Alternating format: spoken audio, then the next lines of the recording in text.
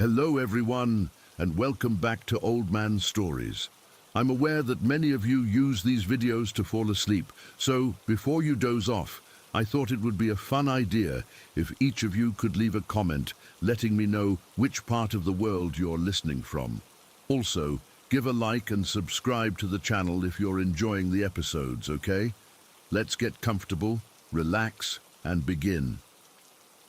I never believed in any of that paranormal stuff until I spent 3 months at my uncle's old farm in the winter of 2022. The place had been in our family for decades, sitting on about 40 acres of mostly empty land in rural Ohio.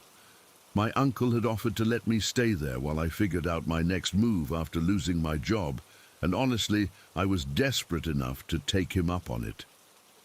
The farmhouse itself was probably built sometime in the 1930s, and it showed. Every step on the wooden floors made the whole place creak and groan like it was falling apart around you. The smell of old hay seemed to be baked into the walls, even though my uncle told me the barn had been empty for at least 15 years. No matter how much I cleaned or aired the place out, that musty, sweet smell of dried grass just hung in the air constantly. I'd brought my dog Charlie with me. He's this mixed breed mutt I rescued a few years back, about 60 pounds. And he barks at absolutely everything. Delivery trucks, squirrels, his own shadow sometimes.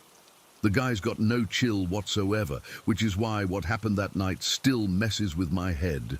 The bedroom I was staying in was upstairs, right at the top of the creaky staircase. The door had these old brass hinges that squealed like a dying animal every time you moved them. So I got into the habit of leaving it cracked open just a few inches. Couldn't stand that horrible screeching sound, especially at night when everything else was dead quiet. I'd been there about 6 weeks when it happened. It was a Tuesday night in early February, bitter cold outside with snow piled up against the windows. I remember going to bed around 11 after watching some mindless TV show, just trying to tire myself out enough to sleep. Charlie had curled up on his blanket next to my bed like he always did. I woke up sometime later, had no idea what time it was, but the room felt different. You know that feeling when you wake up and something's just off, but you can't put your finger on what? That's exactly what hit me. The air felt heavier somehow, like the pressure had changed.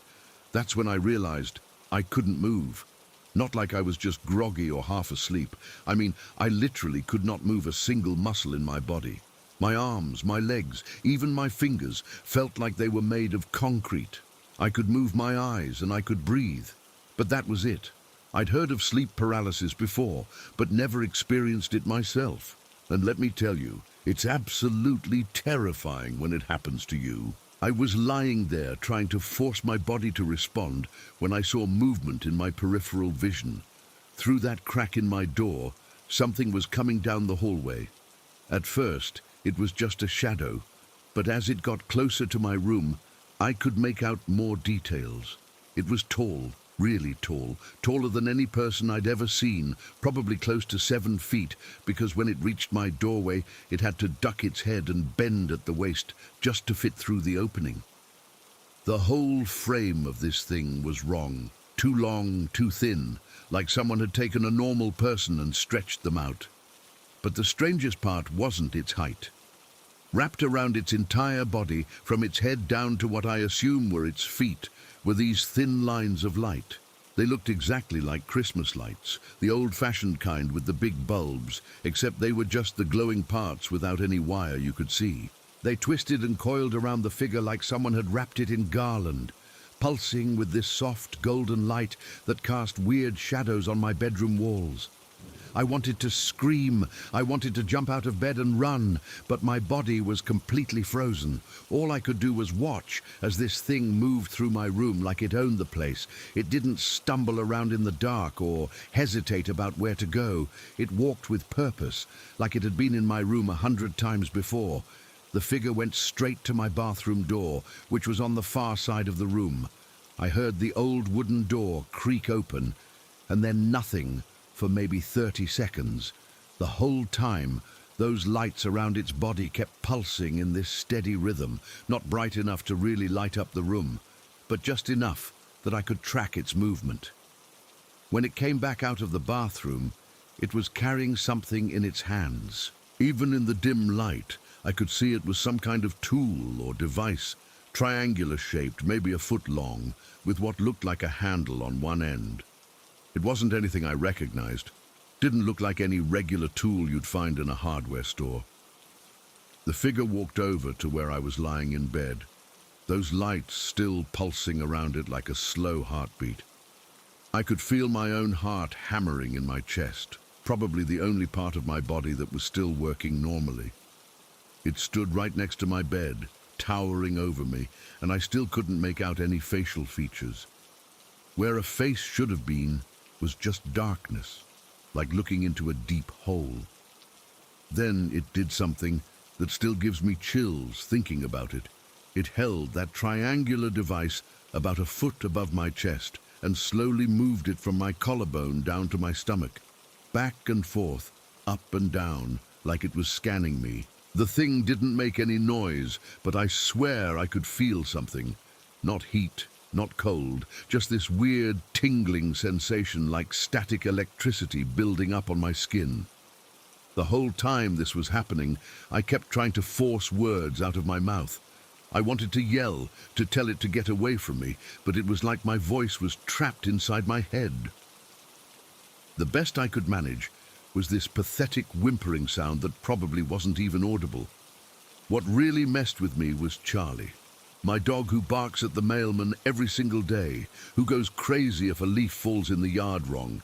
He was lying right there on his blanket, fast asleep.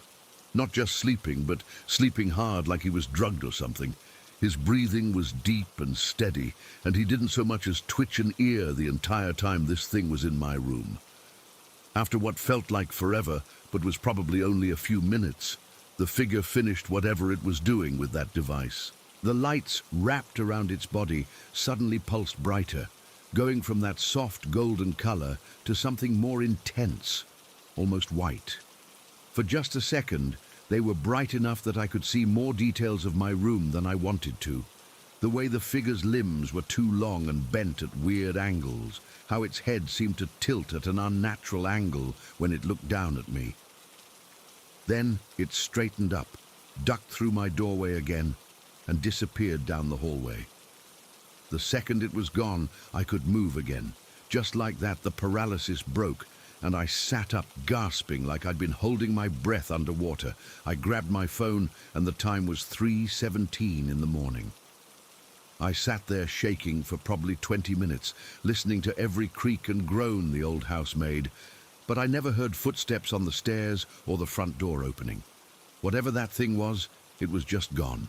Charlie woke up around dawn, acting completely normal, tail wagging, ready for breakfast like nothing had happened. I kept watching him for signs that he remembered anything weird, but he was just his usual hyperactive self. The rational part of my brain kept trying to convince me it had all been some kind of vivid nightmare or hallucination. Sleep paralysis can cause people to see things that aren't there, right? But everything about it felt too real, too detailed. I could still smell something metallic in the air, like old pennies or blood, and when I checked my bathroom, the door was standing wide open, even though I always kept it closed. I didn't tell my uncle about what happened when he called to check on me the next day. What was I supposed to say? That some 7-foot-tall creature covered in Christmas lights had given me a medical exam in the middle of the night? He would have thought I was losing it. But the more I thought about it over the next few days, the more certain details started bothering me. The way the figure had moved through my room so confidently, like it knew exactly where everything was. How it went straight to the bathroom without hesitation, like it had a specific purpose for going in there. And that scanning motion with the triangular device, it was too methodical, too precise to be random. That's when I started remembering other things that had happened since I'd been staying at the farm. Little things I'd dismissed at the time, but now seemed significant. About 2 weeks into my stay, I'd been lying in bed one night, just starting to drift off to sleep, when I felt something grab my ankle. Not hard, but firm enough that it woke me up completely. I assumed I'd gotten tangled in the sheets somehow and kicked my leg free, but when I looked down, the blankets were lying flat and undisturbed. A few nights later, I woke up to the sensation of someone holding my hand. Not aggressively, almost gently, like how a nurse might hold your hand during a medical procedure. I jerked my arm back instinctively and sat up, but there was nothing there. Charlie was still asleep on his blanket. The room was empty, but I could swear I still felt the warmth where fingers had been touching my palm. The strangest incident had happened just the week before the paralysis episode. I'd been having trouble sleeping and was lying there staring at the ceiling when I felt what could only be described as someone patting my chest. Light taps, rhythmic, like someone was trying to comfort me or calm me down. At first I fought against it, trying to roll away, but the patting continued. Eventually, I just lay still and let it happen, and somehow it was actually soothing. I fell asleep within minutes. At the time, I'd convinced myself these were just weird dreams or my imagination acting up from being alone in a creaky old house. But after seeing that figure, I started wondering if these incidents were connected. Like whatever that thing was had been checking on me, studying me, for weeks before I actually saw it. The thought that I might have been unconsciously interacting with something for weeks without realizing it made my skin crawl. How many times had it been in my room while I slept? What was it doing with that scanning device? And why did it seem so familiar with the layout of the house? I started doing some research online about the property, trying to find any history that might explain what I was dealing with. The farm had been in my family since the 1940s, but before that, it had changed hands several times. I found an old newspaper article from 1938 about a man who died in the barn during a hay loading accident, but nothing that seemed relevant to what I was experiencing. The worst part was how normal everything seemed during the day. I'd wake up every morning questioning whether any of it had really happened. The sun would be shining, Charlie would be his usual energetic self, and the house would just feel like a regular old farmhouse that needed some repairs. But as soon as night fell, that atmosphere would change, the air would feel heavier, and I'd find myself listening for sounds that shouldn't be there. I started leaving lights on in the hallway and keeping my bedroom door completely open instead of just cracked. I figured if something was going to come into my room, I wanted to see it coming from as far away as possible. But deep down, I was starting to suspect that seeing it coming wouldn't make any difference. Whatever this thing was, it seemed to have some kind of power over me that went beyond just being scary. The paralysis happened again 2 weeks later, on a Thursday night around the same time. Same routine. I woke up unable to move. The figure appeared in my doorway, went to the bathroom, came back with that triangular device, and scanned my chest. The lights around its body pulsed the same way. Charlie slept through the whole thing, and when it left, I could move again. This time I was ready for it. I'd been keeping a notebook next to my bed, and as soon as I could move, I wrote down every detail I could remember. The time, how long it lasted, exactly what the figure did, how the scanning pattern went. I was hoping that if I could document it objectively, maybe I could figure out what was happening to me. But looking at my notes the next morning just made everything more unsettling. The consistency of it all suggested this wasn't random hallucinations or dream episodes. There was a pattern, a purpose to what was happening. Something was conducting regular examinations of me, and for reasons I couldn't understand, my body was completely helpless to resist. I lasted another month at the farm before I couldn't take it anymore. The visits became more frequent, sometimes twice a week, always following the same routine. I never got used to the paralysis or the feeling of being completely vulnerable while that thing did whatever it was doing to me. The final incident was different from the others. Instead of the usual scanning motion, the figure held the device directly over my heart for several minutes. The lights around its body pulsed faster and brighter than I'd ever seen them, and I felt that tingling sensation more intensely, like my whole chest was buzzing with electricity. When it finished and left, I had a weird metallic taste in my mouth that lasted for hours. I packed up and left the next day, telling my uncle I'd found a job opportunity that required me to move immediately.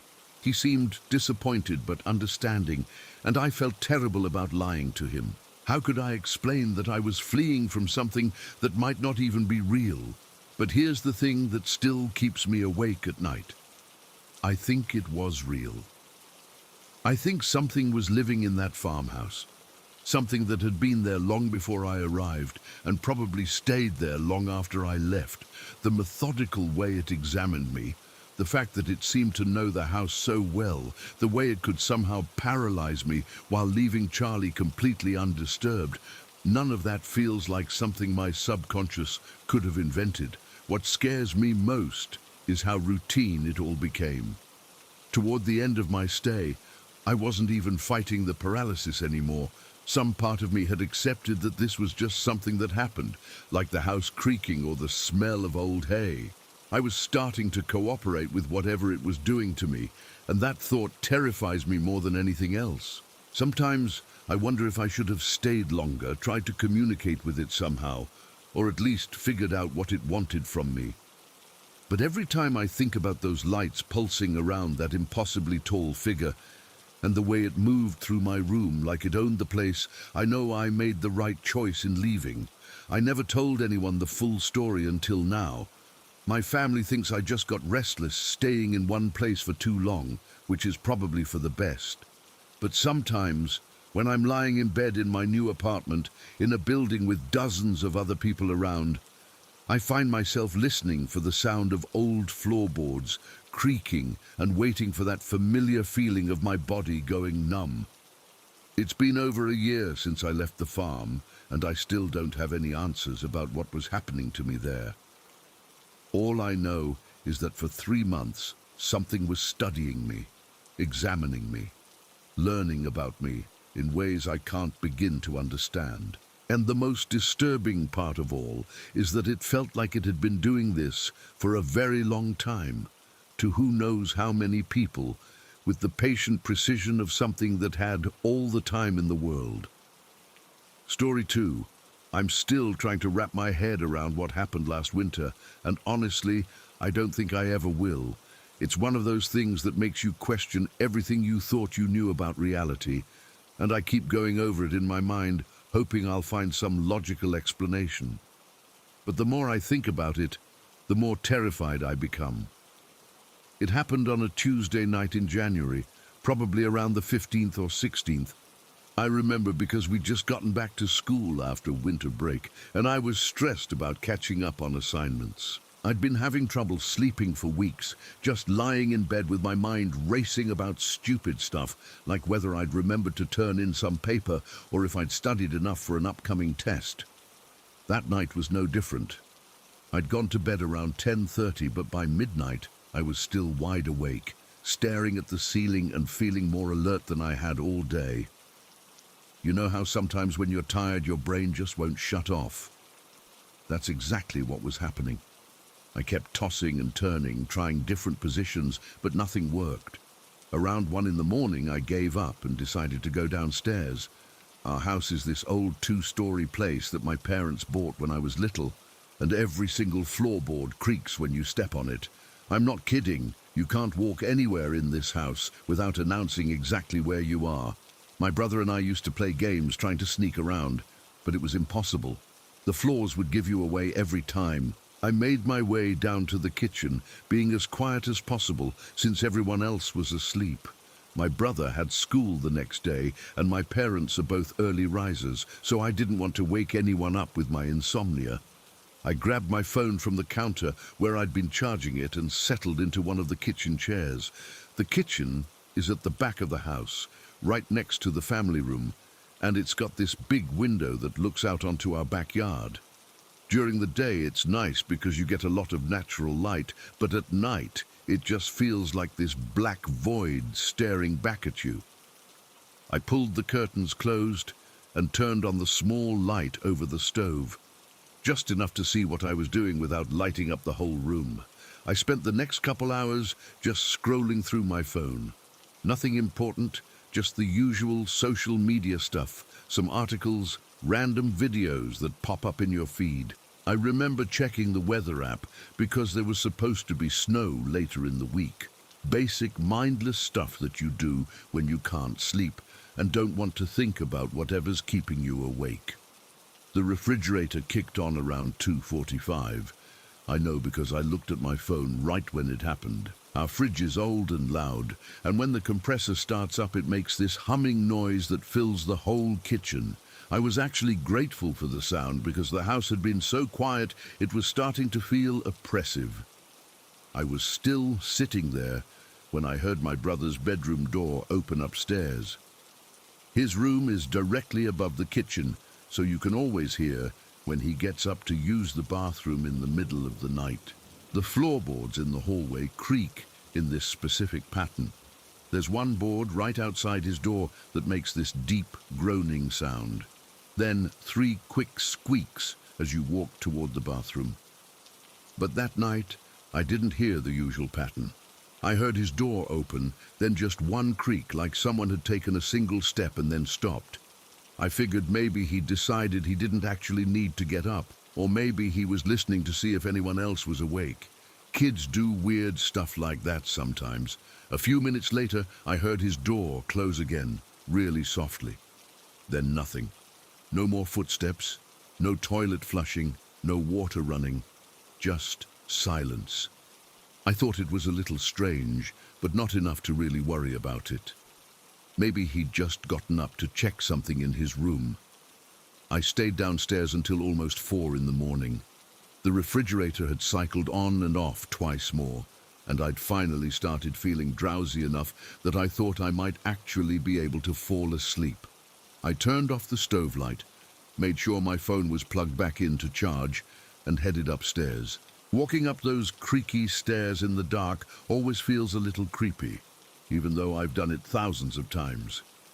You have to go slow and place your feet carefully if you don't want to wake up the whole house. I made it to the top without too much noise and went straight to my room.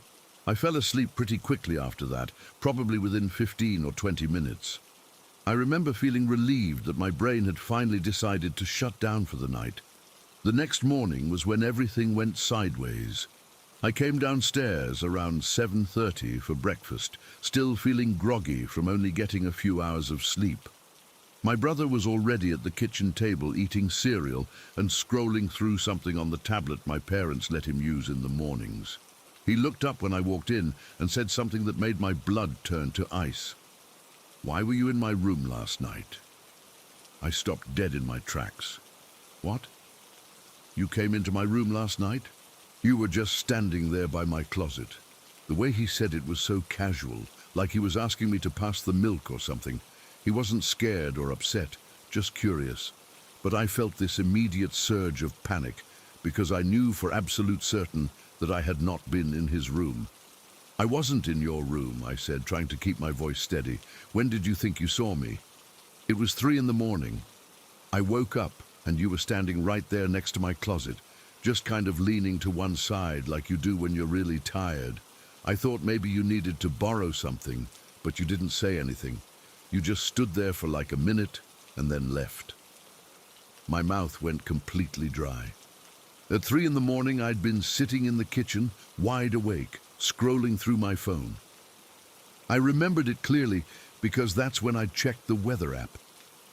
I had not left the kitchen. I had not gone upstairs. I definitely had not been in my brother's room. "Are you sure it was me?" I asked, even though I knew it was a stupid question. Who else would it have been? "Of course I'm sure. You were wearing that gray hoodie with the stain on the sleeve, the one you had on yesterday." That's when my heart really started racing. He was talking about my favorite hoodie, this old gray one that I'd worn on Monday.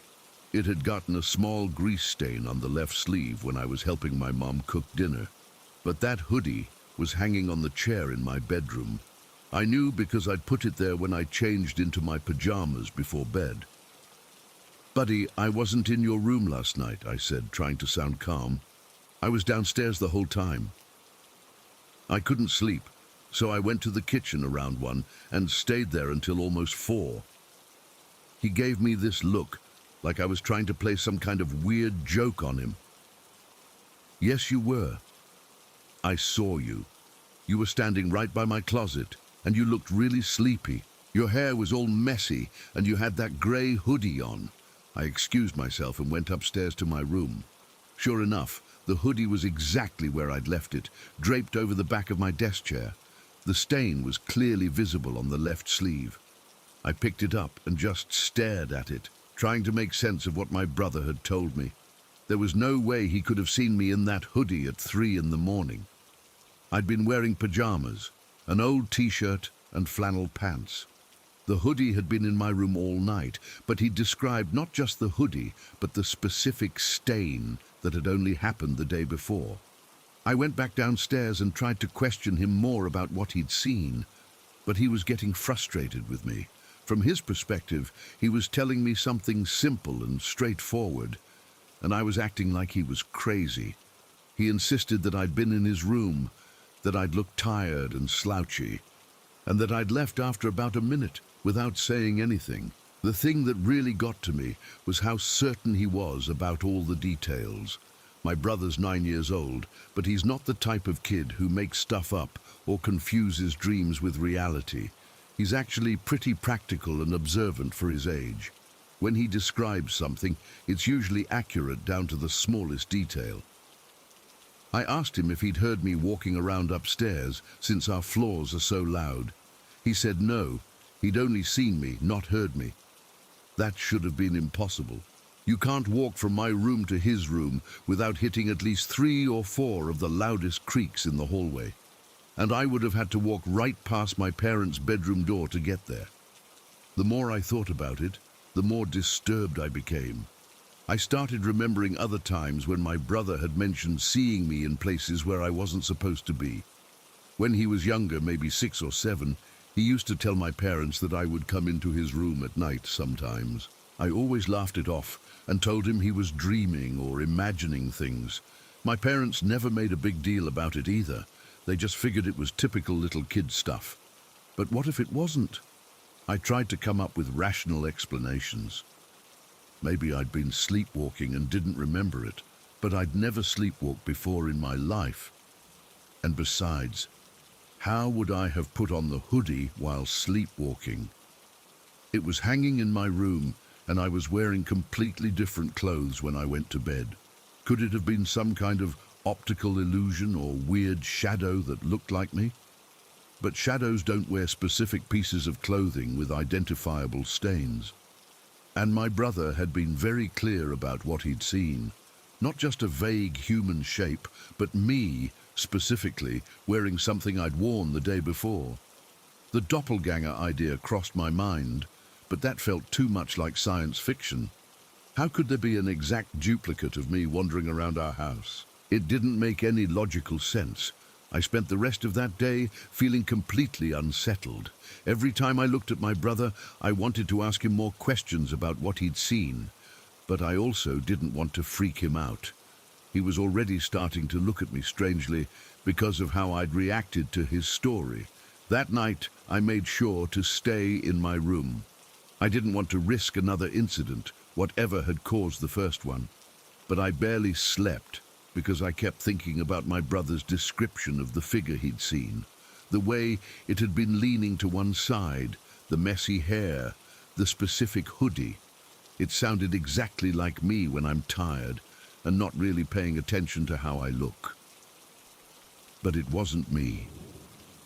I knew where I'd been every minute of that night. I'd been sitting in the kitchen, fully conscious and aware, scrolling through my phone. I remembered specific things, checking the weather, the refrigerator turning on, the timestamps on the articles I'd read.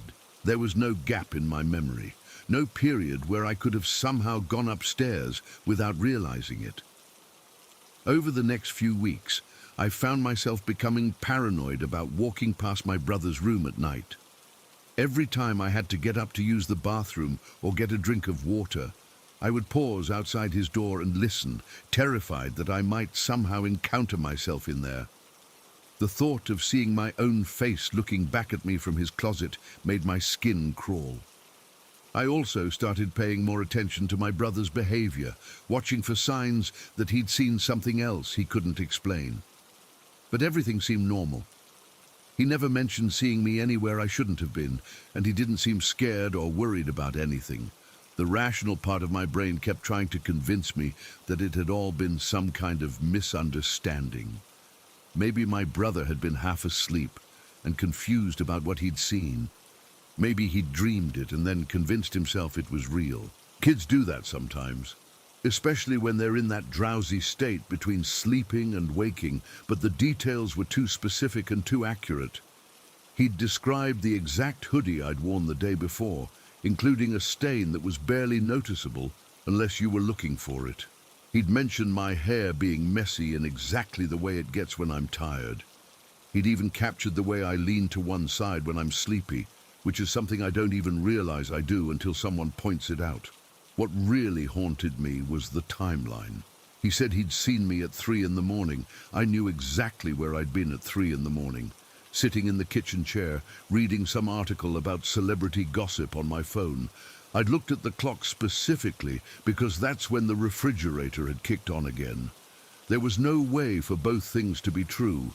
Either my brother had seen something that looked exactly like me in his room, or I had somehow been in two places at the same time. Both possibilities were equally impossible and equally terrifying. I thought about telling my parents what had happened, but I couldn't figure out how to explain it without sounding crazy. What was I supposed to say? That my brother had seen my exact double wearing my clothes while I was definitely somewhere else. They would have assumed either that I was lying about being downstairs or that my brother had been dreaming. The incident started affecting how I felt in my own house. I'd lived there for most of my life, and it had always felt safe and familiar. But now there was this underlying sense of unease, like something was fundamentally wrong with the place. I kept wondering if there were other things happening that I wasn't aware of, other times when I might have been seen in places where I definitely wasn't. A few months later, I was talking to my mom about something completely unrelated when she casually mentioned that she'd thought she'd seen me in the laundry room one evening while I was at work. She said she'd called out to ask if I needed help with anything, but when she went to check, no one was there. She'd just shrugged it off, assuming she'd been mistaken, but hearing that made my stomach drop. It was happening again, whatever it was. People were seeing me in places where I definitely wasn't. The thought that some version of me was wandering around our house without my knowledge or control was absolutely terrifying. I never did figure out what happened that night in January. I've read about doppelgangers and bilocation and all sorts of paranormal explanations, but none of them feel satisfying. They're just words for something that shouldn't be possible. All I know for certain is that my brother saw me standing in his room at 3 in the morning, wearing clothes that were hanging in my bedroom, while I was sitting in the kitchen 2 floors below. He described details that only someone who had really seen me could have known, and to this day, I have no idea how that could have happened. Sometimes when I'm walking past his room late at night, I still find myself slowing down and listening for sounds that shouldn't be there. Part of me is afraid that someday I'll look into his room and see myself standing by his closet, wearing clothes I haven't put on, doing things I don't remember deciding to do. The scariest part isn't what my brother saw that night. It's wondering where else I might be appearing and what other impossible things might be happening while I'm completely unaware of them. Because if I can be in 2 places at once without knowing it, then what else don't I know about my own existence? Story 3. I still don't know what happened to me that day in my trailer, and honestly, I'm not sure I want to know.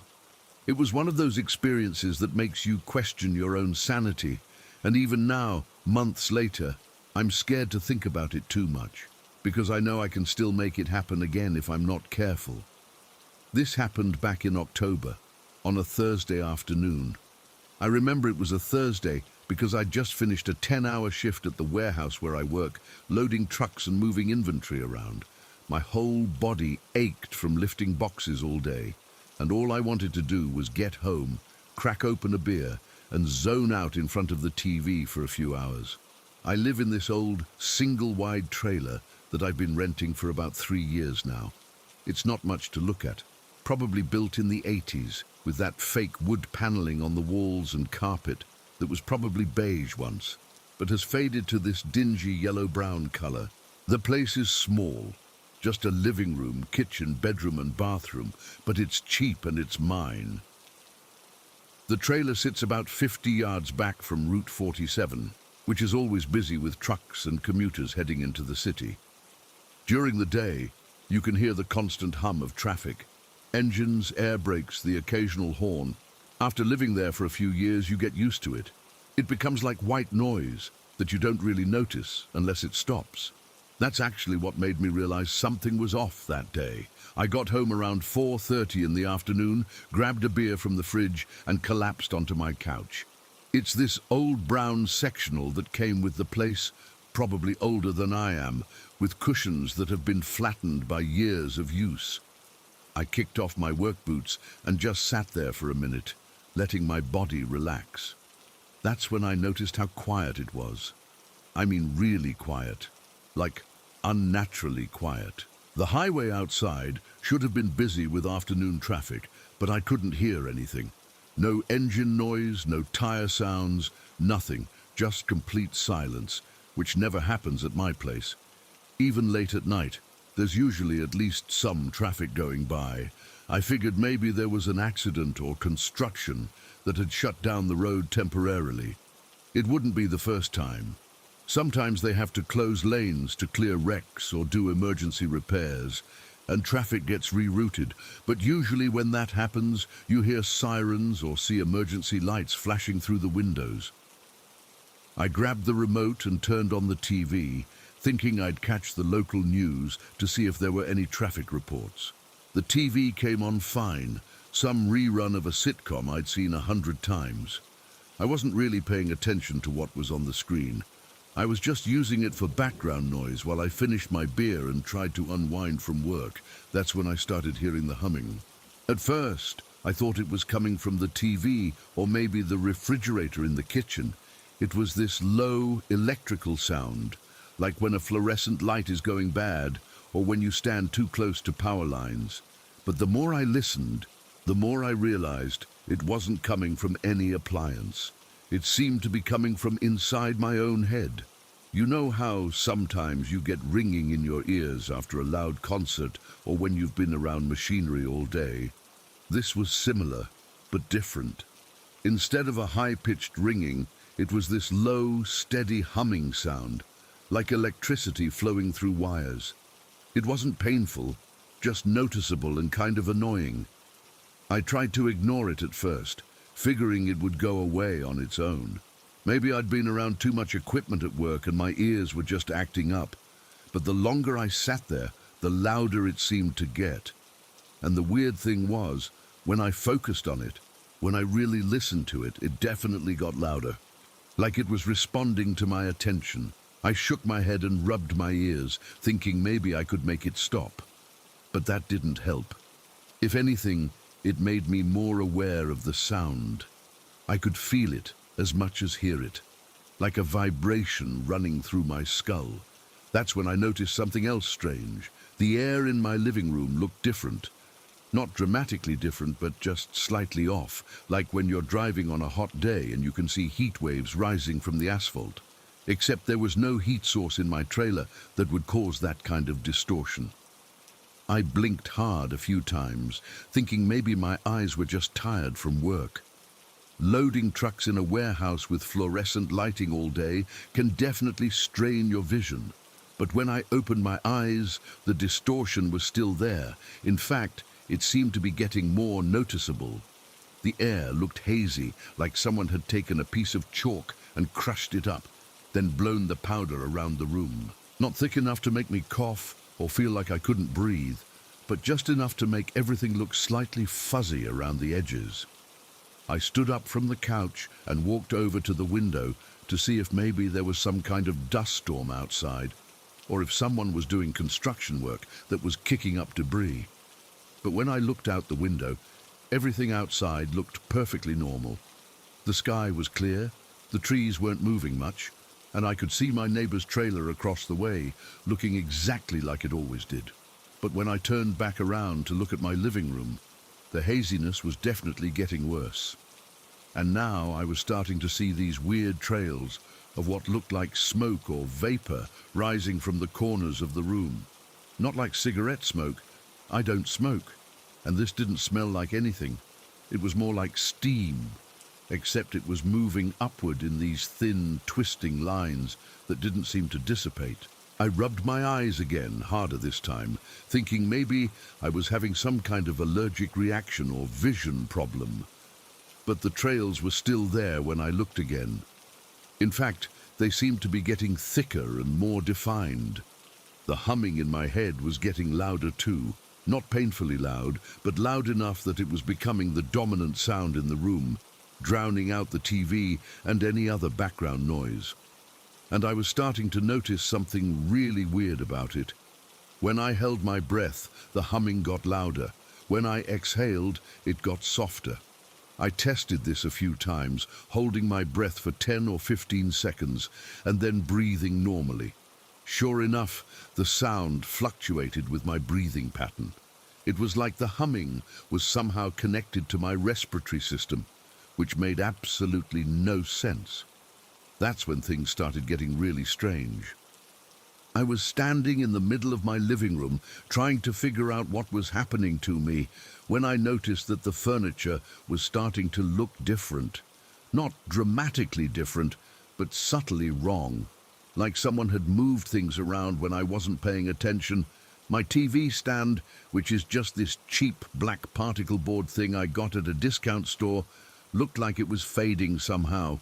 The edges were becoming blurry, and the black color was shifting to more of a gray. I walked closer to get a better look, and that's when I saw that it wasn't just changing color, it was changing shape.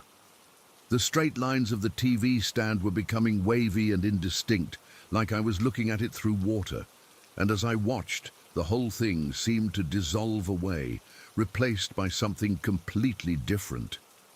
Where my TV stand had been, I now saw a pile of old wooden boards leaning against the wall. They looked weathered and grey, like lumber that had been left outside for years. Some of the boards were broken or split, and they were stacked in a haphazard way, like someone had just dumped them there and planned to deal with them later.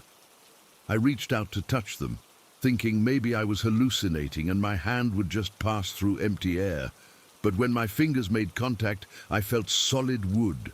Rough, splintery, real wood. The texture was completely different from the smooth plastic surface of my TV stand. But here's the really crazy part. When I looked down at my feet, I could still see my TV stand in my peripheral vision. It was like I was seeing two different versions of reality at the same time. The wooden boards were definitely there when I looked directly at them. But somehow my TV stand was also still there, existing in the same space. I stepped back, feeling dizzy and confused.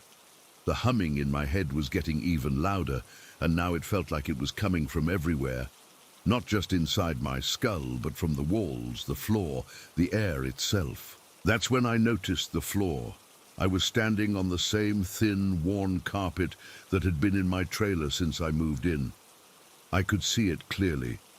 The faded pattern, the spots where it was starting to fray, the slight depression where my couch had been sitting for years. But when I shifted my weight or took a step, it felt completely different under my feet.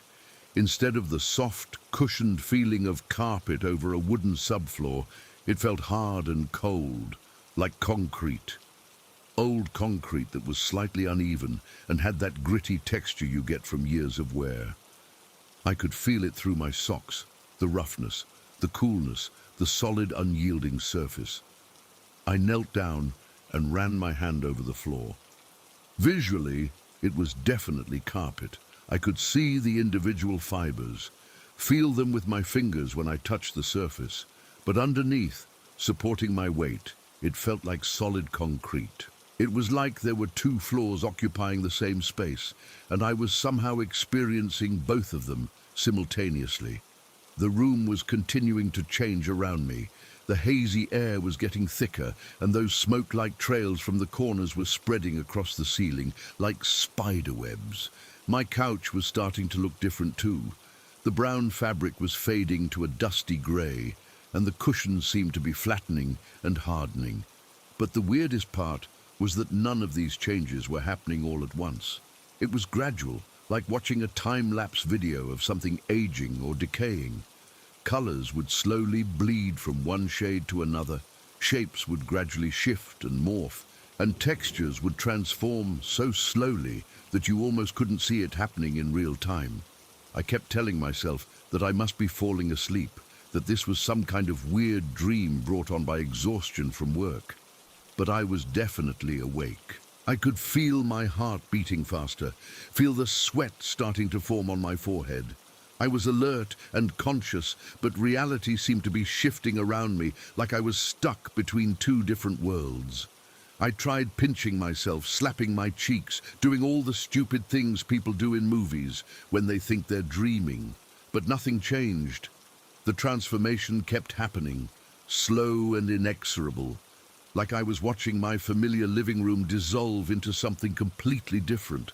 The walls were changing too. The fake wood paneling was becoming real wood, old weathered planks with gaps between them where I could see darkness beyond. The electrical outlets were disappearing, replaced by nothing, just smooth wood surface.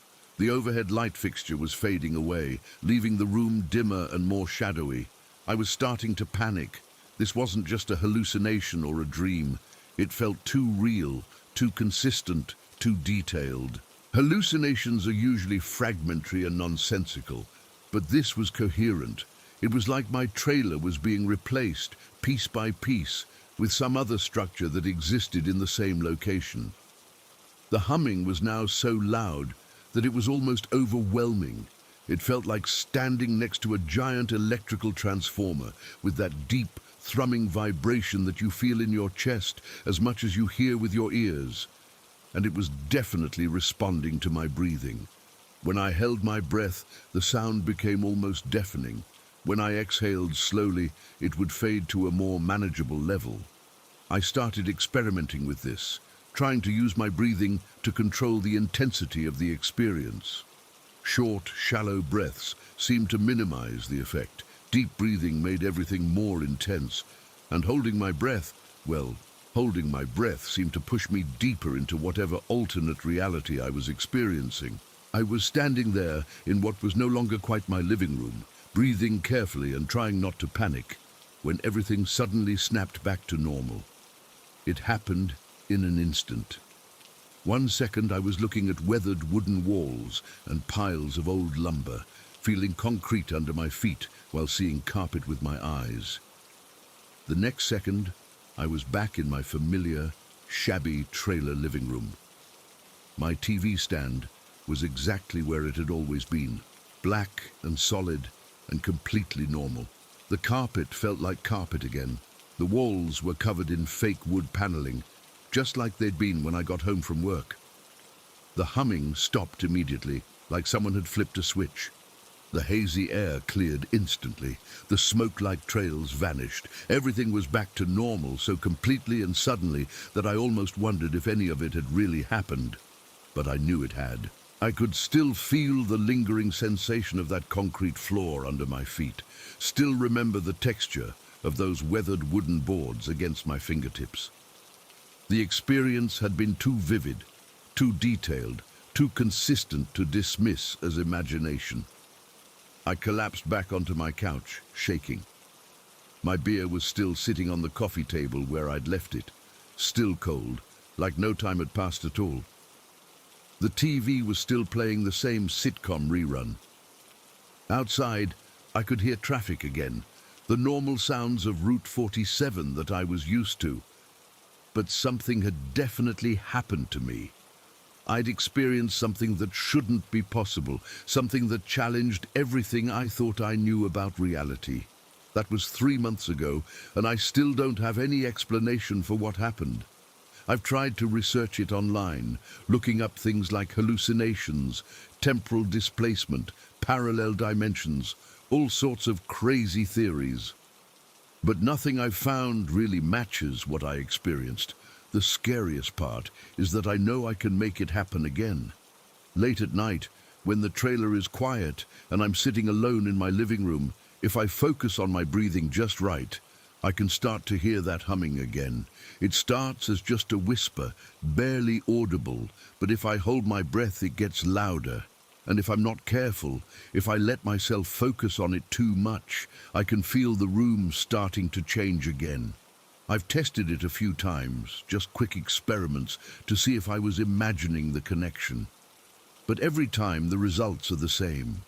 The humming responds to my breathing, and if I push it too far, reality starts to become unstable around me. So now I try not to think about it. I keep the TV on most of the time for background noise, and I try not to hold my breath for any extended periods. But sometimes, late at night when I can't sleep, I find myself listening for that sound, wondering what would happen if I let myself go all the way back to that other place. Because that's what I think it was. Not a hallucination, but another place. Another version of my trailer, or maybe the same location, but in a different time, existing somehow in the same space as my normal reality. And for some reason, I seem to be able to access it through some combination of silence, focus, and controlled breathing. I don't know why it happened to me, or why I can still trigger it, but I know that whatever I experienced that day was real, and it's still there, waiting just beneath the surface of normal reality, and that terrifies me more than anything I can imagine. Story 4.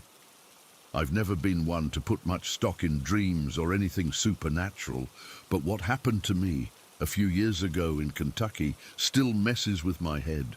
I keep trying to rationalize it, find some logical explanation, but the more I think about it, the more unsettled I become. There's just no way to explain how two complete strangers can have the exact same dream, down to the smallest detail, about the same woman who apparently never existed.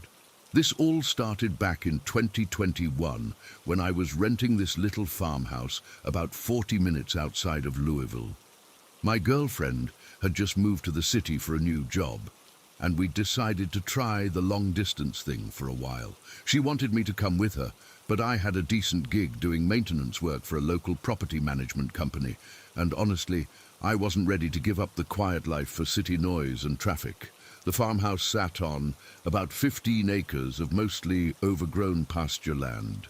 It was one of those old places that had probably been built in the 1950s, white clapboard siding that needed paint, a tin roof that made everything sound like a thunderstorm when it rained. The rent was cheap because the place was pretty isolated. The nearest neighbor was almost a mile away, and the closest town was just a gas station and a dollar store. I didn't mind the isolation. After dealing with people all day at work, coming home to peace and quiet felt like a luxury. I had my dog with me, this old mixed breed named Rex that I'd rescued a few years earlier. He was getting grey around the muzzle, but still had enough energy to chase rabbits around the property and bark at delivery trucks. The property came with an old barn that was probably twice as old as the house. The thing was falling apart. Half the roof was missing, the wooden siding was rotted through in places, and weeds were growing up through the floor. The landlord had warned me to stay out of it because the structure wasn't safe, but I'd peek in there sometimes when I was walking around the property. It was full of old farming equipment that had been left to rust, broken tools scattered around, piles of moldy hay that smelled like decay. I'd been living there about 4 months when I had the dream that changed everything. It was a Tuesday night in early September. I remember because I'd spent the day fixing a busted water heater in one of the rental properties, and I was exhausted. Rex and I had eaten dinner, leftover pizza for me, dry kibble for him, and I'd fallen asleep on the couch watching some mindless TV show. I woke up around 2 in the morning and dragged myself to bed, but I had trouble falling back asleep. My mind kept racing about work stuff, and I was missing my girlfriend more than usual. We'd talked on the phone earlier that evening, and she'd mentioned meeting some new people at her job. I couldn't shake this stupid jealousy that was eating at me, even though I knew she wasn't doing anything wrong. When I finally did fall asleep, I had what I can only describe as the most vivid dream of my life. But calling it a dream doesn't feel right because it was nothing like any dream I'd ever had before. It felt more like I'd been transported into someone else's life, someone else's memories. In the dream, I was standing in a barn, but it wasn't the broken down wreck on my property. This barn was solid, well maintained, with fresh wooden beams and organized tool racks along the walls. The floor was swept clean, and there were bales of hay stacked neatly in one corner. Everything smelled like fresh straw and wood polish. But the strangest part wasn't the barn itself, it was that I wasn't alone. There was a woman with me, and the moment I saw her, I felt this overwhelming sense of familiarity, like I'd known her my entire life. She had dark brown hair pulled back in a loose, messy braid that had pieces falling around her face. She was wearing grey sweatpants that looked comfortable and worn, and an oversized red flannel shirt that was clearly too big for her, probably a man's shirt that she'd borrowed. The feeling between us was so domestic, so natural, like we'd been together for years, like this was just a normal evening in our normal life. She was laughing at something I'd apparently just said, this genuine, carefree laugh that made my chest feel warm. I could see her face so clearly, the way her eyes crinkled when she smiled, the small scar on her chin, the way she tucked that loose strand of hair behind her ear. I remember reaching over and picking a piece of hay off her sleeve, this casual, intimate gesture that felt like something I'd done 1,000 times before. She said something about how I was always finding things stuck to her clothes, and her voice was soft and teasing, like an old married couple joking around. The whole scene felt so real, so detailed. I could feel the rough texture of the hay between my fingers, smell her shampoo when she leaned closer to me, hear the way her laugh echoed off the barn walls. Everything about it was more vivid than real life, like someone had turned up the saturation on reality. And then I woke up. But waking up felt wrong, like I'd been ripped out of where I belonged and dropped back into this lonely farmhouse where I didn't fit. I lay there in bed for at least an hour, trying to hold on to the memory of the dream, trying to keep the feeling alive. I could still see her face perfectly, still hear her laugh, still feel that sense of completeness that I'd had when I was with her.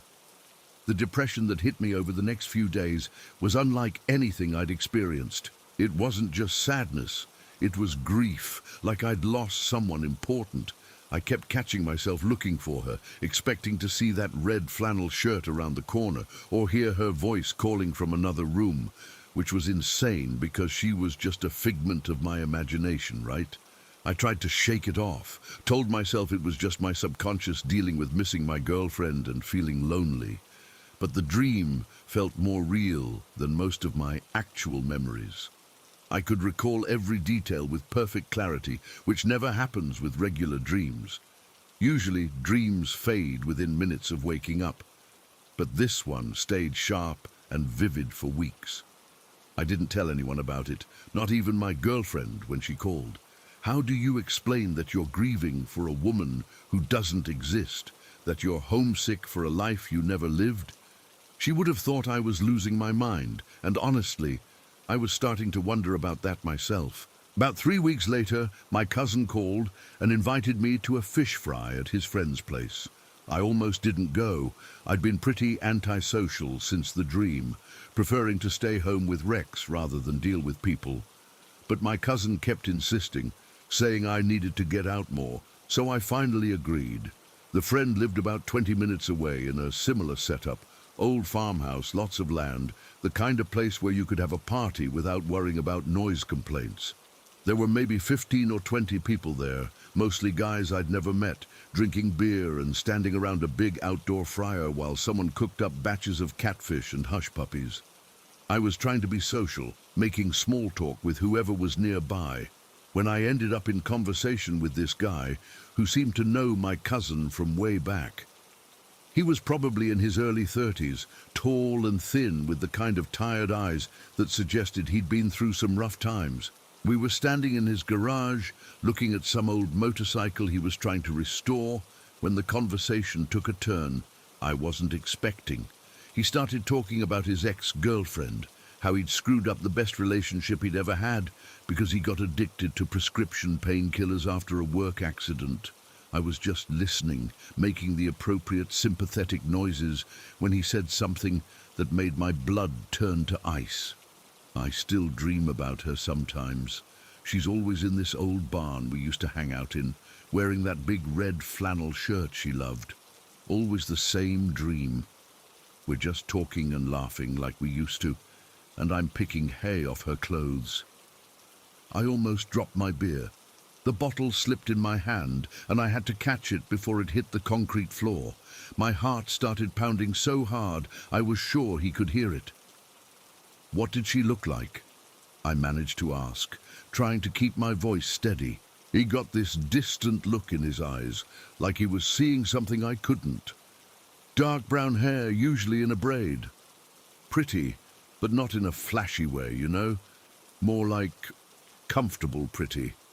She had this grey sweatpants and flannel shirt combination that she practically lived in on weekends. My mouth went completely dry. He was describing her perfectly, the woman from my dream, down to the exact clothes she'd been wearing. But that was impossible. How could two people dream about the same person? "She had this laugh," he continued, not noticing that I'd gone completely pale. God, I miss that laugh.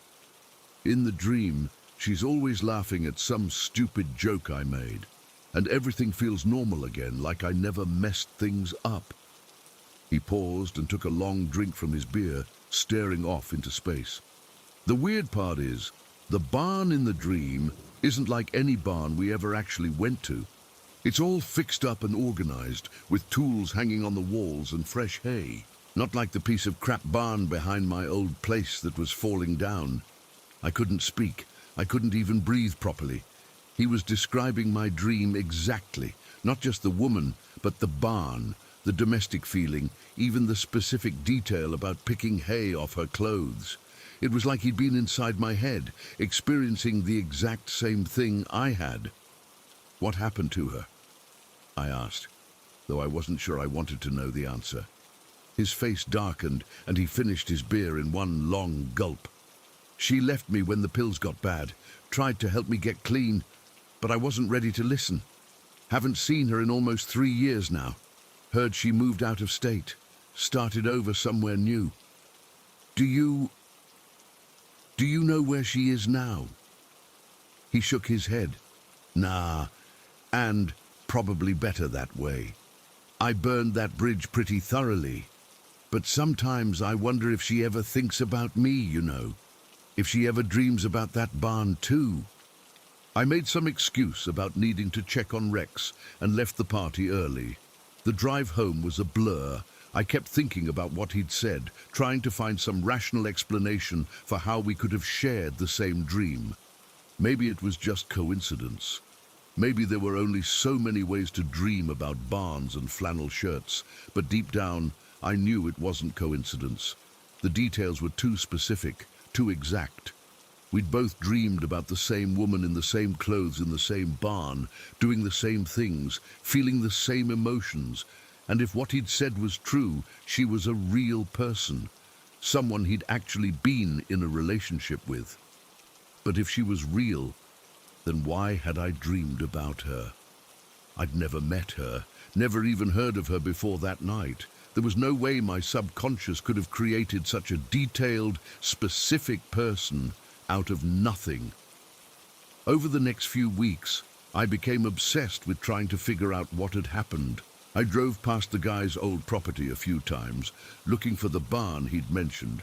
Sure enough, there was one behind his former house, a decrepit, falling-down structure that looked exactly like the one on my property.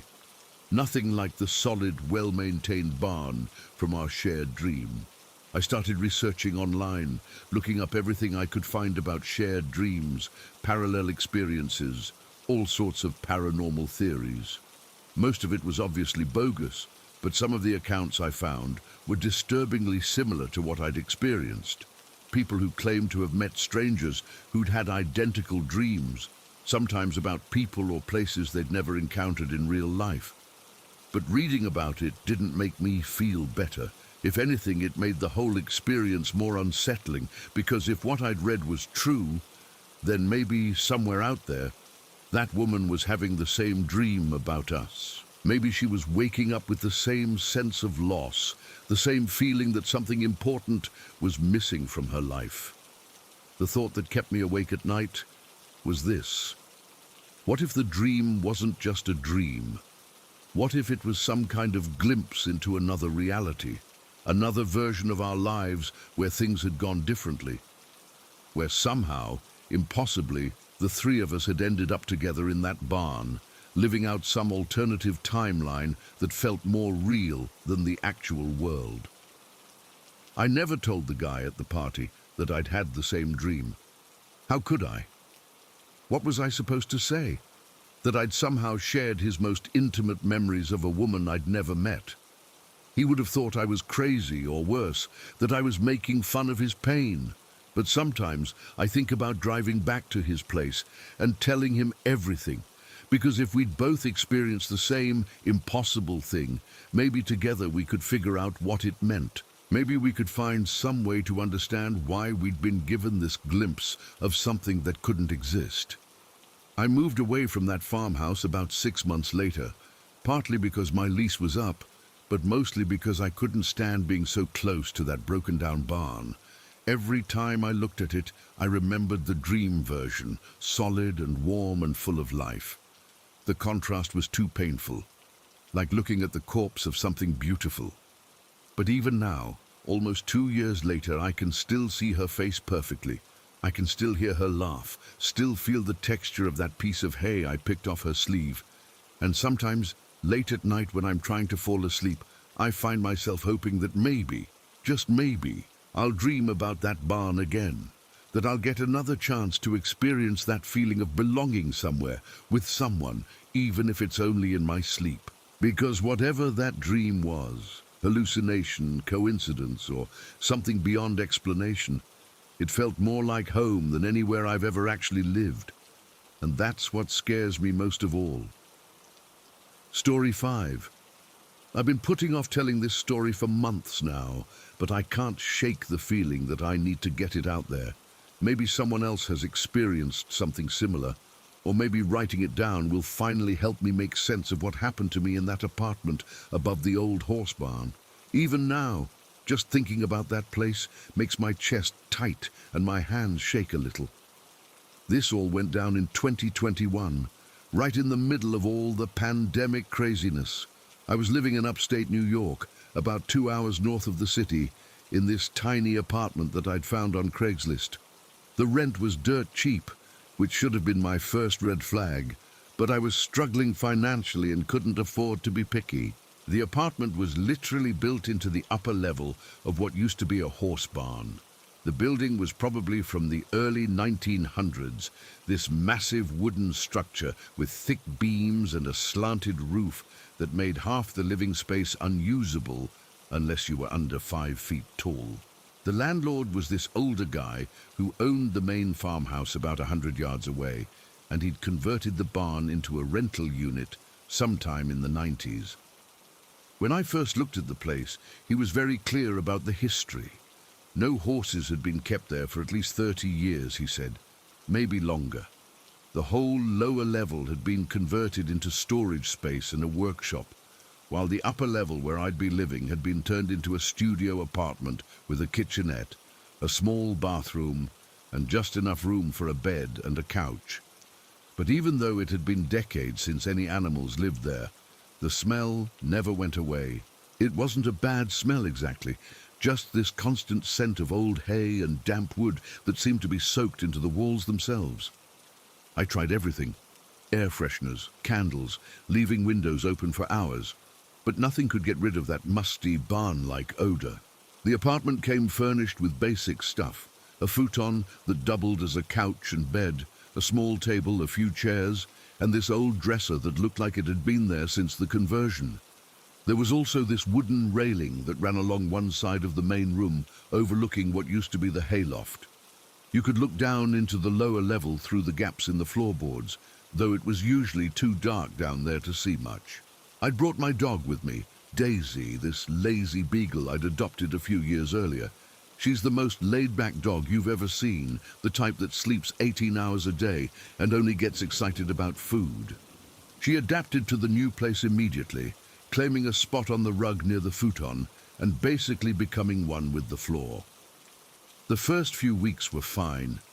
Weird smells aside, it was actually kind of peaceful living in the middle of nowhere.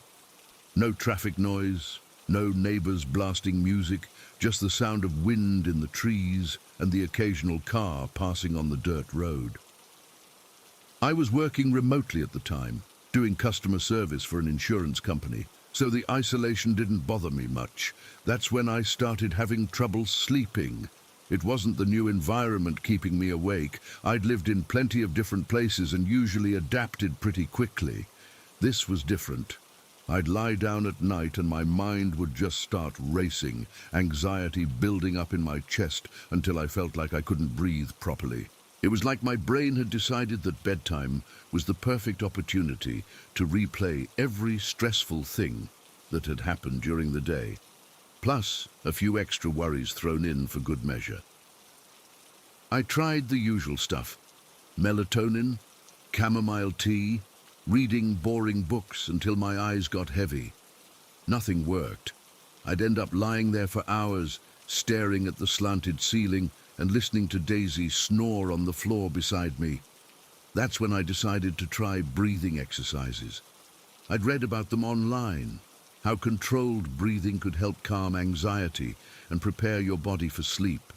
The technique was simple: breathe in for 4 counts, hold for 4, breathe out for 4, repeat. I figured it was worth a shot. The first few nights, it actually seemed to help. I'd lie there in the dark, focusing on my breathing pattern, and eventually I'd drift off to sleep. But after about a week of this routine, I started noticing something strange. It began with movement in my peripheral vision. Just quick flashes, like something tall and dark darting across the slanted ceiling above my bed.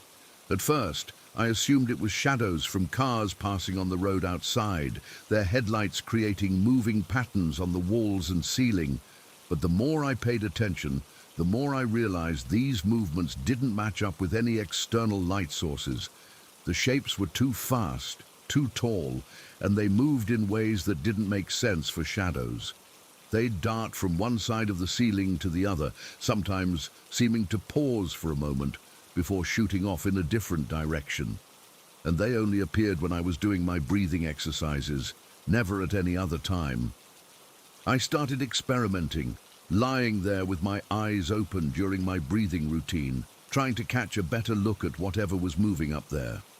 But the shapes were always just outside my direct vision, vanishing the moment I tried to focus on them. It was like trying to look directly at a star. You could see it clearly from the corner of your eye, but it disappeared when you turned your head. This went on for a couple of weeks. Every night I'd start my breathing exercises, and every night those tall, fast-moving shapes would begin their dance across the ceiling. I told myself it was just my eyes playing tricks on me, maybe some kind of optical illusion caused by the darkness and my relaxed state. But then Daisy started reacting to them.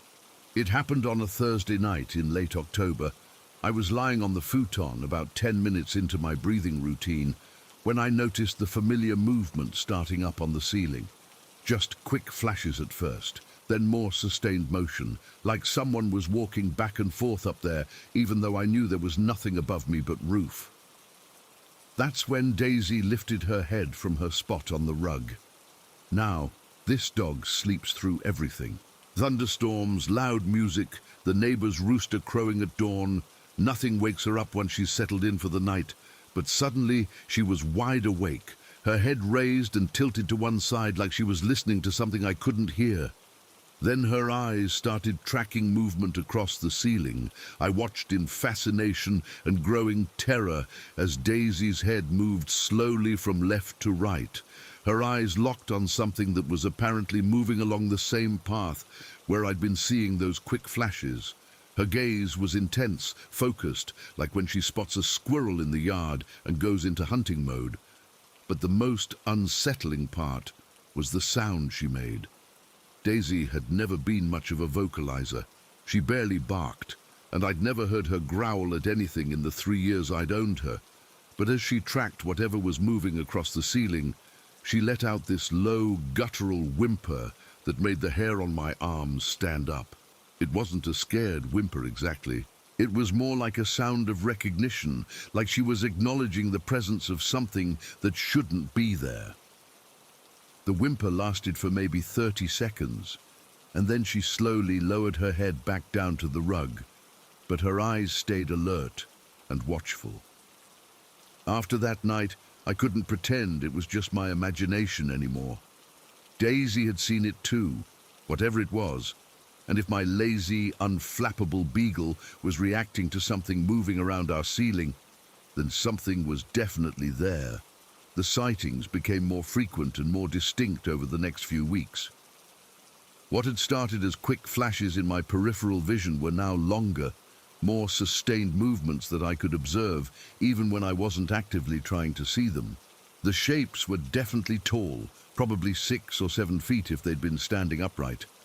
And they moved with this fluid, almost liquid motion that didn't look quite human. Most of the activity happened late at night, usually around 3 in the morning, when I was either just falling asleep or just waking up. I'd be lying there in that drowsy state between consciousness and sleep, doing my breathing exercises, when the movement would start. Sometimes it was just one shape moving back and forth across the ceiling. Other times, there seemed to be multiple figures, darting around independently, like they were having some kind of conversation or interaction that I couldn't understand. The worst part was how my body reacted to these sightings. My heart would start racing, and I'd get this surge of adrenaline that made it impossible to fall back asleep.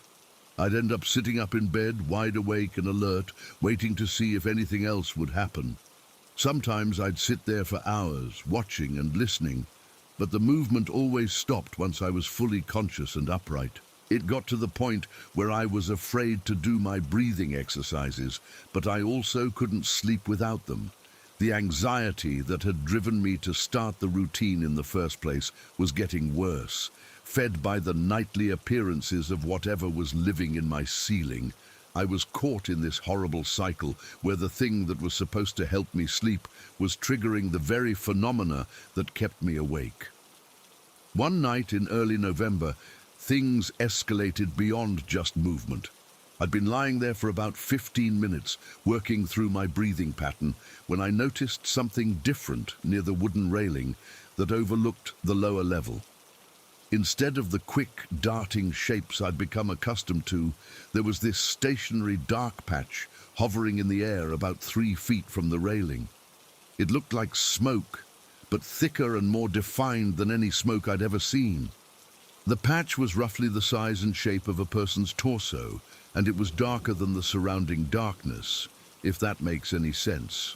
Like it was absorbing light rather than just blocking it. The strange thing was where it was positioned. The spot where this dark patch was hovering was exactly where my ex-boyfriend used to hang his jacket when he'd stay over. He'd left that jacket behind after our last big fight, and I'd kept it hanging there for weeks before finally putting it away. But seeing this dark shape in that exact location brought back all these memories of him standing there, taking off his jacket at the end of the day. I lay there staring at this smoke-like apparition for what felt like hours, though it was probably only a few minutes. Unlike the quick-moving shapes on the ceiling, this thing was perfectly still, just hanging in the air like it belonged there. And the longer I looked at it, the more defined it became, until I could almost make out details, the suggestion of shoulders, maybe an arm hanging down. Daisy was awake again, but this time her reaction was different. Instead of tracking movement, she was staring at this one spot with an intensity I'd never seen from her. Her ears were pricked forward, her body tense, and she was making that same low whimper she'd made before. But now there was an edge to it, almost like she was trying to communicate with whatever was hovering near the railing. I wanted to get up, to move closer, and see if I could get a better look at this thing, but I was paralyzed by a combination of fear and fascination. Part of me was terrified of what I might see if I got too close, but another part was desperately curious, wanting to understand what was happening in my apartment and why these apparitions seemed to be connected to my breathing exercises. The dark patch stayed there for maybe 10 more minutes before it began to fade, becoming lighter and less defined, until it eventually disappeared entirely. Daisy watched it go, her head following its dissolution until there was nothing left to see. And then she settled back down on her rug with a soft sigh. After that night, I started having trouble functioning during the day. The lack of sleep was catching up with me, and I was making mistakes at work, forgetting appointments, having trouble concentrating on simple tasks. My friends and family started commenting on how tired I looked, how distracted I seemed, but I couldn't explain what was really going on without sounding completely insane. How do you tell people that you're living with invisible entities that only appear when you're trying to fall asleep? That your dog is apparently communicating with ghosts or spirits or whatever these things were? I knew how it would sound, and I wasn't ready to deal with people thinking I was having some kind of mental breakdown.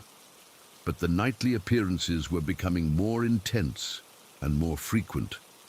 What had started as occasional glimpses of movement had turned into regular, predictable encounters that lasted longer and seemed more purposeful. The entities, and by now I was sure that's what they were, appeared to be getting bolder, more comfortable with my presence. Sometimes I'd catch them during the day, quick flashes of movement when I was reading or working on my laptop. But they were always strongest at night, during those breathing exercises that seemed to create some kind of opening or invitation for them to appear. The final straw came in mid-November, about 2 months after the sightings had started. I'd been lying in bed, working through my breathing routine, when the usual movement started up on the ceiling. But this time, instead of just darting back and forth, one of the shapes seemed to descend toward me. I could see it in my peripheral vision, this tall, dark figure that was moving down from the ceiling toward the foot of my bed. My heart started pounding so hard I thought it might burst. Every instinct I had was screaming at me to run, but I was frozen in place, unable to move or even call out. The shape continued its descent until it was hovering directly over me, close enough that I should have been able to feel its presence, its weight, something. But there was nothing. No temperature change, no sound, no physical sensation at all. Just this overwhelming sense of being observed, studied, like I was some kind of specimen in a lab experiment. Daisy was going crazy. She was up on her feet, pacing back and forth at the foot of the bed, whimpering and occasionally letting out these sharp little barks that I'd never heard from her before. She was clearly agitated, upset by whatever was happening, but she didn't seem scared exactly. More like she was trying to get my attention, trying to tell me something important. The encounter lasted maybe 5 minutes, though it felt like hours. Finally, the dark shape began to retreat, moving back up toward the ceiling and disappearing into whatever dimension these things came from. Daisy immediately calmed down, settling back onto her rug as if nothing had happened. But I was done. I couldn't take it anymore. I gave my landlord notice the next morning, telling him I'd found a place closer to work. He seemed disappointed but understanding. And he even offered to let me out of my lease early without penalty. I had everything packed and was out of there within 2 weeks. The most incredible thing happened after I moved. Everything stopped, completely. No more movement in my peripheral vision, no more dark shapes hovering in the air, no more weird behavior from Daisy. It was like someone had flipped a switch and turned off whatever had been haunting that barn apartment. I've been in my new place for almost a year now, and I haven't had a single unexplained sighting. Daisy is back to being her lazy, unflappable self, sleeping through thunderstorms and ignoring everything that isn't food-related. And I can do my breathing exercises without worrying about summoning invisible entities from whatever realm they inhabit. But sometimes, late at night when I'm lying in bed, I think about that apartment above the old horse barn. I wonder if the next tenant is experiencing the same thing I did, if those tall, dark shapes are still dancing across the slanted ceiling and hovering near the wooden railing. And I can't shake the feeling that whatever was living in that space is still there, waiting patiently for the next person to start doing breathing exercises in the dark, creating that perfect condition for them to appear and make their presence known. Because I'm convinced now that's what triggered it all. Those deep, rhythmic breathing patterns that somehow opened a doorway between their world and mine. And if I'm right about that, then whoever lives there next, better hope they're a natural-born insomniac who never learned how to relax. Story 6. I've always been a light sleeper, but what happened last week at my farmhouse has me questioning whether that's actually a blessing or a curse. I keep replaying that night over and over in my head, trying to find some logical explanation for what I witnessed, but every time I think about it, I get this sick feeling in my stomach that tells me there isn't one. I live in this old farmhouse on the outskirts of a small town in Kentucky, about 15 minutes from anything you'd call civilization. The place has been in my family since the 1960s, passed down through a couple generations, until it ended up with me after my grandmother died 3 years ago. It's one of those classic 2-story farmhouses with a wraparound porch, white clapboard siding that needs painting, and windows that rattle when the wind picks up. The house sits on about 8 acres of mostly overgrown pasture land, surrounded by woods on 3 sides. During the day, it's peaceful in that isolated country way that city people romanticize. But at night, especially in winter when the trees are bare and the wind cuts through the gaps in the siding, the place can feel pretty lonely and exposed. I share the space with my cat Juniper, who I rescued about 4 years ago when she was just a kitten. She's this orange tabby with white markings on her chest and paws, and she's possibly the laziest animal I've ever encountered. Her daily routine consists of sleeping by the wood-burning stove in the living room, moving to a sunny spot by the kitchen window for her afternoon nap, then relocating to the bedroom for her evening sleep session. The most exercise she gets is the walk from one sleeping spot to another.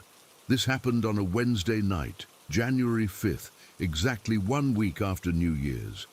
I remember the date specifically because I'd been putting off taking down the Christmas decorations, and they were still scattered around the living room, making the place look sad and forgotten. There'd been a snowstorm 2 days earlier that had left about 6 inches on the ground, and the temperature was hovering right around 20 degrees with a wind that made it feel even colder. I'd gone to bed around 11:30 after watching some mindless TV show, leaving Juniper in her usual spot on the rug in front of the stove. The fire had burned down to just glowing coals, and I'd banked it so it would keep the house warm through the night without needing attention. The whole place was quiet, except for the usual old house sounds. Creaking floorboards, wind whistling around the windows, the occasional snap from the cooling wood stove. I woke up at exactly 3:07 in the morning. I know the time because I checked my phone immediately, thinking maybe the sound that had woken me up was a text message or call. But there were no notifications, and the house was completely silent in that deep, heavy way that only happens in the middle of winter nights when everything is muffled by snow. That's when I heard Juniper.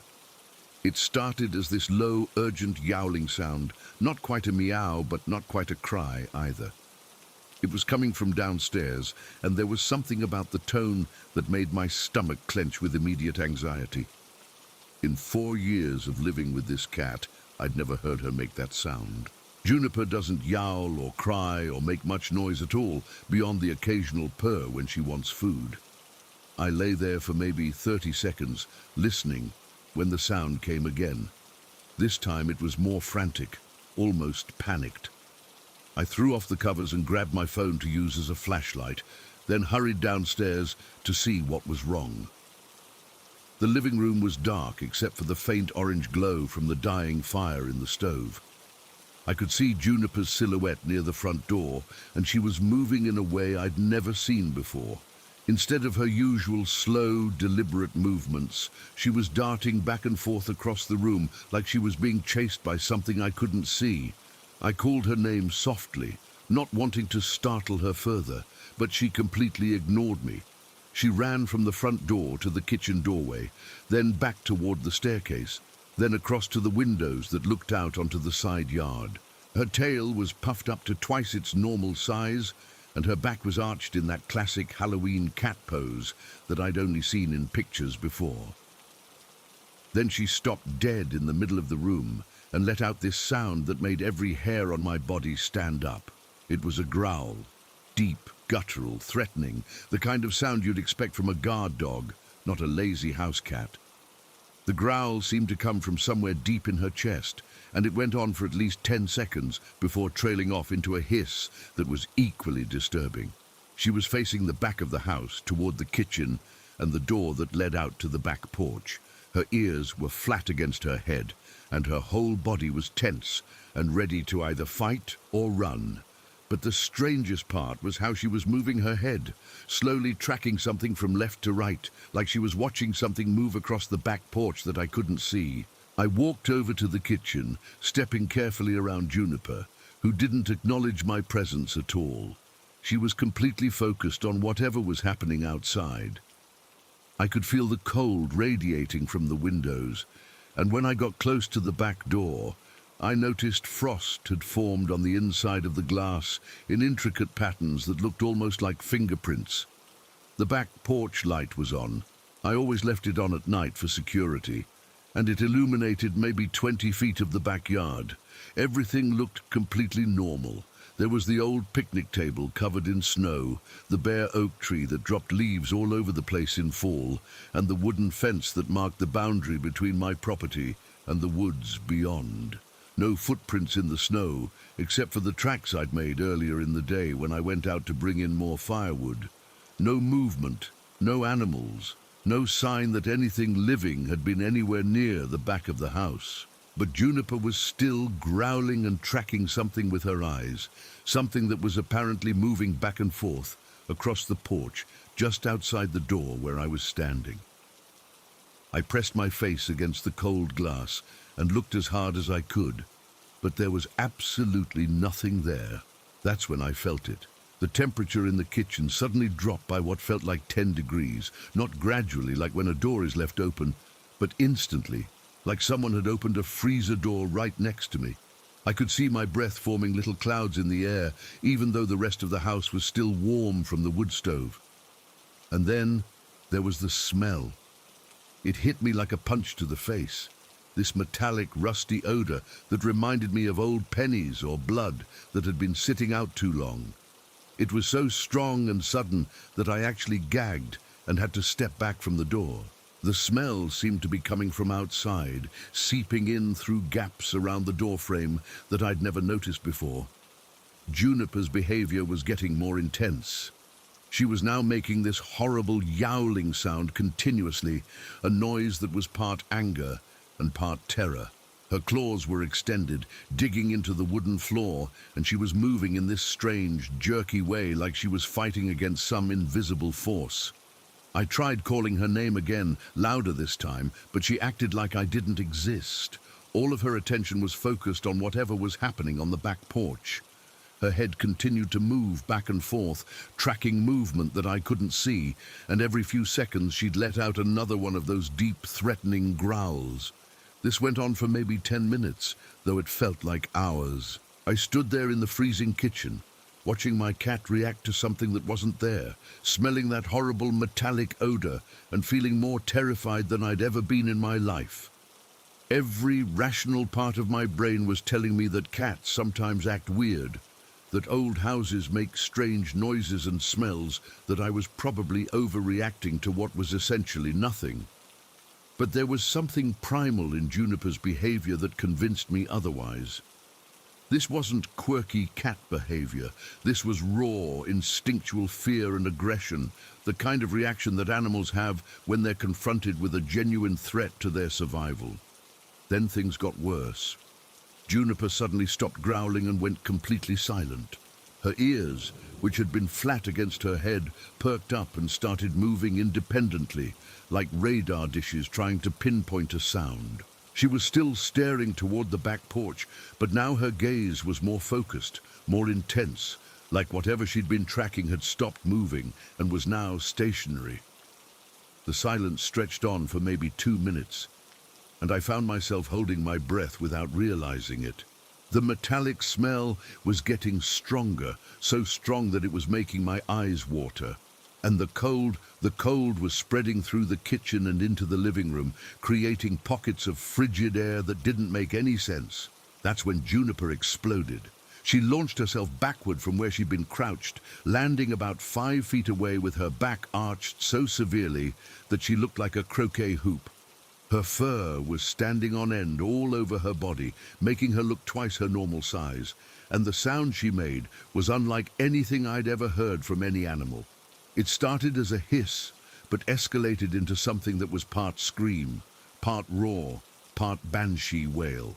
The sound filled the entire house and seemed to go on forever, echoing off the walls and ceiling like we were in some kind of echo chamber. She was facing the corner where the kitchen met the living room, a spot that was now completely dark because the fire in the stove had burned down even lower. Her claws were fully extended, and she was making swiping motions at the air like she was trying to fight off an attacker. I grabbed a flashlight from the kitchen drawer and shined it toward the corner where she was focused. There was nothing there, just the intersection of 2 walls, a small table with some mail stacked on it, and an old wooden chair that I sometimes used to reach high shelves. But the beam of the flashlight seemed to falter when it hit that corner, like the light was being absorbed by something I couldn't see. The bright LED beam that should have illuminated everything clearly was dim and diffused, casting weak shadows that seemed to move independently of anything that should have been casting them. Juniper was now backing toward me, still facing the corner, still making that horrible defensive sound. When she reached my feet, she pressed herself against my legs so hard that I could feel her whole body trembling. But she never took her eyes off that dark corner, never stopped making that low, threatening growl that seemed to be coming from somewhere deeper than her throat. I stood there with my cat pressed against my legs, shining a flashlight that didn't seem to work properly at a corner that looked empty but felt occupied, while the temperature continued to drop and that metallic smell grew stronger. The whole situation was so surreal and terrifying that I couldn't think of anything to do except stand there and wait for whatever was happening to stop happening. After what felt like an eternity, but was probably only another 5 minutes, Juniper suddenly bolted. She shot out from between my legs and ran up the stairs 3 steps at a time, moving faster than I'd seen her move in years. I heard her hit the bedroom floor and scramble under the bed, where she continued making distressed noises that were muffled by the mattress and box spring. The moment she left, the atmosphere in the kitchen changed. The temperature started returning to normal, though it took several minutes for the cold spots to dissipate completely. The metallic smell faded gradually, like someone had opened windows to air out the house, though all the windows were closed and locked. But the most noticeable change was the silence. Not the peaceful quiet of a house at night, but an oppressive, heavy silence that felt like it was pressing down on me from all sides. It was the kind of silence you experience right before a thunderstorm, when even the insects stop making noise and the air feels thick and charged with electricity. I stood there in the kitchen for another 10 minutes, listening and watching, but whatever had been there was gone. The corner where Juniper had been focusing her attention looked completely normal now. The flashlight worked fine, creating a bright, steady beam that revealed nothing more threatening than dust bunnies and a cobweb I'd been meaning to clean. Eventually, I went upstairs and found Juniper under the bed, still trembling, but no longer making any noise. It took me almost 20 minutes to coax her out, and when she finally emerged, she immediately jumped onto the bed and pressed herself against me as close as she could get. But even then, she wasn't relaxed. She lay there rigid and alert, her head raised and her ears constantly moving, like she was listening for something that might start up again. Every few minutes, she'd lift her head and stare at the ceiling, particularly the area directly above where the kitchen corner was located downstairs. I didn't sleep for the rest of the night. I lay there with Juniper pressed against my side, both of us listening to the house settle and creak around us. Every sound made her tense up, and every time she tensed up, my heart would start racing again. When dawn finally started filtering through the bedroom windows, Juniper gradually relaxed. By the time I got up to make coffee around 7 in the morning, she was back to her normal, lazy self, stretching and yawning and acting like nothing had happened. But I knew something had happened. I'd witnessed my typically calm, indifferent cat react with genuine terror to something that I couldn't see, hear, or understand. And whatever it was, it had been real enough to cause physical changes in the environment.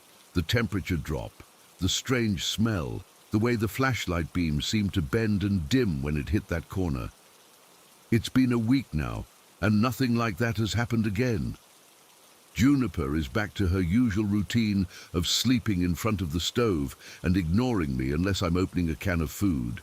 But I've noticed that she avoids that corner of the kitchen now, the one where she'd been focusing all her attention that night. She'll walk a wide circle around it when she's moving between rooms, and she won't eat from her food bowl if I place it anywhere near that area.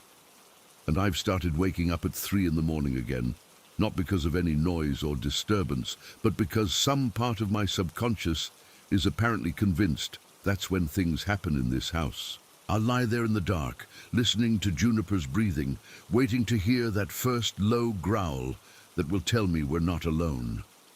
Because I know now that we weren't alone that night. Something was there with us. Something that my cat could sense but I couldn't see. And the worst part is knowing that whatever it was, it's probably still there, just waiting for the right moment to make its presence known again. Story 7. I never should have moved back to my grandfather's old place in Kansas. I knew it was a bad idea the moment I walked through the front door and got hit with that smell. Musty hay and rodents and something else I couldn't identify, like old wood soaked in years of dampness. But I was broke, recently divorced, and my mom had been after me for months to do something with the property before it fell apart completely.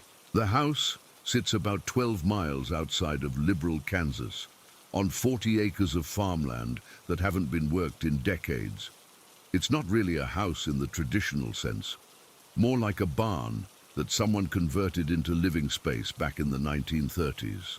My grandfather bought it in '48 and lived there until he died 15 years ago, and it had been sitting empty ever since. The main floor has a kitchen, a living room, and one bedroom, all with these low ceilings and thick wooden beams running overhead. But the weird part is the upstairs.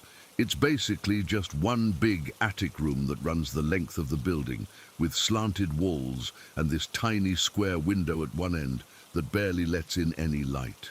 That's where I decided to sleep, mainly because the bedroom downstairs felt too much like a cave, and I needed some natural light to keep from going completely insane in that place. I set up my bed right under that little window, thinking maybe I could at least see the sky when I woke up in the morning. My dog came with me, this overweight beagle mix named Duke that I'd inherited from my ex-wife. He's probably the laziest animal on earth, spends most of his time either sleeping or eating, and has never shown any interest in jumping on furniture or getting into places he shouldn't be. His idea of exercise is walking from his food bowl to his favorite spot on the living room rug. I'd been there about 2 weeks when the weirdness started. It began with the door latch. The attic room has this heavy wooden door with an old iron latch that you have to lift to open it. Every night around 2 or 3 in the morning, I'd wake up to the sound of that latch rattling, like someone was trying to lift it from the other side. At first, I figured it was just the old house settling, or maybe changes in temperature making the metal expand and contract. The place was built before central heating, and even with the space heaters I'd brought in, there were still cold spots and drafts everywhere. But the rattling was too rhythmic, too persistent to be random house noises. It would go on for maybe 10 or 15 minutes at a time, rattle, pause, like someone was systematically testing the latch to see if it would give. I'd lie there in bed listening to it, too tired and too freaked out to get up and investigate. Duke would be snoring on his blanket on the floor beside me, completely oblivious to the noise that was keeping me awake. That should have been my first clue that something wasn't right. Dogs are supposed to hear things like that before humans do, but Duke never even lifted his head. After about a week of this nightly routine, I started waking up with scratches on my legs. They were always in the same place, thin lines running along my calves, usually 3 or 4 marks at a time. They looked like someone had dragged their fingernails lightly across my skin, not deep enough to draw blood, but definitely deep enough to leave visible marks that lasted for several days. The first time it happened, I assumed I'd scraped myself on something during the day and just hadn't noticed. The house was full of rough wooden surfaces and old metal fixtures that could easily catch your skin if you weren't careful. But when I kept waking up with fresh scratches in the same pattern, always on my calves, I started paying more attention. Duke was sleeping right next to my bed every night, but there was no way he was responsible for the marks. He's too fat and lazy to jump up onto the bed, and his claws are these dull, stubby things that couldn't scratch through tissue paper, let alone leave marks on human skin. Plus, the scratches were always in places he couldn't reach even if he tried. I started experimenting with different sleeping positions, thinking maybe I was somehow doing it to myself while I slept. I tried sleeping with socks on, tucking the blankets tight around my legs, even wearing long pants to bed. Nothing worked. I'd wake up every morning with new scratches in the same pattern, like someone had been marking my legs while I slept. The night everything came to a head was February 11th, a Friday. I remember the date because I'd taken the day off work to drive into town for groceries and to pick up some supplies for fixing the leaky kitchen faucet. It had been one of those grey, cold Kansas winter days where the sky looks like it's pressing down on you, and I'd gotten back to the house feeling more depressed and isolated than usual. I'd made dinner, watched some TV on my laptop, and gone upstairs around 11:30. Duke had followed me up and settled onto his blanket with his usual dramatic sighs and groans. The little square window was rattling in the wind, and I could hear tree branches scraping against the roof. I fell asleep pretty quickly, exhausted from the drive and the physical work I'd been doing around the house. But I woke up at exactly 2:47 in the morning to the familiar sound of the door latch rattling. This time, though, it was different. Instead of the rhythmic testing motion I'd gotten used to, the latch was shaking violently, like someone on the other side was yanking on it with real force. The whole door was vibrating in its frame, and I could hear the old hinges creaking under the strain. I sat up in bed, my heart already pounding, and stared at the door in the dim light from the window. The rattling went on for maybe 30 seconds, then stopped abruptly, leaving the room in complete silence except for Duke's snoring. Then I felt something at the foot of my bed. It started as just a slight depression in the mattress, like someone had sat down very gently. The bed was old and the springs were shot, so it was sensitive to any kind of pressure. I could feel the mattress dipping down, creating a valley that made me slide slightly toward the foot of the bed. My whole body went cold. I tried to tell myself it was just my imagination, that old mattresses do weird things, but the depression was too localized and too deliberate to be anything random. Something was sitting at the foot of my bed. Something heavy enough to compress the springs, but light enough that I couldn't see any visible shape in the darkness. I reached for my phone to turn on the flashlight, but my hands were shaking so badly I could barely hold it. When the light came on, I could see the clear indentation in the mattress where something was sitting, but there was nothing visible causing it. That's when I felt the first scratch. It started at my ankle and dragged slowly up my calf, a thin line of pressure that felt exactly like a fingernail being drawn across my skin. I jerked my leg away and the scratching stopped, but I could already feel the burning sensation that meant I'd been marked. I scrambled to sit up against the headboard, pulling my knees up to my chest and shining the phone light around the room frantically. Duke was still asleep on his blanket, completely undisturbed. The door was closed tight, the latch secure, but the depression in the mattress was still there, and now I could see more details in the phone's light, not just one indentation, but what looked like the outline of someone sitting cross-legged at the foot of my bed. The scratching started again, this time on my other leg. 3 parallel lines dragged from my knee to my ankle, slow and deliberate, like someone was taking their time to make sure the marks were deep and clear. I could feel my skin burning where the invisible nails had passed. I tried to scream, but only managed a strangled whisper. My throat felt like it was closing up, and my chest was so tight I could barely breathe. I pressed myself harder against the headboard, pulling the blankets up to my chin, but I knew it wouldn't help.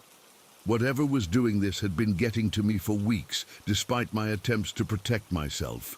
The mattress shifted again, and I felt the presence moving closer to me, crawling up the bed toward where I was huddled. The springs creaked with each movement, and I could actually see the blankets being depressed by invisible weight as whatever it was made its way toward my head.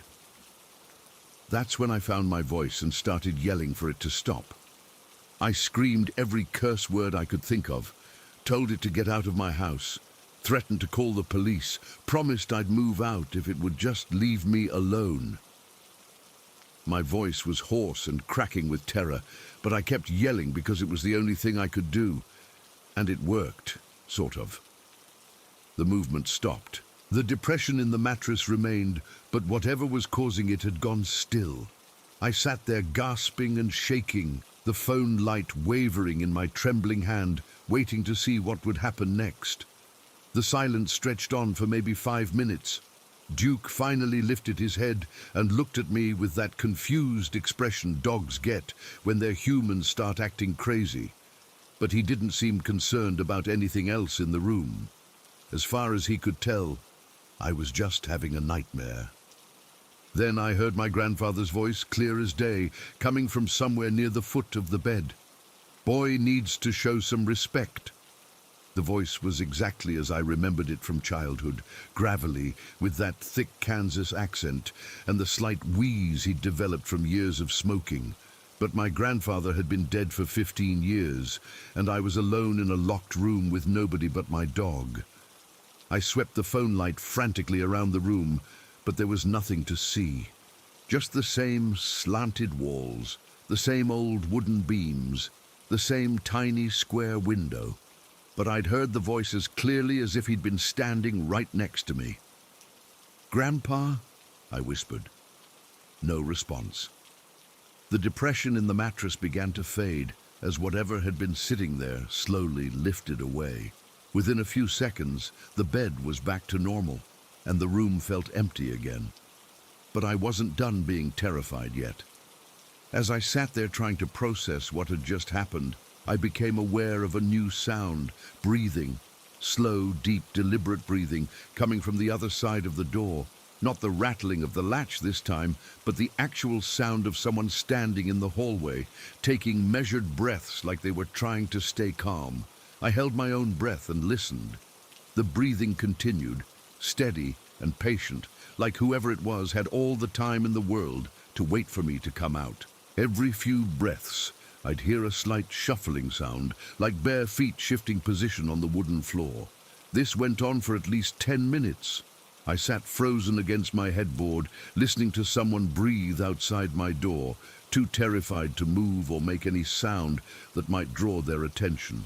Duke had gone back to sleep, still completely unaware that anything unusual was happening. Eventually, the breathing faded away, along with the shuffling sounds.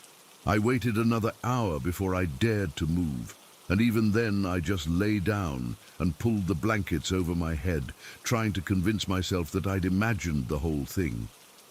But when I woke up the next morning, I had 5 fresh scratches on my right calf, arranged in a perfect line from my knee to my ankle. And there was something else, a smell in the room that hadn't been there before. It was the scent of pipe tobacco, the same brand my grandfather had smoked every day for 40 years. That's when I called my mum. I tried to play it casual, just mentioning that I'd been having some trouble sleeping and wondering if she remembered anything unusual about the house from when she was a kid. But the moment I described the scratches and the door latch rattling, her whole tone changed. "Oh no. Don't tell me it's starting up again." The way she said it, so matter-of-fact, like she'd been expecting this, made my stomach drop. She told me about growing up in that house, how she and her siblings had dealt with what they called Old Pike for years. Pike had been a farmer who rented the place in the 1940s, back when it was still being used as a working barn. He'd been storing hay in the loft when something went wrong. Maybe the floor gave way, maybe he had a heart attack, but he died up there in what was now my bedroom. According to my mom, Pike had never been a problem during the day. But at night, especially in the winter months, he'd make his presence known. Doors would slam shut when no one was nearby. The kitchen light fixture would fall from the ceiling even though the screws were tight and the electrical box was secure. Her younger brother had been pushed down the stairs once, hard enough to leave bruises on his back where invisible hands had shoved him. "We just learned to live with it," she said, like she was talking about a leaky roof or a creaky floorboard. "He never hurt anyone seriously. He'd just let you know he was still there." But that wasn't true, and we both knew it. The scratches were new, or at least more severe than anything her family had experienced.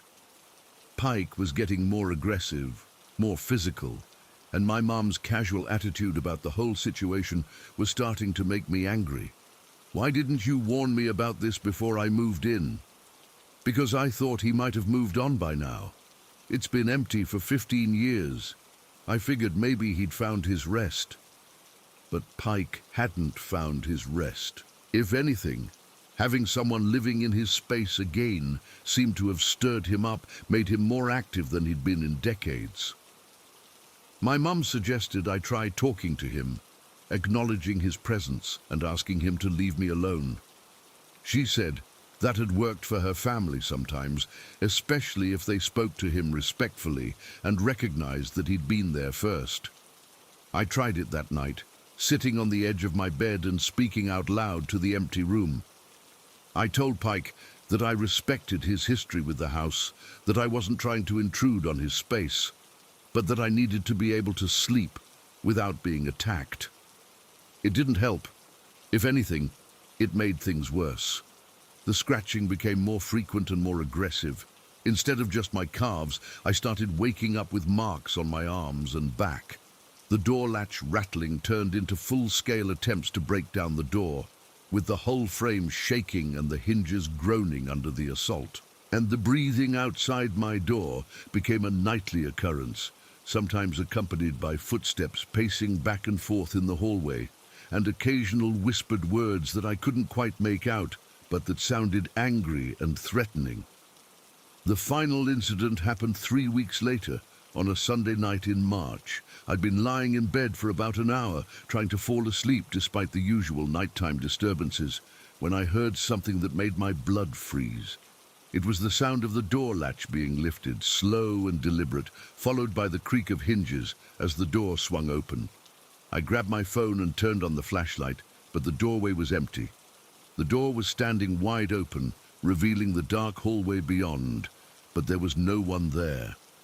Duke lifted his head and looked toward the open door with mild curiosity, then settled back down on his blanket. That's when I saw the footprints. They were appearing on the dusty wooden floor one at a time, tracking from the doorway toward my bed. Not visible footprints exactly, but depressions in the dust, like someone invisible was walking across the room. They were bare feet, adult-sized, leaving clear impressions that I could see in the phone's light. The footprints stopped right beside my bed, and I felt the mattress dip as Pike sat down next to me. This time, I could feel the warmth of a human body, could sense the bulk of someone sitting just inches away from my hip. The smell of pipe tobacco was overwhelming, mixed with the scent of hay and old leather that seemed to emanate from whatever was sitting on my bed. Then I felt fingers touching my leg. Not scratching this time, just touching. Rough, calloused fingers tracing the scars from all the previous scratches, following each line from beginning to end like Pike was examining his handiwork. I was too terrified to move, too terrified to speak, too terrified to do anything but lie there and let it happen. The touching went on for several minutes, those invisible hands exploring every scratch and scar on my calves and ankles.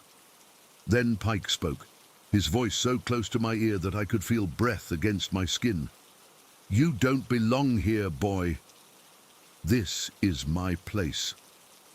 The voice was different from what I'd heard before, rougher, more threatening, with an undertone of barely controlled anger. This wasn't my grandfather trying to give me advice. This was something else entirely, something that had been growing stronger and more territorial with each passing night. I found enough courage to whisper back, "I'll leave.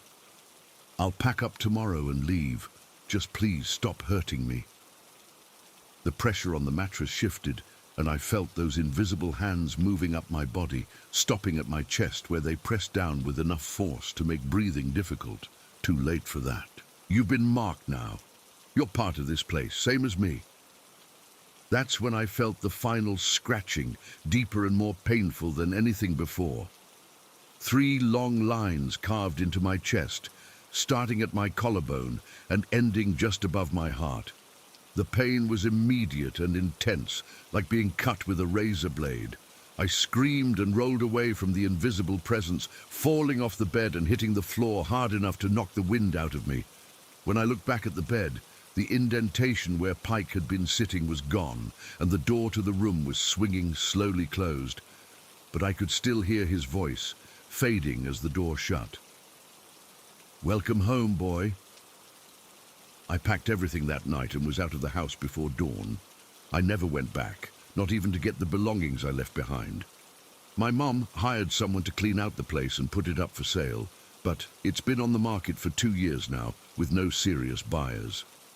The scratches healed, but they left scars that I still have today. 3 lines on my chest that look exactly like claw marks, and dozens of smaller scars on my legs and arms from all the nights Pike spent marking his territory on my skin. Sometimes I wonder if he was right about me being part of that place now, because even though I'm living hundreds of miles away, I still wake up at 2:47 every morning, and sometimes I can smell pipe tobacco in my apartment, even though no one around me smokes. And last week I found a fresh scratch on my arm when I woke up. Just one thin line, like someone was letting me know they hadn't forgotten about me. I'm starting to think you can't really leave a place like that. Once you've been marked, once you've become part of the history of a haunted house, maybe you carry some of it with you wherever you go. Or maybe Pike is just patient, waiting for me to stop running so he can finish whatever he started in that attic room in Kansas. Indish, Story 8. Living in the middle of nowhere, Kansas has its perks, but it also has this way of making you question your own sanity sometimes. When you're surrounded by nothing but empty fields and sky for miles in every direction, your mind starts playing tricks on you. At least, that's what I keep telling myself about what happened last Tuesday night, because the alternative is accepting that something completely impossible occurred right in my backyard. My wife and I moved out here about 4 years ago when we inherited my uncle's property after he passed. It's not much to look at. A small farmhouse from the 1950s, a barn that's seen better days, and about 60 acres of land that we rent out to a local farmer for corn and soybeans. The nearest neighbor is 3 miles away, and the closest town is just a gas station, a post office, and a grain elevator that's been there since the Great Depression. Most people would go stir-crazy living this isolated, but I actually love it. After spending 20 years working construction in Wichita, dealing with traffic and noise and people constantly in your face, the quiet out here feels like a luxury. On clear nights, you can see the Milky Way stretching across the sky like someone spilled sugar on a black tablecloth. No city lights, no airplane noise, just pure silence and darkness. I've gotten into the habit of sitting on the back steps of the barn most evenings, especially during the warmer months. It's my way of unwinding after a long day of maintaining the property and dealing with the small engine repair business I run out of the garage. I'll grab a beer from the fridge, walk out there around 10 or 10:30 and just sit for an hour or so, looking up at the stars and listening to the night sounds. The barn sits about 50 yards behind the house, and there's this old wooden step that leads up to what used to be the hayloft door. The step is just the right height for sitting, and it faces north toward a section of our property that's mostly pasture land with a few scattered oak trees. During the day, you can see for miles in that direction, just rolling hills covered in grass and wildflowers, with the occasional hawk circling overhead. Tuesday night started out like any other. I'd spent the day fixing a neighbor's riding mower that had thrown a rod, and I was tired but satisfied with getting it running again. My wife had gone to bed early. She gets up at 5:30 for her job at the county clerk's office in town, so she's usually asleep by 9:30. I grabbed a Budweiser from the fridge, one that had been sitting in there for a couple days and was probably not as cold as it should have been, and walked out to my usual spot on the barn steps. It was a perfect night for stargazing. Clear sky, no moon, and just enough breeze to keep the mosquitoes from being too annoying. The time was 11:18 when I sat down.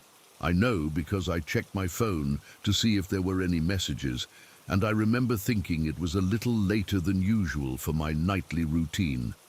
But I wasn't tired yet, and the stars were particularly bright, so I figured I'd stay out there until I finished my beer. Everything was completely normal for the first 15 or 20 minutes. I could hear the usual night sounds, crickets chirping in the grass, an owl hooting somewhere in the distance, the faint rustling of small animals moving through the brush.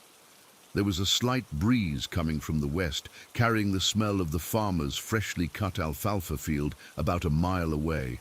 I was taking my time with the beer, just sipping it slowly and letting my mind wander, when I noticed something in my peripheral vision. Just a flash of light, bright enough to catch my attention, but not bright enough to be alarming. I turned to look in that direction and saw what I initially assumed was an airplane. It was a single white light, maybe a few hundred feet up in the sky, positioned roughly over the pasture land to the north of the barn. My first thought was that it was probably a small plane flying from the regional airport, about 20 miles east of us. We get aircraft passing over pretty regularly, usually following a flight path that takes them toward Kansas City or Denver. But as I watched it, something felt off. The light was too bright and too white to be a normal aircraft navigation light. It had this intense, almost LED quality to it, like looking at a high-powered flashlight from a distance. And it wasn't moving in a straight line like planes do. It was just hovering there, perfectly stationary, about the size of a basketball held at arm's length. I sat there for maybe a minute, waiting for it to continue on whatever flight path it was supposed to be following, but it didn't move. It just hung there in the sky, this bright white light that seemed to be pointed directly at me. That's when I started listening for engine noise. Living out here, you get to know the sound of different aircraft. Small planes have this high-pitched buzz that carries for miles on a quiet night. Commercial jets make a deeper rumbling sound that builds up gradually as they approach and then fades as they pass. Military planes from the Air Force Base have their own distinctive roar that you can identify even when they're too high to see. But this light wasn't making any sound at all. Complete silence, except for the normal cricket and owl sounds that had been going on all evening. I leaned forward on the step and focused all my attention on that light, trying to figure out what I was looking at. That's when it started moving, and my stomach immediately clenched with this primal sense that something was very wrong. The light began swaying back and forth like a pendulum, but slower and more irregular. It would drift to the left for maybe 10 seconds, pause, then drift back to the right, pause again, then repeat the pattern with slight variations. The movement was almost hypnotic, like watching a leaf fall through still air, but there was something deliberate about it too. As I watched this strange swaying motion, I became aware that the normal night sounds were starting to fade away. The crickets were getting quieter, and the owl had stopped hooting entirely. Within a few minutes, the only sound I could hear was my own breathing and the distant hum of the refrigerator in the house. That silence scared me more than the light itself. I'd been sitting out on that barn step for 4 years, and I'd never experienced complete quiet like that. There are always insects chirping, always some kind of animal moving around, always the whisper of wind through the grass. But suddenly, everything had gone dead silent, like every living creature in a half-mile radius had decided to hold its breath. The light continued its lazy, swaying motion, and I started to get the impression that it was moving closer to me. Not quickly or aggressively, but gradually, like it was drifting in my direction while it swayed. The size hadn't changed much, but there was something about the brightness and intensity that suggested it was losing altitude. My rational mind was trying to come up with explanations. Maybe it was a drone with a really bright LED light, operated by some kid or hobbyist who lived farther out than I realized. But who flies a drone at 11:30 on a Tuesday night? And what kind of drone can hover perfectly still for several minutes and then start that weird swaying motion? I thought about helicopters, but the complete lack of sound ruled that out immediately. Medical helicopters occasionally pass over on their way to the regional hospital, but they make enough noise to wake the dead, and their lights are usually red and white, not this pure, intense white. The more I tried to rationalize what I was seeing, the more anxious I became. My body was reacting to the situation before my brain caught up. My heart rate was increasing, my palms were getting sweaty, and I had this growing urge to get up and go back inside the house. But I couldn't stop watching the light. There was something mesmerizing about its movement, the way it would pause at the end of each swing and then start moving in the other direction. It reminded me of how a cat will move its head when it's tracking something interesting, or how a predator will test the air currents when it's hunting. That thought made my skin crawl. The idea that this light might be actively observing me, studying me, hadn't occurred to me before. But the more I watched its behavior, the more it seemed purposeful rather than random. It was like whatever was controlling it was taking its time, methodically scanning the area, or maybe trying to get a better look at something specific. At me. The light had definitely moved closer while I'd been sitting there. What had started as a distant glow was now close enough that I could make out some details. It wasn't just a simple point of light. There seemed to be some kind of structure around it, though I couldn't make out any specific shape in the darkness. It was more like the light was emanating from something solid, rather than just floating in the air by itself. I realized I'd been holding my breath without knowing it, and when I exhaled, the sound seemed unnaturally loud in the absolute silence that had settled over the property. Even that small noise made me nervous, like I was afraid of drawing attention to myself. But if the light was looking for me, it had already found me. I was sitting on a wooden step in an open area, probably clearly visible from above, if whatever this was had any kind of night vision capabilities. There was nowhere to hide, even if I wanted to, and something told me that sudden movements might not be a good idea. So I sat there, frozen between curiosity and terror, watching this impossible light sway back and forth, maybe 150 feet above my pasture land. The swaying motion was becoming more pronounced and more erratic. Instead of the slow, regular pendulum movement I'd first observed, the light was now making more complex patterns. Figure eights, spirals, sudden directional changes that defied any kind of physics I understood. Sometimes it would stop completely for 10 or 15 seconds, then suddenly dart to one side before resuming its swaying. The movement looked almost organic, like a living creature swimming through the air instead of a mechanical object following programmed instructions. There was an unpredictability to it that reminded me of how bats move when they're hunting insects. Sudden changes in direction, brief periods of hovering, then rapid acceleration in a new direction. But this thing was much larger than a bat, and it was moving much too slowly to be hunting anything. It was more like it was browsing, taking its time to examine everything in the area. I don't know how long I sat there watching it.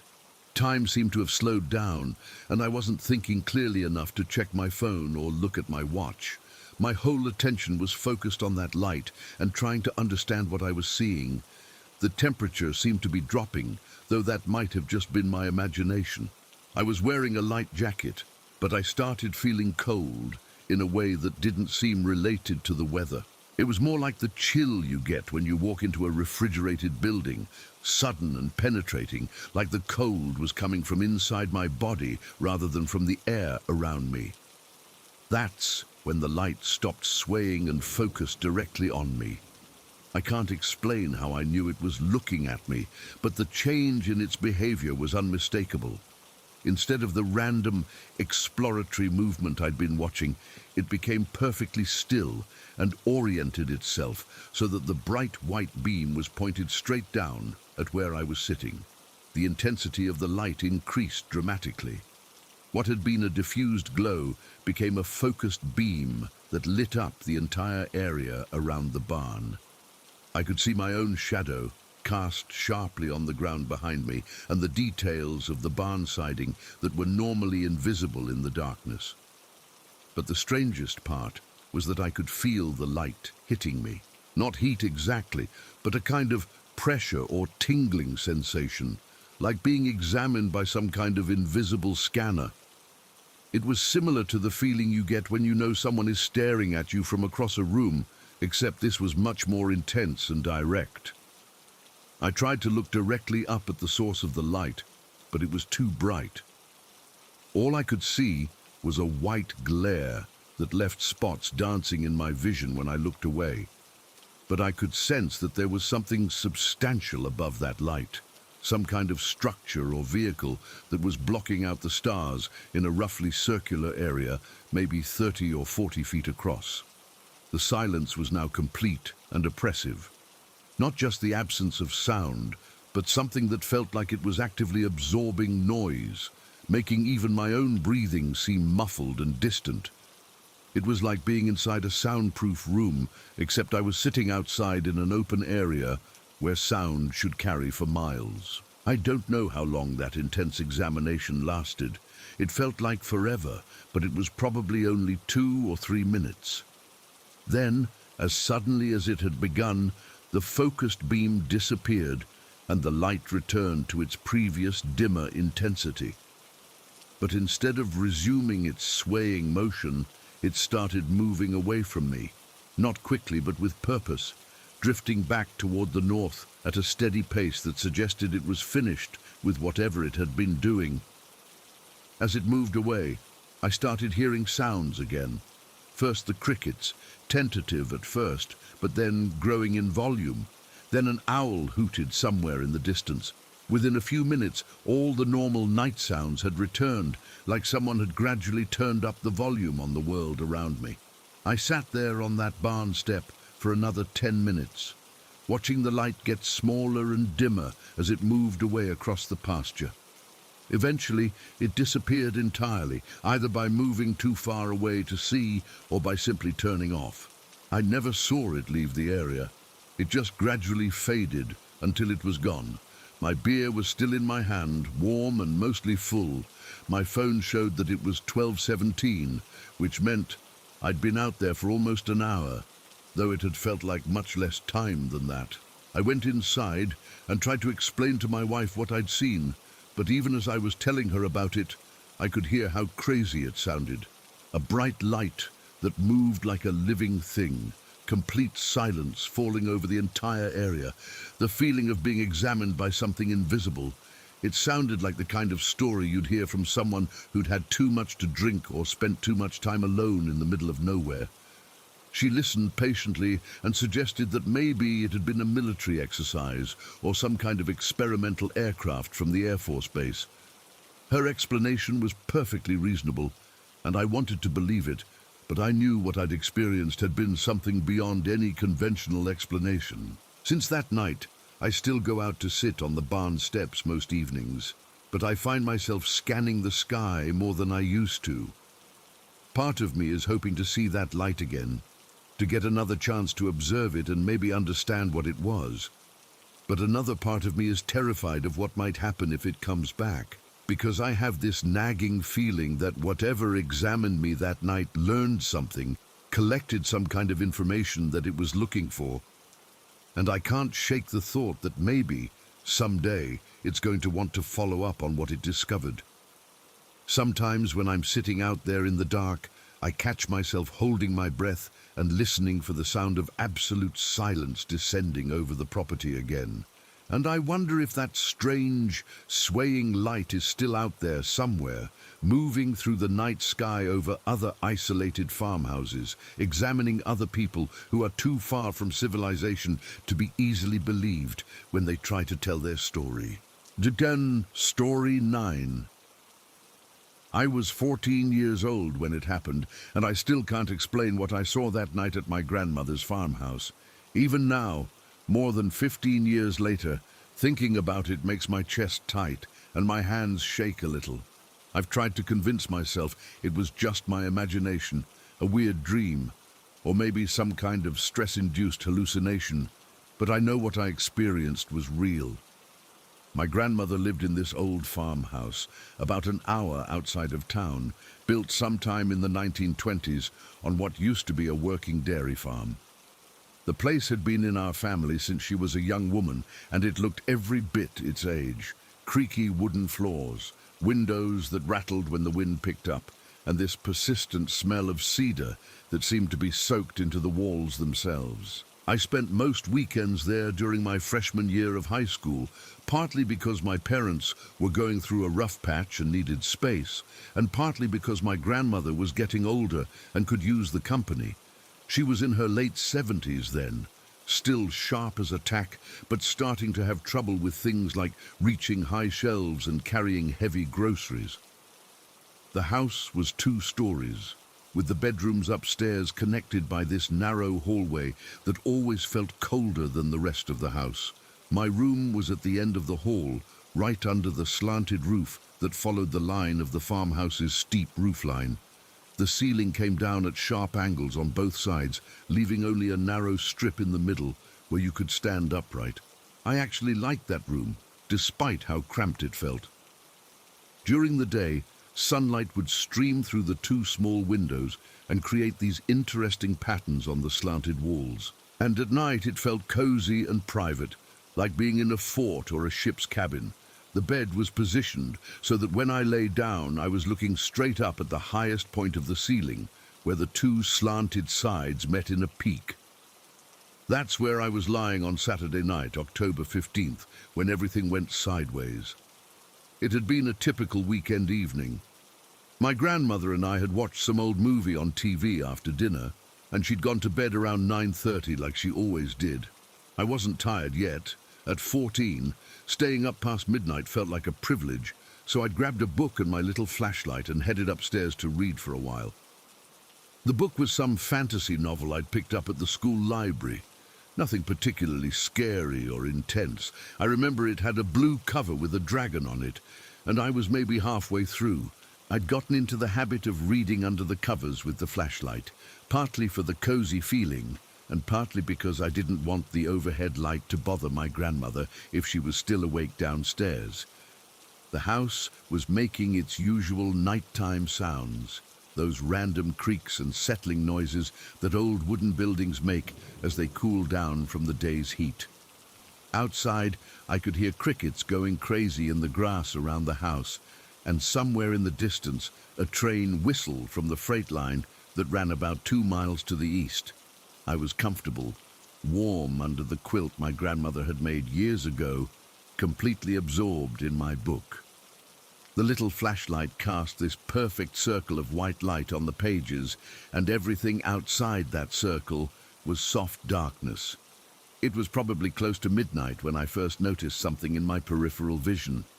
At first, I thought it was just a bug crawling across the ceiling. You know how sometimes you'll catch movement out of the corner of your eye and assume it's a spider or a moth? That's exactly what I thought was happening. But when I looked up from my book to see what it was, I realized I wasn't looking at an insect. The wood grain of the ceiling was moving. I know how insane that sounds. Wood doesn't move. Wood grain is just patterns in the lumber, created when the tree was growing decades ago. But I was looking directly at it, and the dark lines that ran through the pine boards above my head were definitely shifting and flowing like they were liquid instead of solid. It started small, just 1 or 2 of the darker streaks seeming to wiggle slightly, like heat waves rising from hot pavement. I blinked hard a few times, thinking maybe my eyes were just tired from reading in dim light. But when I focused on the ceiling again, more of the grain lines were moving. The movement was organic, flowing like watching ink dropped into water. The dark streaks were twisting and coiling, forming loops and knots that definitely weren't part of the original wood grain. Some of the lines were getting thicker and darker, while others were branching out into smaller tributaries that spread across the ceiling in patterns that hurt my brain to follow. I dropped the book and sat up in bed, staring at the ceiling with complete bewilderment. The movement was getting more pronounced, more aggressive. What had started as subtle flowing was becoming violent thrashing, like the grain lines were fighting against something or trying to break free from the wood itself. That's when I noticed what was happening to my flashlight. The beam was getting dimmer, but not in the way it does when batteries are dying. It was like something was absorbing the light before it could illuminate anything. I could see the flashlight itself was still working. The bulb was bright when I looked directly at it, but the light wasn't traveling as far as it should. I pointed the beam directly at the moving ceiling, and instead of lighting up the pine boards, the light seemed to stop about halfway between the flashlight and the wood. It was like shining a light into thick fog or smoke, except there was nothing visible in the air to block it. The grain lines were moving faster now, twisting and knotting in ways that made my stomach churn. They were getting darker too, changing from the natural brown streaks you'd expect in pine wood to something that looked almost black. And the whole ceiling seemed to be getting thicker, like the wood was swelling up and sagging down toward me. That's when I realized this wasn't just a visual thing anymore. The ceiling was actually changing shape.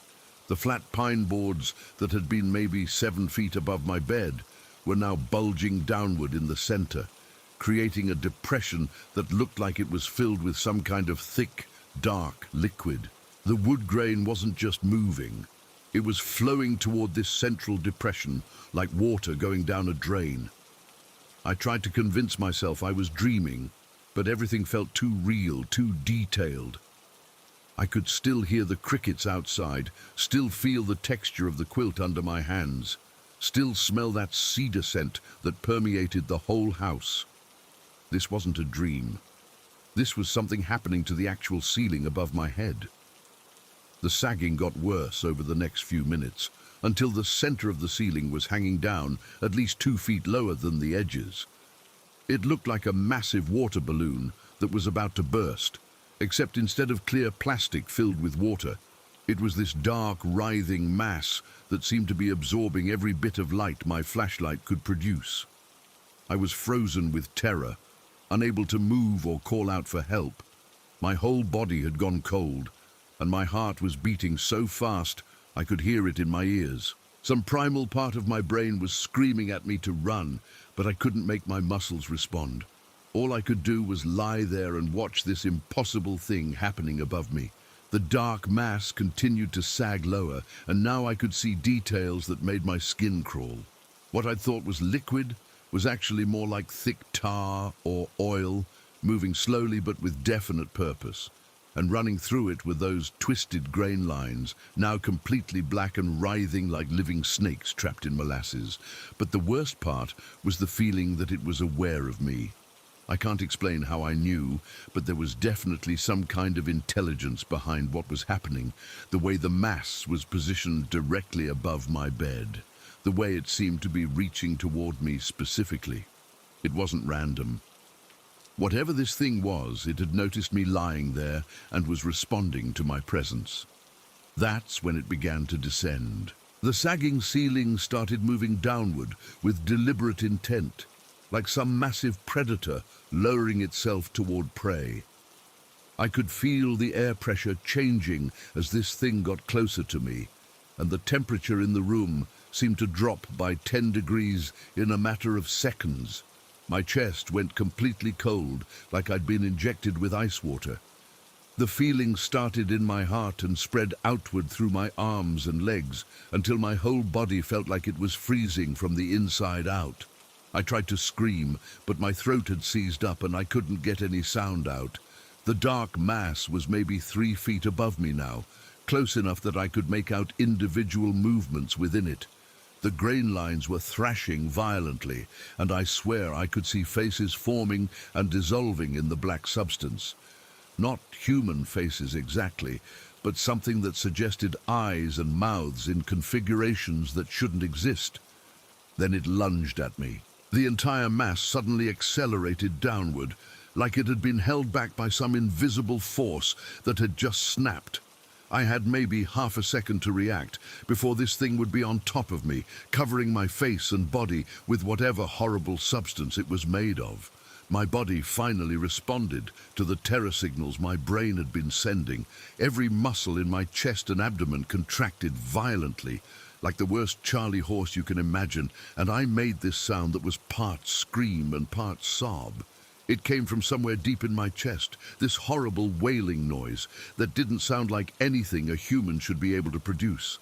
The sound seemed to last forever, echoing off the slanted walls and filling the small room with this agonized cry that I didn't even recognize as my own voice.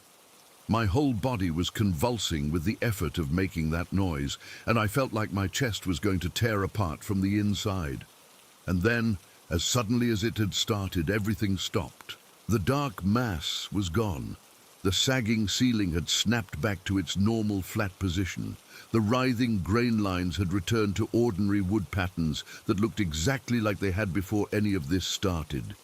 My flashlight was working perfectly, casting its normal bright circle of light on pages of my book, which was still lying open beside me. I lay there gasping and shaking, staring at the ceiling that now looked completely normal. The pine boards were flat and solid, with natural brown grain lines that showed no sign of movement. The room felt warm again, and I could hear the crickets outside continuing their normal chirping like nothing had happened. But I knew something had happened. The terror I'd felt was real, and that horrible sound I'd made had definitely come from my throat. I could feel the strain in my vocal cords and the ache in my chest muscles from the violent contractions. I pointed the flashlight at every inch of the ceiling, looking for any sign of what I'd just witnessed. But there was nothing. Just ordinary wooden planks with ordinary grain patterns, slightly stained with age, but otherwise completely unremarkable. I stayed awake for the rest of the night, staring at the ceiling and waiting for any sign that the movement might start again. But it remained perfectly still and normal.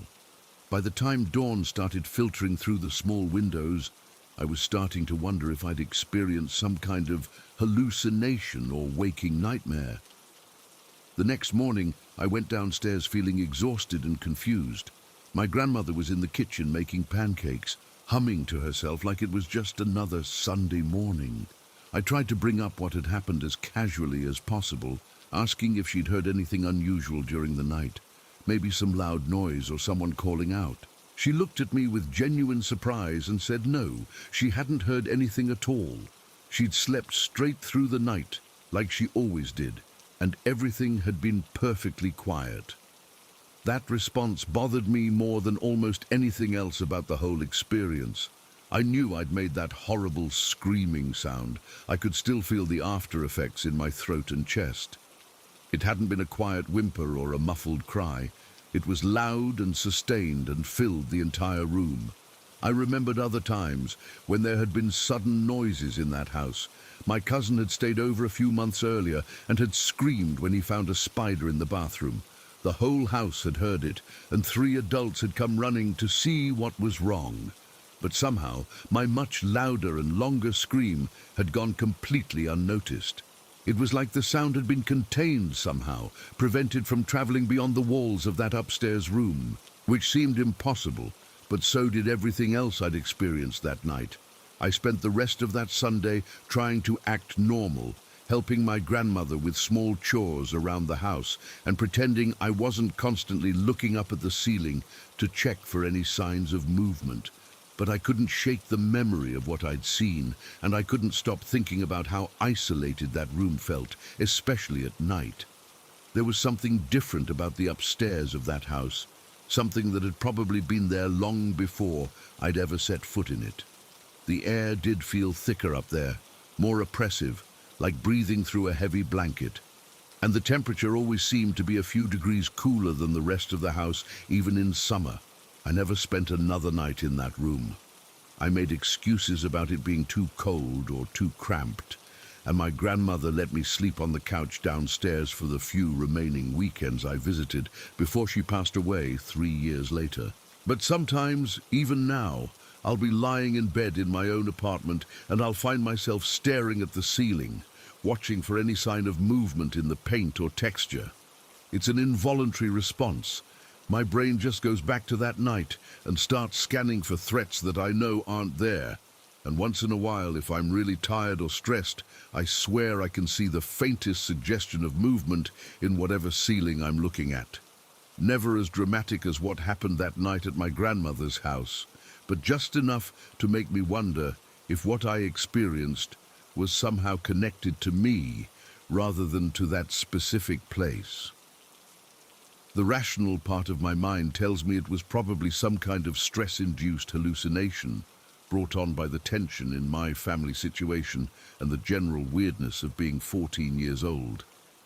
But the memory is too vivid, too detailed, too consistent to dismiss as imagination. I experienced something that night that shouldn't be possible according to everything I understand about how the world works. And the fact that no one else heard my scream suggests that whatever happened to me occurred in some kind of isolated bubble, cut off from normal reality in ways I can't begin to explain. All I know for certain is that somewhere out there, in an old farmhouse that's probably been torn down by now, there's an upstairs bedroom with a slanted ceiling that can do things wood isn't supposed to be able to do. And if someone else ever finds themselves lying in that room late at night with a flashlight and a good book, I hope they have the sense to run before the grain lines start moving. Story 10. I've never told anyone about what happened to me that night in the old rental house, partly because I'm not even sure it really happened, and partly because the thing that boy said to me cut so deep I didn't want to give it more power by repeating it.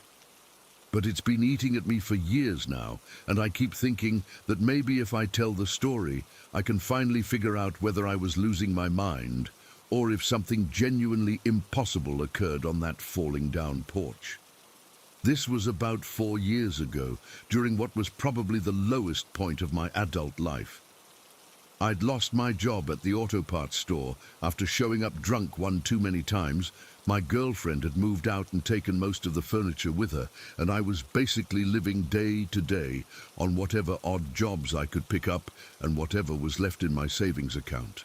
The house I was renting was this run-down place about 20 minutes outside of town, the kind of property that landlords only rent to people who can't afford anything better. It had probably been built in the 1940s, white wood siding that was peeling and grey in most places, and a wraparound porch that was sagging so badly you had to step carefully to avoid putting your foot through a rotten board. The rent was $300 a month, which was about all I could manage, and it came furnished with a few pieces of furniture that looked like they'd been rescued from garage sales. The refrigerator made this grinding noise that kept me awake at night. The bathroom door wouldn't stay closed, and the screen door on the front porch had holes big enough for birds to fly through. But it was a roof over my head, and the landlord didn't ask too many questions about employment or references. He was this old guy who lived about 5 miles away and owned a bunch of similar properties that he rented out to people who were between better situations. He'd stop by once a month to collect rent and make sure I hadn't burned the place down, but otherwise he left me alone. I was drinking too much during that period, probably a 6-pack every night and sometimes more if I could afford it. Not because I was enjoying it, but because it was the only way I could get my brain to shut up and let me sleep. I'd made some pretty serious mistakes in the months leading up to losing my job, said things to people I cared about that I couldn't take back, let down family members who had been trying to help me, burned bridges with friends who'd been patient with my problems for longer than they should have been.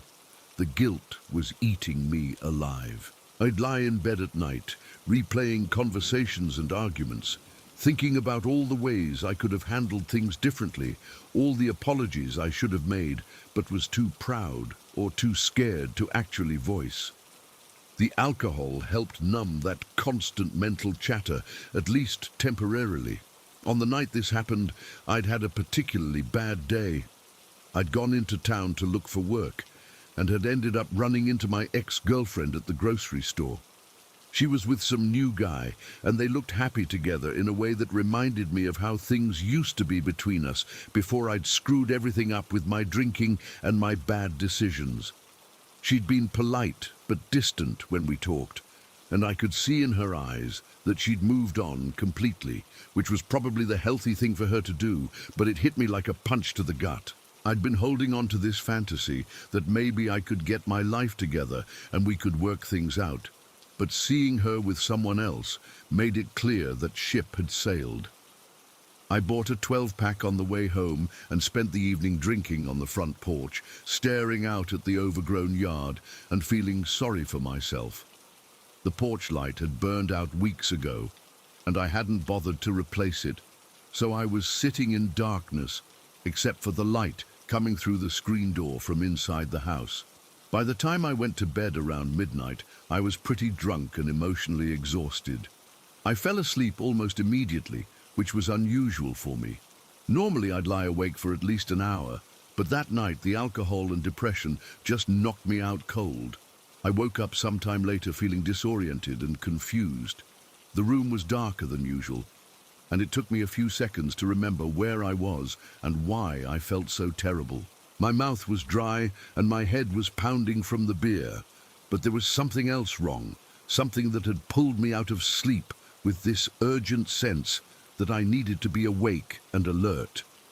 That's when I realized I could see outside through the bedroom window, even though the porch light was supposed to be out. There was this pale, blue-white light illuminating the front porch, bright enough to cast clear shadows, but softer than electric light. It looked like moonlight, except when I glanced at the window on the other side of the room, the backyard was completely dark. I sat up in bed and looked out the front window more carefully. The source of the light wasn't visible, but it was definitely coming from above, casting everything on the porch in this strange, silvery glow that made ordinary objects look somehow unreal.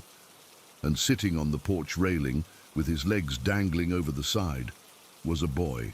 My first thought was that some neighbor kid was playing a prank or maybe hiding from his parents after getting in trouble. The boy looked like he was maybe 9 or 10 years old, small for his age, and he was dressed in clothes that seemed way too formal for a kid playing outside at night. He was wearing a white button-down shirt that looked freshly ironed, a small black vest over it, and dark pants that had a crease down the front, like they'd been professionally pressed. His shoes were black leather, polished to a shine that reflected the mysterious moonlight. Everything about his appearance was neat and perfect, like he'd just been dressed for church or a family portrait. But he wasn't moving around or fidgeting like a normal kid would. He was just sitting there perfectly still, legs swinging slowly back and forth, hands resting on the porch railing on either side of him. And he was looking directly at my bedroom window, like he knew exactly where I was and was waiting for me to notice him. I figured I should probably get up and check on him, make sure he was okay, and maybe help him get home to his parents. It was weird for any kid to be out alone at that hour, and something about the whole situation felt off in a way I couldn't put my finger on. But when I tried to get out of bed, my body wouldn't respond the way it should. My arms felt heavy and weak, and my legs seemed to be made of concrete. I could move, but it took enormous effort, like I was trying to swim through thick mud. It was probably just the alcohol still affecting my coordination, but it made everything feel dreamlike and unreal. I managed to sit up fully and get a better look at the boy on the porch. That's when I noticed his face, and my blood turned to ice water. He was smiling at me, not a friendly, innocent child's smile, but something that looked practiced and deliberate, like he was performing happiness rather than feeling it. And his eyes were wrong in a way that made my brain struggle to process what I was seeing. They were completely black, not dark brown or deep blue, but black like holes had been cut in his face. There were no pupils, no irises, no whites, just these perfect circles of absolute darkness that seemed to absorb light rather than reflect it. I'd heard about this phenomenon before, read stories online about kids with black eyes who would show up at people's houses asking to come inside. I'd always assumed they were just urban legends or creepypasta fiction. But looking at this boy, I knew I was seeing something that shouldn't exist. The rational part of my mind was trying to come up with explanations. Maybe it was just a trick of the light, or maybe the kid was wearing some kind of contact lenses for a costume. But deep down, in that primitive part of my brain that's designed to recognize danger, I knew this wasn't a normal child. I tried to call out to him, to ask if he needed help or if he was lost, but my voice wouldn't work. My throat felt like it was closing up, and I couldn't get enough air into my lungs to form words. All I could do was sit there and stare at this impossible thing that was staring back at me. The boy tilted his head to one side like he was studying me or trying to figure something out. Then he leaned forward slightly, gripping the porch railing tighter with his small hands, and his smile got wider. That's when he spoke, and his voice carried clearly through the closed window and across the distance between us, like he was speaking directly into my ear. "Nobody will really forgive you." The words hit me like a physical blow, not because they were loud or threatening, but because they were exactly what I'd been afraid to admit to myself. All the guilt and shame I'd been drowning in alcohol, all the relationships I'd destroyed, all the trust I'd broken, deep down, I believed that the damage was permanent and irreversible. I'd been telling myself that if I could just get sober and get my life together, I could make amends and earn forgiveness from the people I'd hurt. But this boy was voicing the fear that lived in the darkest corner of my mind, that some things can't be forgiven and some bridges can't be rebuilt. Once you've burned them. The worst part was how calmly he said it, like he was just stating an obvious fact rather than delivering a devastating psychological blow. There was no malice in his voice, no anger or cruelty, just this matter-of-fact certainty that made the words even more crushing. I wanted to argue with him, to deny what he'd said, or demand to know how he could possibly know anything about my situation. But I couldn't speak, couldn't move, couldn't do anything but sit there and let those words sink into my consciousness like poison. Then the boy started to laugh. It began as a normal child's laugh, light and high-pitched, the kind of sound you'd hear on a playground. But as it continued, something about it changed. The pitch started dropping, becoming deeper and more resonant, until it didn't sound like it was coming from a 10-year-old's throat anymore. The laugh kept getting lower and more distorted, taking on harmonic qualities that seemed to come from multiple sources at once. It was like listening to a recording being played at the wrong speed, or hearing an echo that was somehow louder than the original sound, and I could feel it as much as hear it. The vibration was coming through the window, through the walls, through the floorboards under my feet. The whole house seemed to be resonating with this impossible laughter that was getting deeper and more inhuman with each passing second. But the most disturbing part was that the boy's mouth and facial expression hadn't changed. He was still wearing that same practiced smile, lips barely parted, while this enormous, otherworldly laughter poured out of him like it was being generated by something else speaking through his body. The sound filled my head and made my teeth ache. I could feel it in my chest, in my bones, in the base of my skull. It was the kind of sound that bypassed your ears and went straight to the fear centers of your brain, triggering every instinct that told you to run, to hide, to get as far away as possible from whatever was making that noise. I pressed my hands over my ears, but it didn't help. The laughter wasn't just coming through the air. It was coming through the structure of the house itself, vibrating through the wooden beams and floorboards like the building was a giant speaker. The boy continued sitting there perfectly still, that unnatural smile frozen on his face, while this horrible laughter poured out of him for what felt like an eternity. I thought it would never stop. Thought I might go insane from the sound and the vibration and the absolute impossibility of what I was witnessing.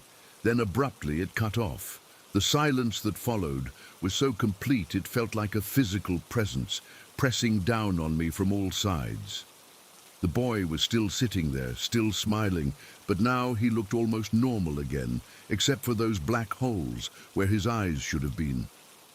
He gave me one final look, tilted his head in what might have been a nod of acknowledgement, and then simply faded away. Not vanished like a light being turned off, but faded like a photograph left too long in sunlight, becoming less solid and less defined until there was nothing left but empty porch railing.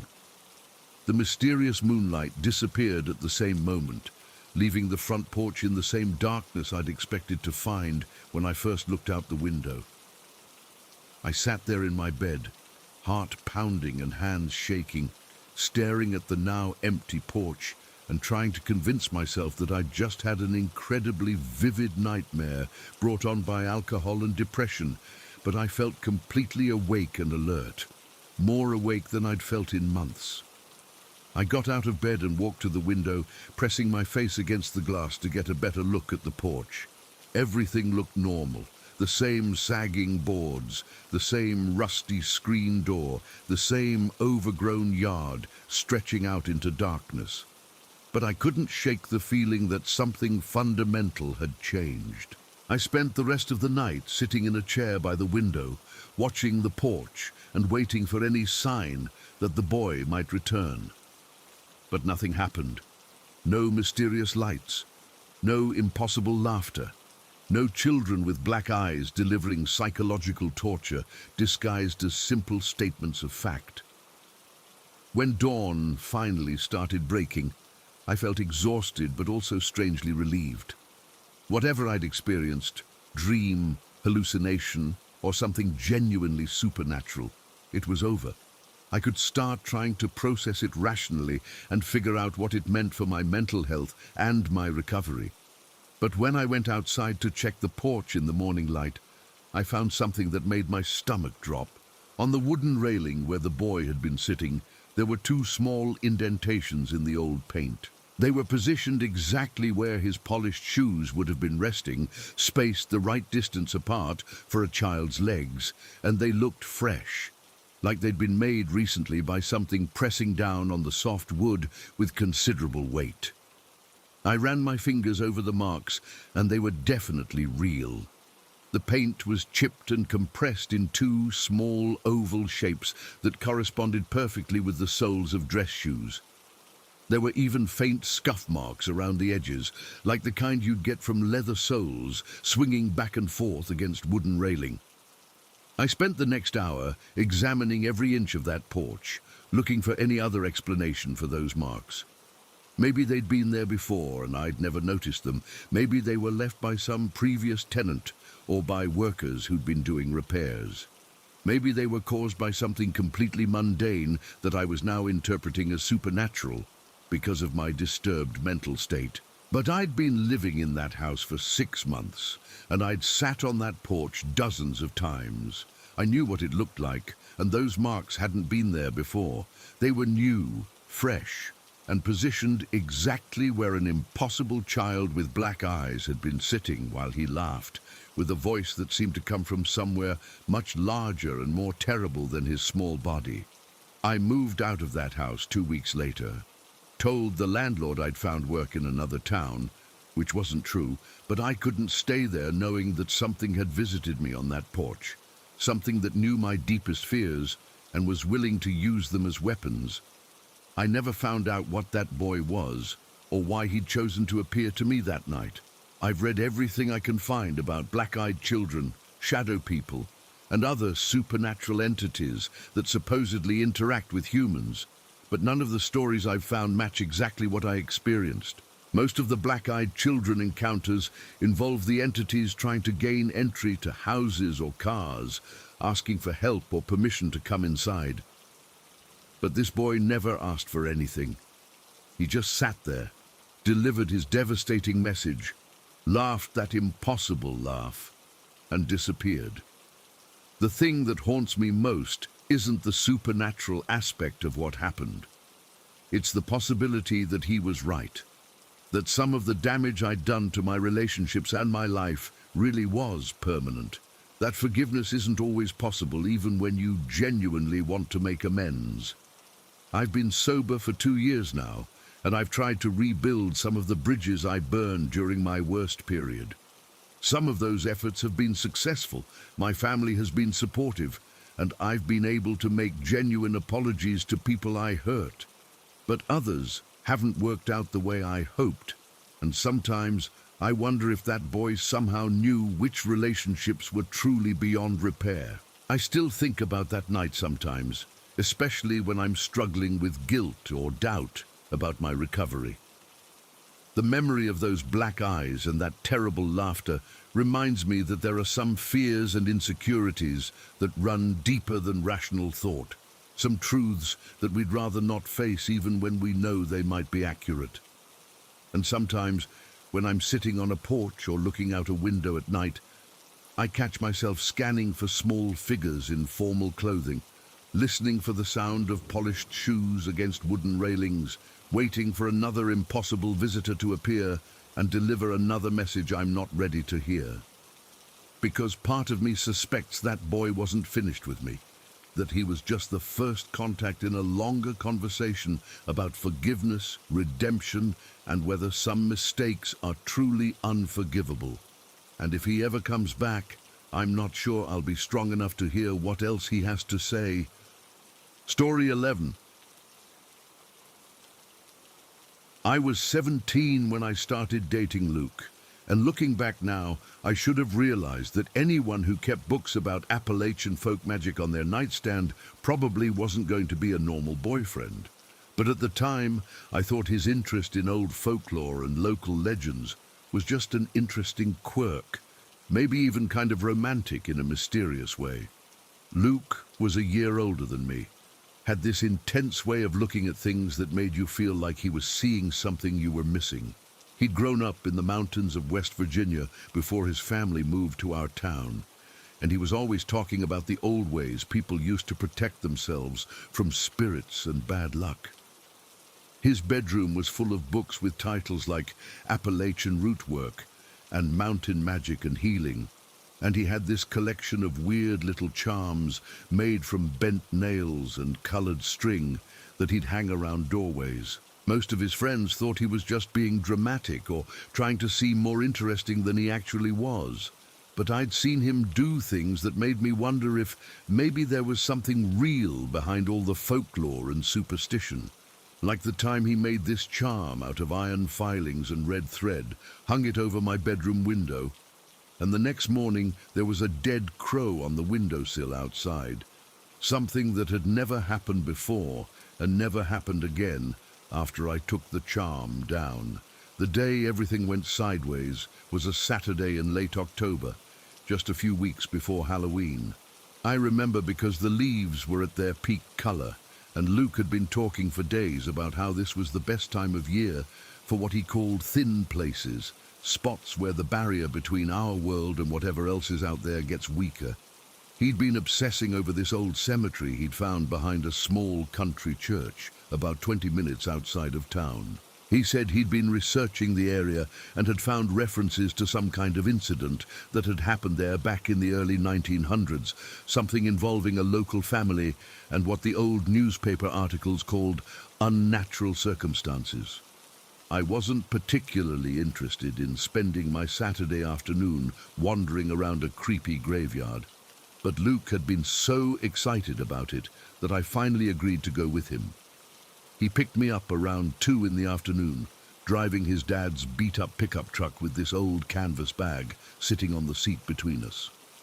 The bag looked like something a soldier might have carried in World War II. Olive green canvas with leather straps, worn soft from years of use. Luke had mentioned it before, said it had belonged to his great-grandfather, who'd been some kind of folk healer back in the mountains. Inside, he kept what he called his working tools, things he used for protection spells and communication rituals. The cemetery was exactly as run down and overgrown as you'd expect from a place that hadn't been maintained in decades. The church itself was just a foundation and a few crumbling walls, but the graveyard stretched back into a grove of oak trees that had probably been there since before the church was built. Most of the headstones were so weathered you couldn't read the names anymore, just vague shapes sticking up out of the tall grass and fallen leaves. But Luke led me straight to a particular spot near the back of the cemetery where there was this depression in the ground that looked like a grave that had partially caved in. There wasn't much of a headstone left, just a small metal plate that was so rusted and corroded you could barely make out what looked like a name and some dates from the 1890s. Luke knelt down next to it and started pulling things out of his canvas bag. First was this glass jar, maybe the size of a pickle jar, but older looking, with a metal lid that was corroded around the edges. The glass was cracked in several places, held together with what looked like electrical tape, and there was something dark sloshing around inside that I didn't want to think about too hard.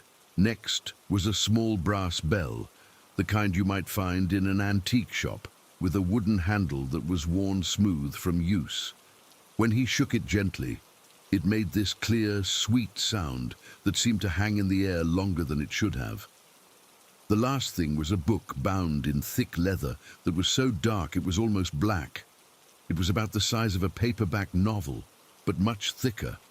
And when Luke opened it, the pages looked like they'd been handwritten in brown ink that had faded to the color of dried blood. The whole thing smelled like mold and damp earth, and something else I couldn't identify, but that made my stomach turn. Luke sat cross-legged next to the sunken grave and opened the book to a page he'd apparently marked with a piece of red ribbon. He started reading out loud, but the words weren't in English. They sounded like some kind of dialect, or maybe a language I'd never heard before. The syllables were harsh and guttural, with these rolling consonants that seemed to come from deep in his throat. As he read, he would occasionally ring the brass bell or unscrew the lid of the jar and wave it over the depression in the ground. I stood a few feet away, feeling more and more uncomfortable as the whole ritual went on. The temperature seemed to be dropping, even though it had been a warm afternoon when we arrived, and the air felt heavier somehow, like it does right before a thunderstorm. That's when the birds started showing up. At first, it was just a few crows landing in the oak trees around us, which wasn't unusual for a cemetery. But within a few minutes, there were dozens of them.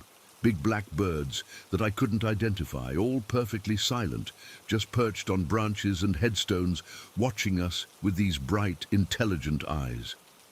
I counted at least 50 of them, maybe more, arranged in this perfect circle around the area where Luke was performing his ritual. They weren't making any noise, weren't moving around or fighting for perches like birds usually do. They were just watching, and there was something about their stillness that made my skin crawl. The sick feeling in my stomach was getting worse, and I was starting to feel dizzy and lightheaded. I told Luke I needed to step away for a minute, and I walked back toward the road where his truck was parked, hoping some distance from whatever he was doing would help me feel more normal. But even 50 yards away, I could still hear him chanting in that strange language. And the birds were still there, still watching. A few of them had turned to look at me when I moved, and I had this crazy feeling that they were somehow reporting my movements back to something that was listening. I don't know how long Luke kept up his ritual. It felt like hours, but it was probably only 15 or 20 minutes. Eventually, the chanting stopped, and I heard him packing up his things and walking back toward the truck. The birds dispersed as suddenly as they'd appeared, just lifted off all at once and scattered in different directions until the cemetery was empty again.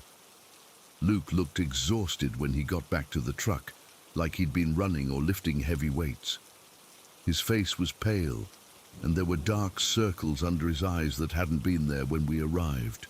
But he also looked excited, almost manic, like someone who'd just accomplished something important. He said he'd made contact with whatever was buried in that sunken grave, that he'd opened a line of communication that would allow him to gather information about the incident he'd been researching.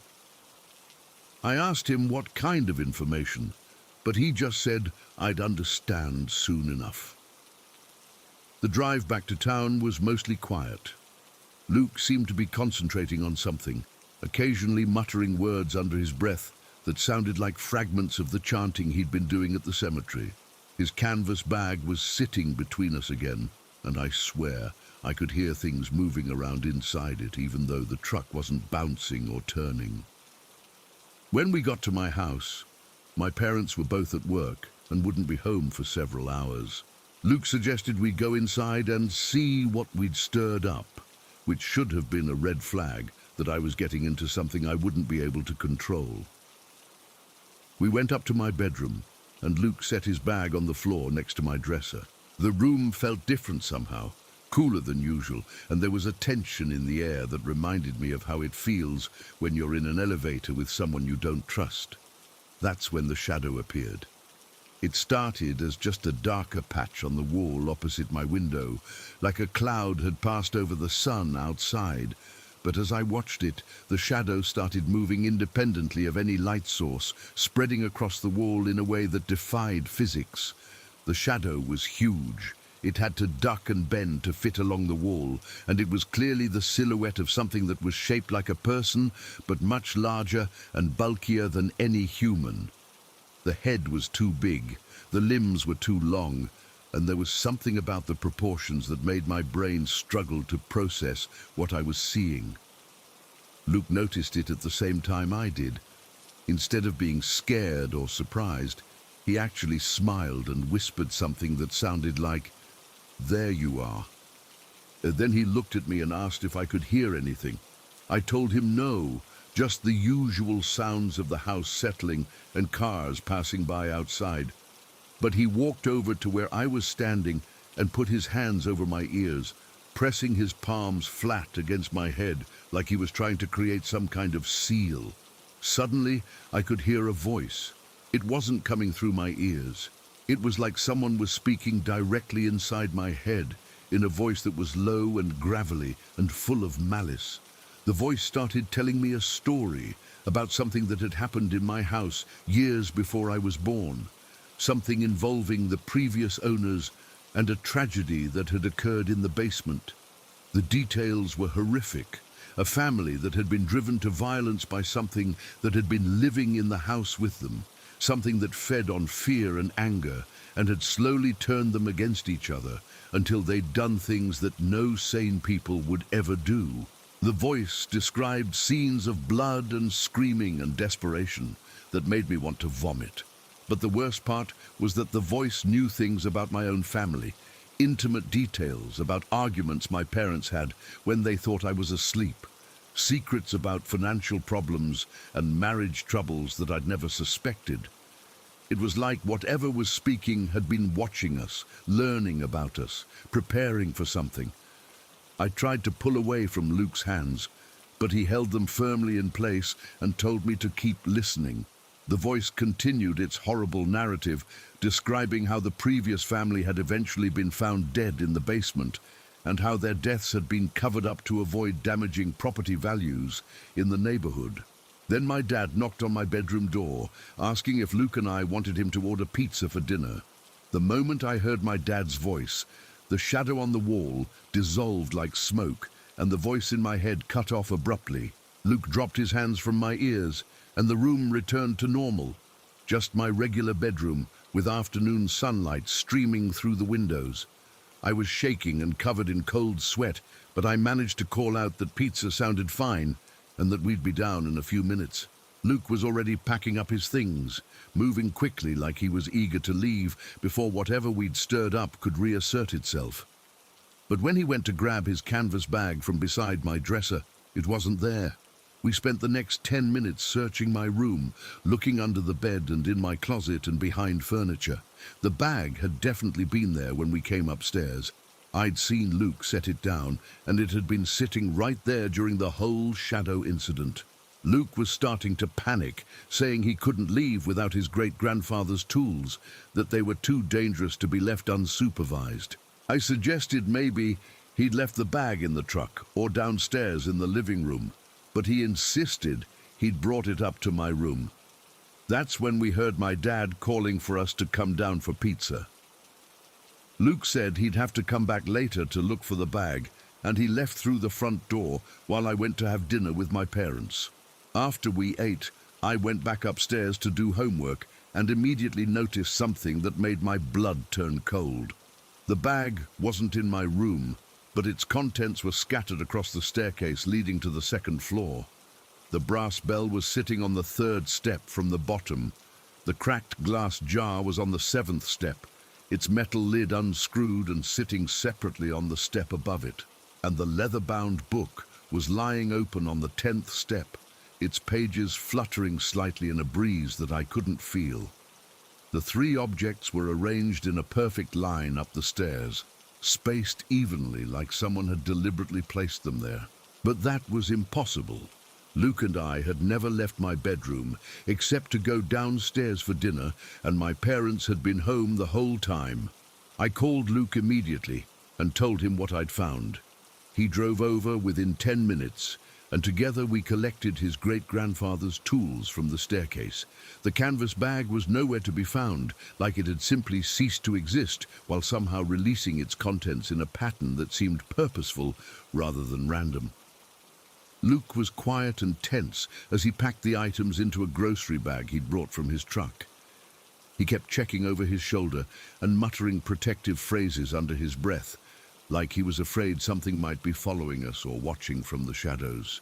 He left that night without explaining what had happened or what the shadow and the voice had been. But he made me promise to call him immediately if I noticed anything unusual in the house, strange sounds, cold spots, objects moving on their own, anything that seemed out of place. I never found out what happened to that canvas bag. It had been there in my room 1 minute and gone the next, leaving behind only its contents arranged on the staircase in a way that suggested intelligence and intent rather than accident or coincidence. Luke and I broke up a few weeks later, not because of what had happened, but because he became obsessed with protecting me from something he claimed was now attached to my house. He started showing up at random times with new charms and protective symbols, insisting that the ritual at the cemetery had awakened something that was now focused on my family. But I never experienced anything like what had happened that Saturday afternoon. No more shadows on the walls, no more voices in my head, no more objects mysteriously relocating themselves.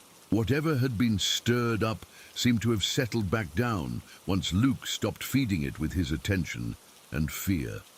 The thing that still bothers me, though, is how those items got from my bedroom to the staircase without anyone moving them. Luke and I had been together the entire time, except for the few minutes when I was downstairs having pizza with my parents. There was no opportunity for him to have planted them there, no way for anyone else to have entered the house without being noticed, and the arrangement was too perfect, too deliberate to be random.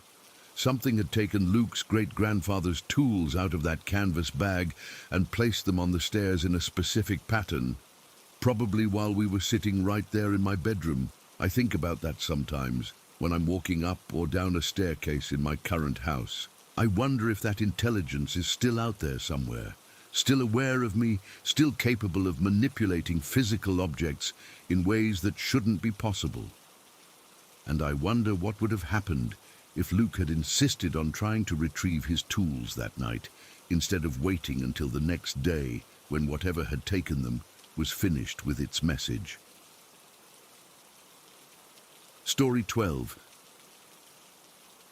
I've been putting off writing about what happened to me 3 years ago, mainly because every time I try to explain it, I realize how absolutely insane it sounds.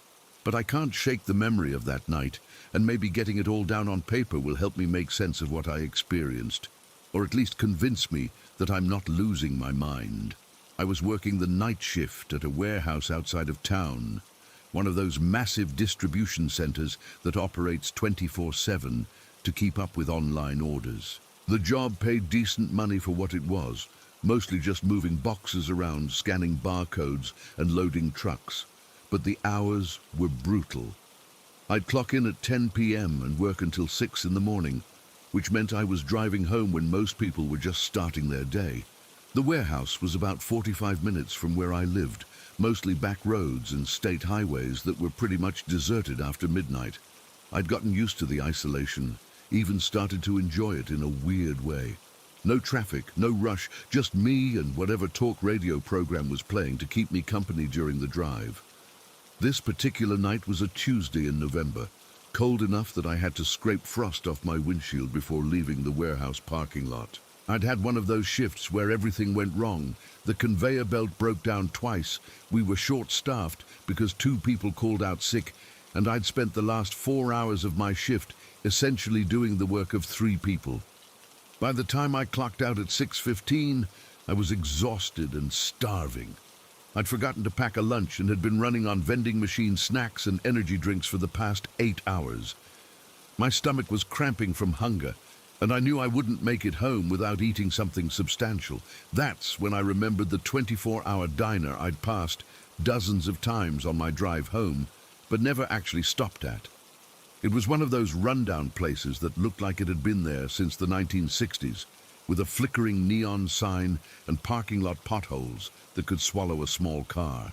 The place was called Mel's All-Night Diner, and it sat by itself at the intersection of Route 34 and a smaller county road, surrounded by empty farmland in every direction. During the day, it probably looked sad and forgotten, but at 2:30 in the morning, it was the only source of light for miles around. I pulled into the gravel parking lot and immediately noticed how quiet everything was. My car engine seemed unnaturally loud as I turned it off, and when I stepped outside, the only sounds were my footsteps on the gravel and the distant hum of the diner's neon sign. The diner itself was exactly what you'd expect from a place like that. Cracked vinyl booths, a long counter with red stools, and that particular smell of bacon grease and coffee that had been brewing too long.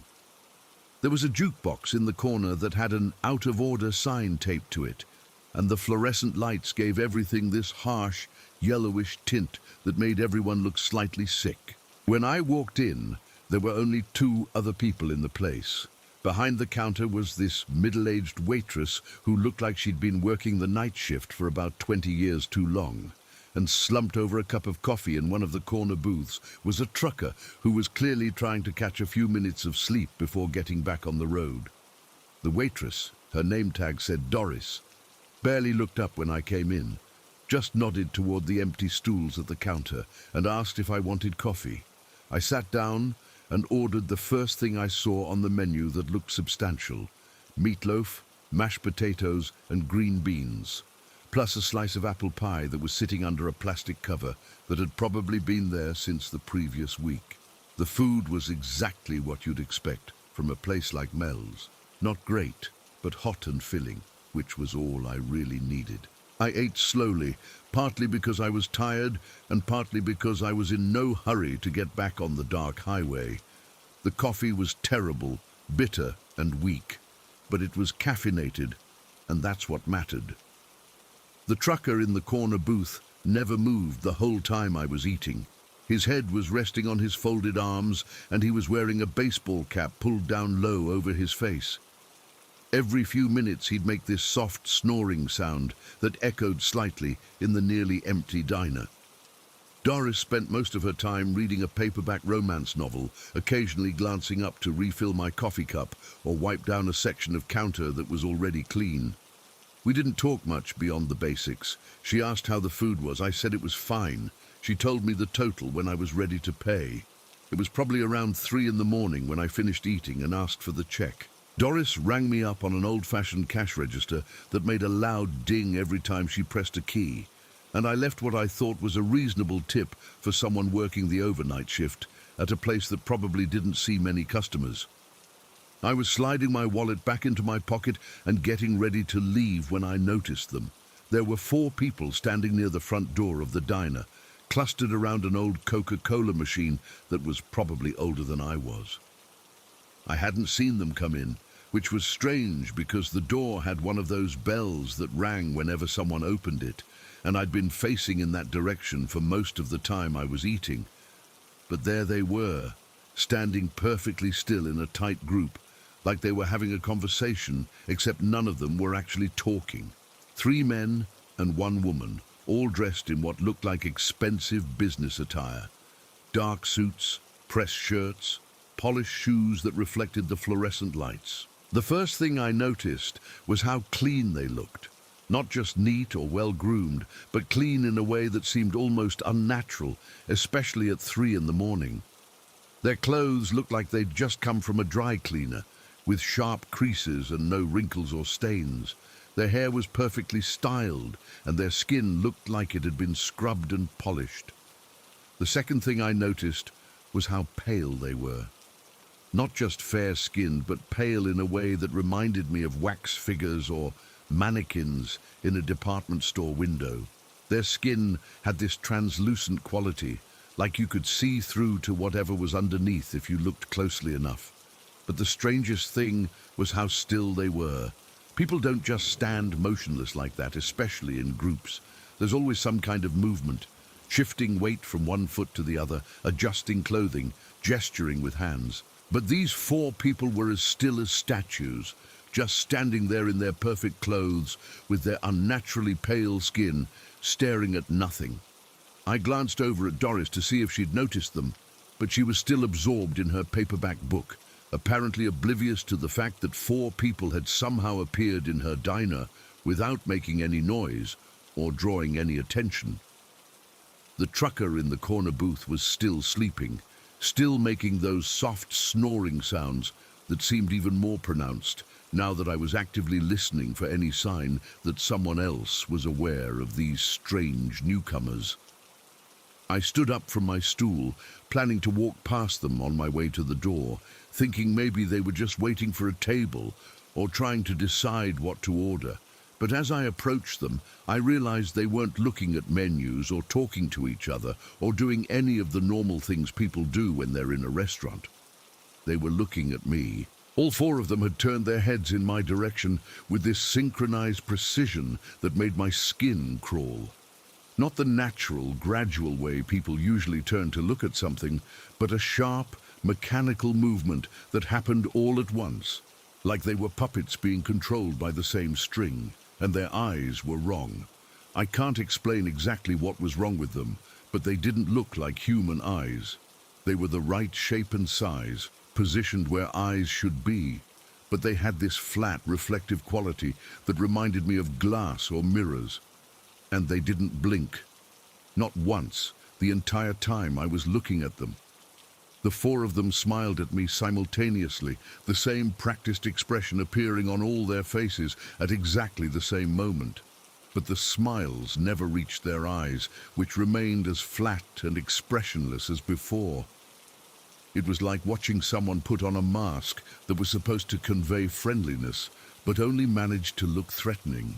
I tried to walk past them toward the door, but as I moved, they moved too, not stepping aside to let me pass, but shifting as a group, maintaining their formation while somehow blocking my path without being obvious about it. That's when I realized they weren't walking normally. Instead of lifting their feet and placing them down like people do when they walk, they were gliding across the floor like they were on wheels or being pulled by invisible wires. Their legs moved beneath their bodies, but there was no weight behind the movement, no impact when their feet touched the ground. It was the smoothest, most unnatural form of locomotion I'd ever seen, like watching mannequins being moved around a store display by some hidden mechanism. I stopped trying to get past them and took a step backward, my heart starting to race as I realized that whatever these things were, they definitely weren't human. The smiles remained frozen on their faces, and those mirror-like eyes continued to stare at me without blinking. I looked back at Doris, hoping to catch her attention and maybe get some help or at least confirmation that I wasn't hallucinating.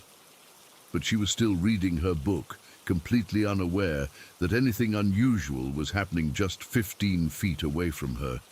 The trucker was still sleeping, still snoring softly, showing no sign that he was aware of the four impossible figures that had somehow appeared in the diner without anyone noticing. That's when it hit me that maybe I was the only one who could see them. Maybe these things were visible to me, but invisible to everyone else, which was somehow more terrifying than the alternative.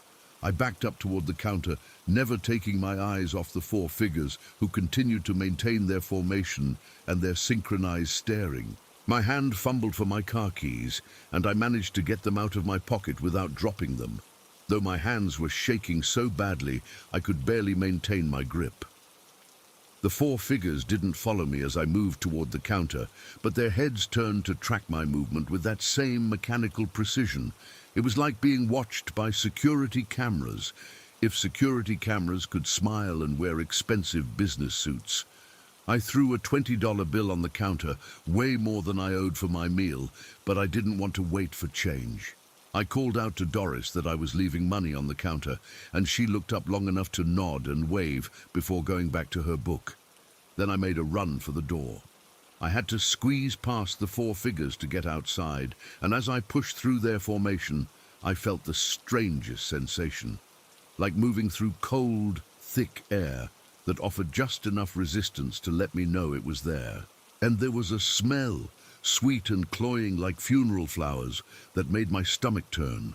None of them tried to stop me or touch me, but I could feel them watching as I pushed through the door and stumbled into the parking lot. The bell above the door rang as I left, but I didn't hear any sound when they'd presumably entered.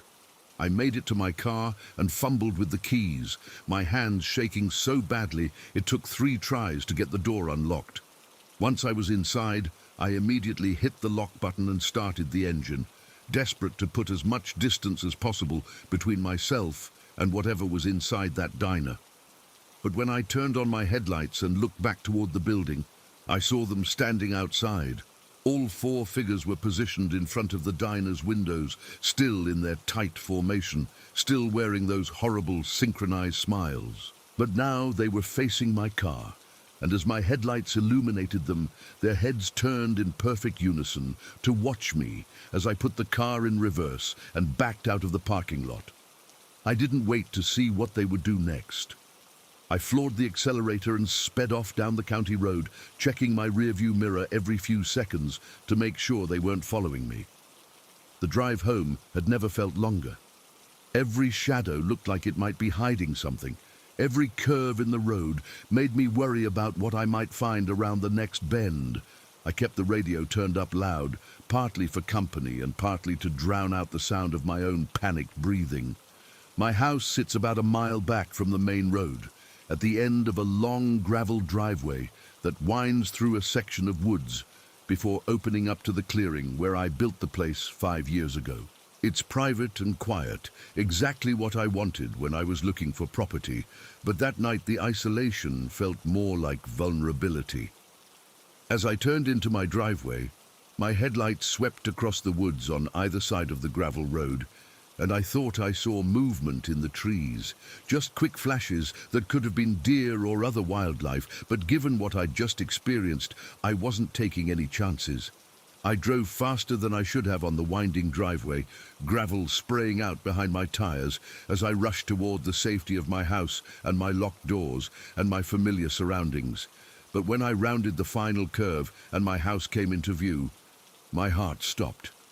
They were there. All four figures were standing at the edge of my property, right where the gravel driveway meets the grass of my front yard. Same formation, same clothes, same unnatural stillness. But now they were facing my house, like they'd been waiting for me to arrive. I slammed on the brakes and sat there in my car, engine running, staring at the impossible sight of the same four entities that I'd left behind at a diner 16 miles away. There was no way they could have beaten me here. No way they could have known where I lived. No way any of this could be happening. But there they were, as real and terrifying as they'd been in the diner parking lot. I sat in my car for almost 20 minutes, too scared to get out, but also too scared to drive away and leave them on my property. They never moved, never turned to acknowledge my presence, just stood there like sentinels guarding the entrance to my house.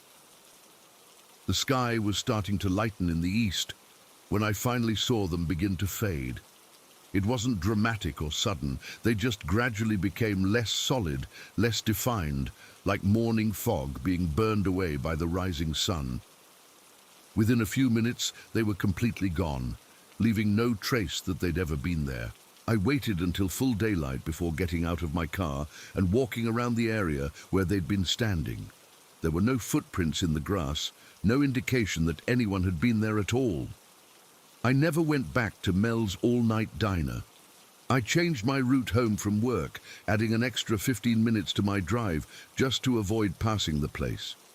A few months later, I heard it had closed down permanently, and when I finally worked up the courage to drive by, the building was boarded up and the parking lot was empty, except for weeds growing through cracks in the pavement.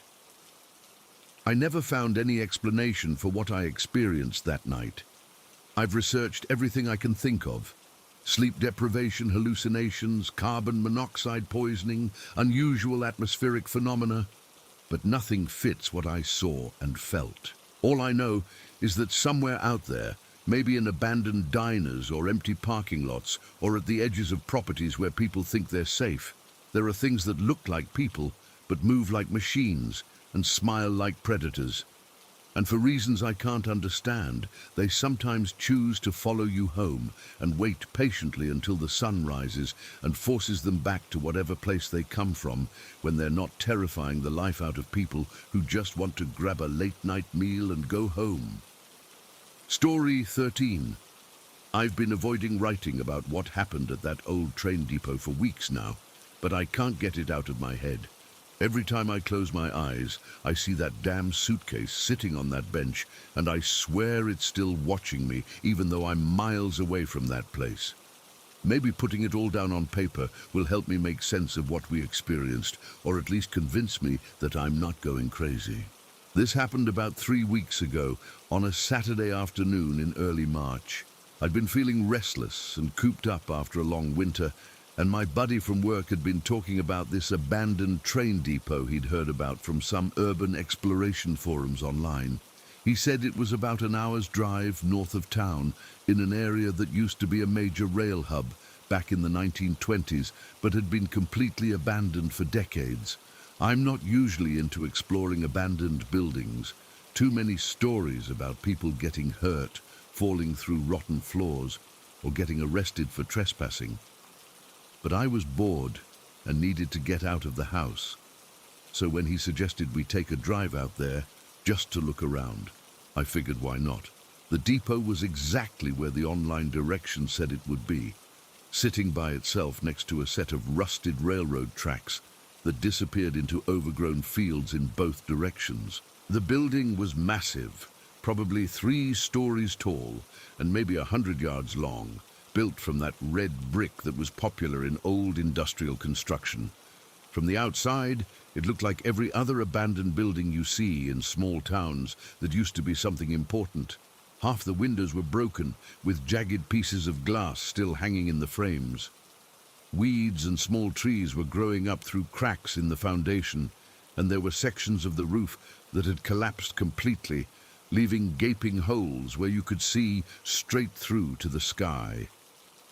The main entrance was boarded up with sheets of plywood that were warped and rotting from years of weather, but we found a side door that had been pried open by previous explorers.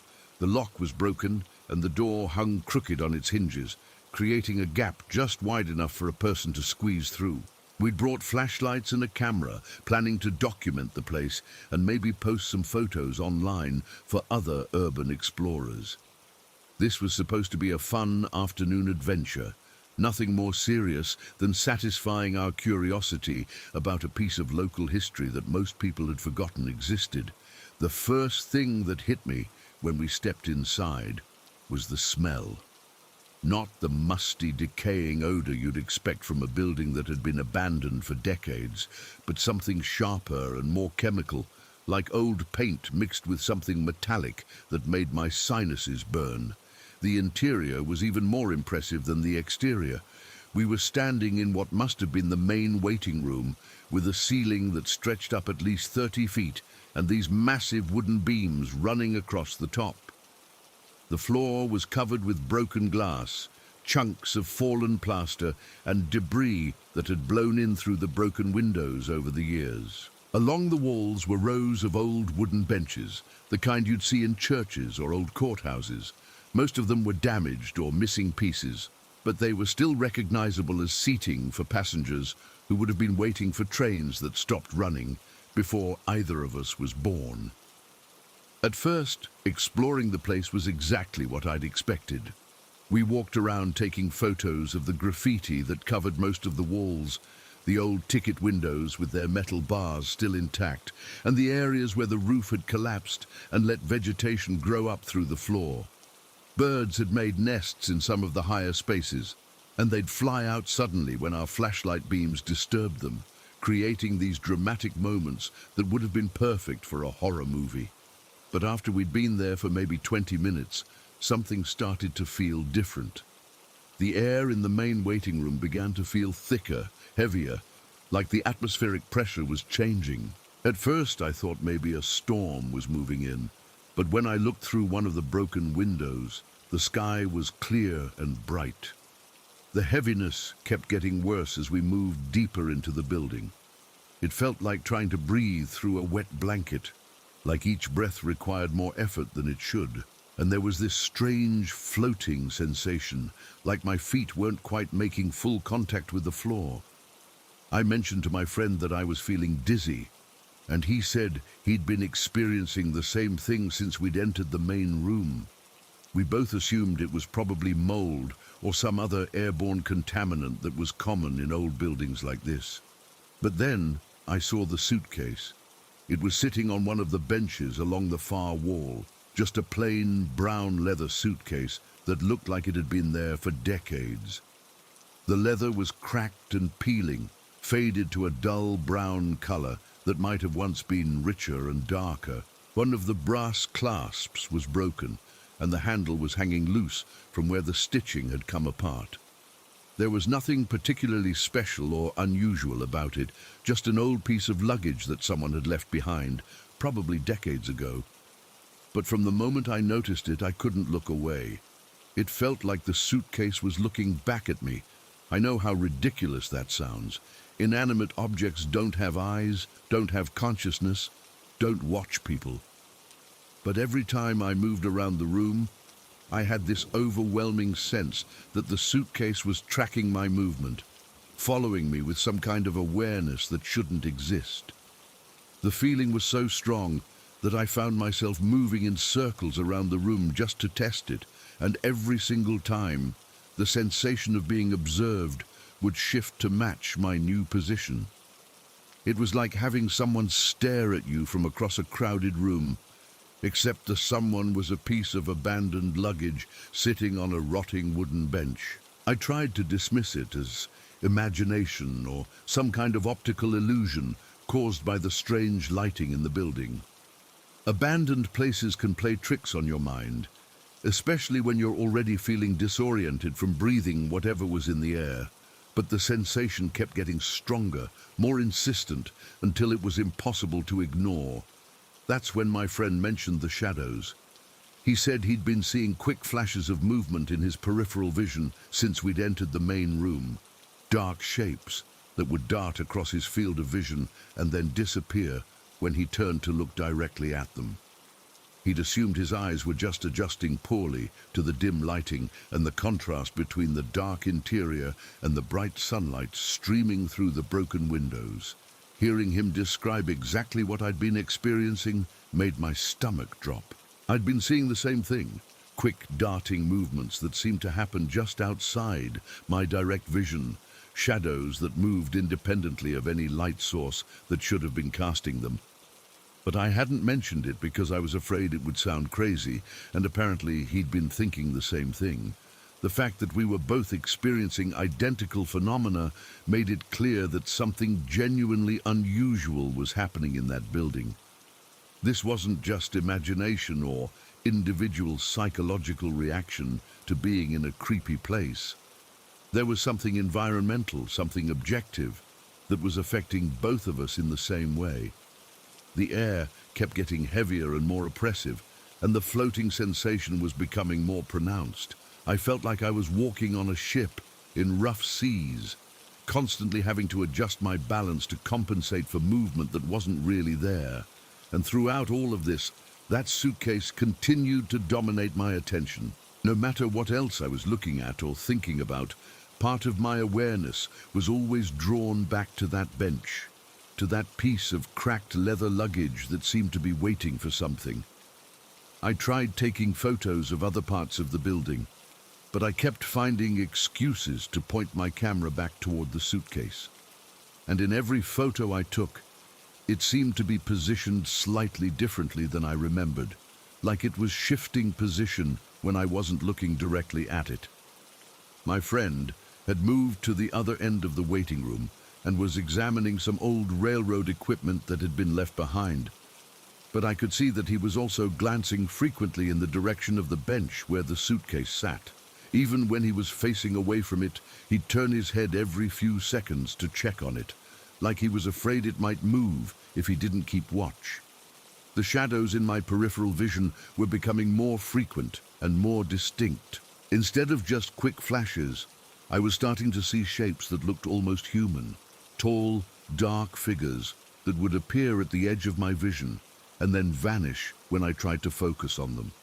And there was a sound, barely audible, but definitely present, like whispers or rustling fabric coming from somewhere in the building that I couldn't identify. It was too quiet to make out any actual words, but the rhythm and cadence suggested conversation, like multiple people having a discussion just far enough away that I couldn't understand what they were saying. That's when I realized we needed to leave. The combination of the oppressive air, the floating sensation, the peripheral shadows, and that damn suitcase that seemed to be watching our every move, was creating an atmosphere that felt genuinely threatening. This wasn't just urban exploration anymore. This was something that was actively hostile to our presence. I called out to my friend that I wasn't feeling well and thought we should head back to the car. He immediately agreed, and I could hear relief in his voice that suggested he'd been thinking the same thing, but hadn't wanted to be the first one to suggest leaving. We packed up our equipment and headed toward the side door we'd entered through. But as we were leaving, I made the mistake of looking back at the suitcase one more time. It had moved. Not dramatically, not obviously, but it was definitely in a different position than it had been when I'd first noticed it. The angle was wrong, and it seemed to be sitting closer to the edge of the bench, like it had shifted forward while we'd been exploring other parts of the building. I pointed this out to my friend, and he stared at the suitcase for a long moment before admitting that he'd been having the same impression throughout our visit, that it was never quite where he expected it to be when he looked back at it. We left the building quickly, almost running the last few steps to squeeze through the gap in the door and get back outside into the fresh air and sunlight. The contrast was immediate and dramatic. The moment we stepped outside, the oppressive atmosphere lifted completely. I could breathe normally again, the floating sensation disappeared, and the world felt solid and real in a way it hadn't while we were inside the depot. But the relief was mixed with this lingering sense of unease, like we'd encountered something that didn't want us there and might not be finished with us just because we'd left its territory. The drive home was mostly quiet. We were both processing what we'd experienced, trying to make sense of phenomena that didn't have any rational explanation. We'd gone into that building expecting to find nothing more than architectural decay and historical artifacts. And instead, we'd encountered something that felt actively malevolent. That night, lying in bed, I couldn't stop thinking about the suitcase. The image was burned into my memory with the kind of clarity that usually only comes from traumatic experiences. I could see every detail, the pattern of cracks in the leather, the way the broken clasp hung loose, the exact angle it had been positioned on the bench. But more than that, I couldn't shake the feeling that it was still watching me, still aware of me, even though I was miles away in my own bedroom. I'd been in plenty of abandoned buildings before, old houses, defunct factories, closed schools, and I'd never experienced anything like what happened at the train depot. There was something about that place, or something in that place, that was fundamentally different from normal abandonment and decay. Over the past 3 weeks, I've tried to research the history of that depot, looking for any information that might explain what we experienced. But I've found surprisingly little documentation about the building or its past.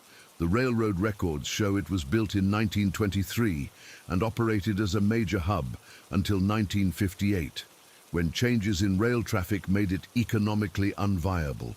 It was officially closed and abandoned in 1961, and the property has been sitting empty ever since. But there are no records of accidents, deaths, or unusual incidents associated with the building. No tragic train wrecks, no murders in the waiting room, no suicides or mysterious disappearances that might explain why the place feels so malevolent. It's just an old building that was once important and is now forgotten, slowly being reclaimed by nature and time, except for that suitcase and whatever it represents or contains or watches for. I've been having dreams about it almost every night since our visit. In the dreams, I'm back in that waiting room, but instead of exploring with a friend, I'm alone. The suitcase is still there on its bench, but now it's open, and I can see that there's something inside. But I never get close enough to see what it is before I wake up. My friend has been having similar dreams, and he's mentioned that he's been feeling watched during his daily routine, like something followed him home from the depot and is keeping track of his movements. I don't know what we encountered in that building, but I'm certain it wasn't just mold or atmospheric pressure or psychological suggestion. We experience something that defies normal explanation, something that seems to have formed a connection with us that didn't end when we left the building. And I have this terrible feeling that someday, maybe soon, we're going to have to go back there and find out what was in that suitcase and why it seemed so interested in us. Because whatever it was, I don't think it was finished with us when we walked out that door. Story 14. I've been thinking about my grandfather's farm a lot lately, especially that old barn and what my cousin and I saw there the summer I turned 10.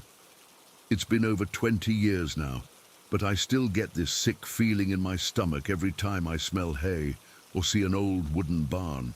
What happened that night in Missouri has stuck with me in a way that few childhood memories have, probably because I never got a satisfactory explanation for it. My grandfather owned about 80 acres of farmland in southern Missouri, right in the middle of nowhere. The nearest town was 15 miles away and had maybe 300 people on a good day. His property was the kind of place where you could go hours without seeing another car, where the only sounds at night were crickets and the occasional cow lowing in the distance. I spent most of my summers there from the time I was 7 until I was about 13, along with my cousin who was a year younger than me. Our parents would drop us off in early June, and we'd stay until mid-August, helping with farm work and basically running wild across those 80 acres like a couple of feral kids. During the day, the place was paradise. We'd ride the old ATV around the property, help my grandfather move cattle from one pasture to another, swim in the creek that ran along the southern boundary of the land, and explore every inch of wilderness we could find. My grandfather had this gentle way of teaching us about farming and animals and self-reliance without making it feel like work. But at night, especially on those hot, humid Missouri evenings when the air was thick enough to cut with a knife, the farm felt like a completely different place. The same fields that had been bright and welcoming during the day became dark and full of shadows that could hide anything. And the barn, God, that barn became the most terrifying place on earth once the sun went down. The barn was probably built in the 1940s, a massive wooden structure that stood about 60 yards from the main farmhouse. During the day, it was where we'd help my grandfather with various chores, storing feed, maintaining equipment, milking the handful of dairy cows he kept for personal use. But something about that building changed after dark, like it became home to something that only came out when normal people were supposed to be asleep. The worst part was the hayloft. During the day, it was just a storage area where bales of hay were stacked for winter feeding. But at night, when you looked up from the main floor of the barn, that loft became this black void that seemed to absorb light rather than reflect it. And there was always this feeling, this sense that something up there was looking back down at you. My cousin and I had talked about it before, how the barn felt different after sunset, how we both got this crawling sensation between our shoulder blades whenever we had to go in there to help with evening chores. But we'd never actually seen anything concrete until that night in July when I was 10. It had been one of those oppressively hot days where the temperature hit the mid-90s by noon and stayed there until well after the sun went down. My grandfather had kept us busy with indoor tasks during the worst of the heat, but around 8 in the evening he'd asked us to go out to the barn and check on one of the cows that had been acting sick earlier in the day. The cow, a big Holstein named Bessie, was penned in a stall on the ground floor of the barn. She seemed to be doing fine, just lying there chewing her cud and looking at us with those big, patient eyes that cows have. We'd checked her water and food, made sure she didn't have a fever, all the basic stuff my grandfather had taught us to look for. We were getting ready to head back to the house when my cousin grabbed my arm and pointed up toward the hayloft. "Look up there. Do you see that?" I followed his gaze toward the dark opening of the loft, and at first I didn't see anything unusual. Just the same black void we'd gotten used to avoiding with our eyes. But as I stared into the darkness, trying to make out any details, I began to notice something that made my blood turn cold. There were 2 points of light in the darkness. Not bright, more like the dull glow of embers in a dying fire, but definitely visible against the black background of the loft. And they were positioned exactly where you'd expect to see eyes if something was sitting up there looking down at us. "Holy crap," I whispered, not taking my eyes off those glowing points. "What is that?" The lights, because I was sure now that's what they were, had this orange-red color that I'd never seen before. Not like the green glow you get from cat eyes when light hits them, and not like the bright reflection you'd see from a raccoon or a possum. These were deeper, warmer, like looking at coals in a fireplace, but the strangest thing was how far apart they were. Cat eyes are close together, maybe an inch or 2 at most. These lights were separated by at least 6 inches, maybe more, suggesting something with a much larger skull than any house cat or small woodland animal. "They're not blinking," my cousin said in a voice that was barely above a whisper. "Look, they're not blinking at all." He was right. I stood there staring up at those glowing points for what felt like several minutes, and they never once flickered or disappeared the way eyes do when an animal blinks. They just maintained that steady, orange-red glow, fixed on our position like a predator studying potential prey. I tried to think of rational explanations. Maybe there was some kind of reflection happening, light from the farmhouse or a passing car that was bouncing off something metallic in the loft, but the loft opening faced away from the house and the road, and besides, I'd never seen any reflective surfaces up there during our daytime explorations. My cousin started backing toward the barn door, never taking his eyes off the glowing lights. "We need to get out of here. Right now." I wanted to agree with him, wanted to run back to the safety of my grandfather's house, where there were electric lights and adults and explanations for things that didn't make sense. But some perverse part of my 10-year-old brain was fascinated by what we were seeing. This was the kind of thing that happened in the scary stories older kids told around campfires, not something you actually experienced in real life. "Wait," I said, grabbing his arm to stop him from leaving. "Let me try something." I picked up a small stone from the barn floor and threw it up toward the loft, aiming for the area just to the left of where those eyes were glowing. The stone hit the wooden beam with a loud thunk that echoed through the barn. The eyes didn't react at all. No movement, no change in intensity, no indication that whatever was up there had even noticed the noise. They just continued to stare down at us with that unwavering orange-red glow. "That's not normal," my cousin said, his voice shaking now. "Animals react when you throw things at them. They either run away or they get aggressive. They don't just sit there like statues." He was absolutely right. In all our time running around the farm, we'd encountered plenty of wildlife. Deer, raccoons, opossums, even a few coyotes at a distance. And every single one of them had reacted to our presence in some way. They'd either fled immediately or shown some kind of defensive behavior. None of them had ever just sat there watching us like we were part of some experiment they were conducting.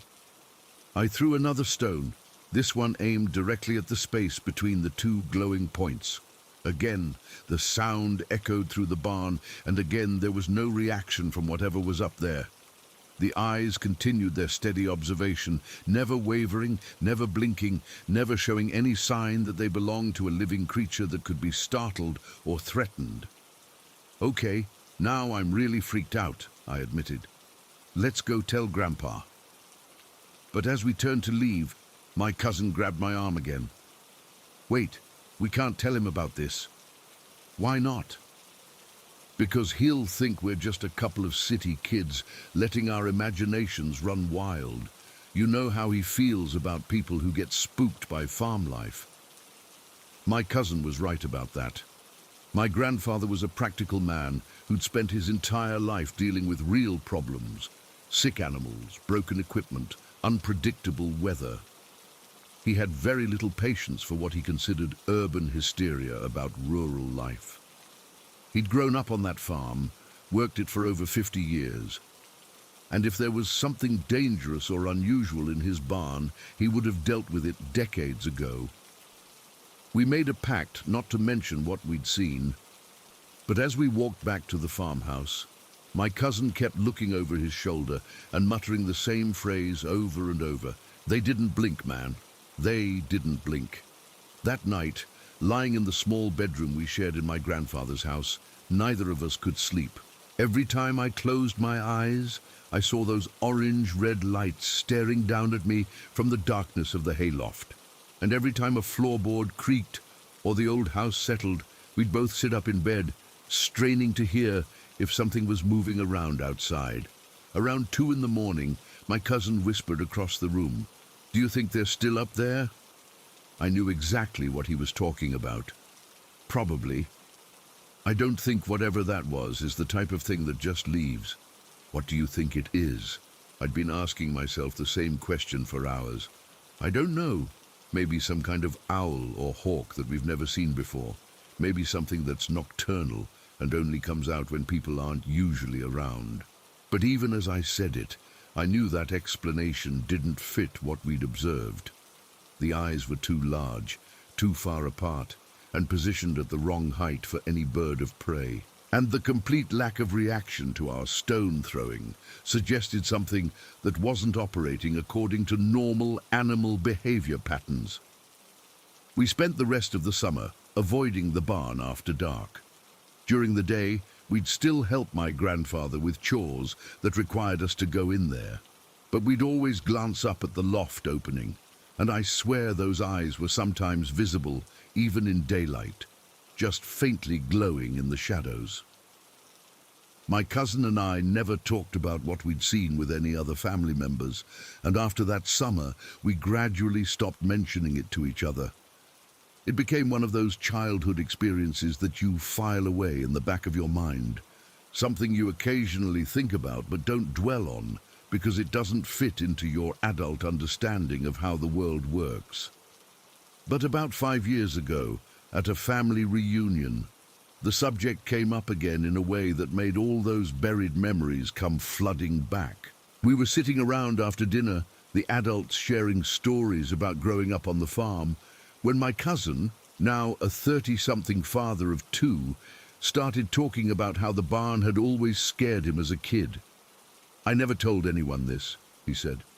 "But one night when I was about 9, I swear I saw something up in that hayloft, like a pair of glowing eyes, just staring down at us."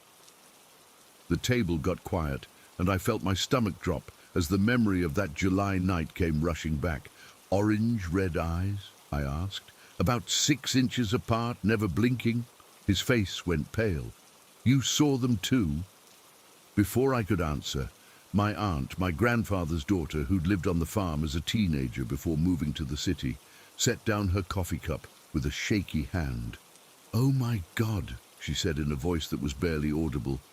"I thought I was the only one." The entire table turned to look at her, and I could see that she was genuinely disturbed by what she was hearing. "I was probably 15 or 16, she continued. "I'd gone out to the barn to check on a sick calf, and when I looked up at that loft, there were these eyes looking back at me, bright orange, like they were glowing from inside. I told myself it was just my imagination, maybe car headlights reflecting off something metallic, but there's no way car lights could hit that part of the loft from the road," my cousin finished. "Exactly. And they were too far apart to be a cat or raccoon, too steady to be an owl or hawk. They just sat there watching me, and I got this horrible feeling that whatever it was had been up there watching people for a long time." For the rest of that reunion, my aunt refused to go anywhere near the barn. Even during the day, she'd find excuses to stay in the house or work in parts of the property that were far away from that building. And when we pressed her for more details about her experience, she'd just shake her head and change the subject, like talking about it might somehow summon those eyes back into existence. My grandfather had passed away a few years before that reunion, so we never got to ask him if he'd ever noticed anything unusual about the barn. but given his practical nature and his lifetime of experience on that property, I have to believe he would have mentioned it if he'd ever seen what the rest of us had seen. The farm was sold after my grandfather's death, and the new owners tore down the old barn and built a modern steel structure in its place.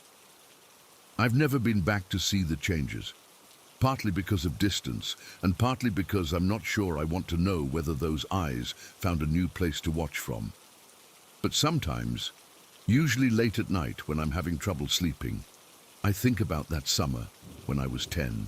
I remember the oppressive heat of that Missouri evening, the sound of my cousin's whispered voice saying they didn't blink, and the way those orange-red lights seemed to burn themselves into my memory.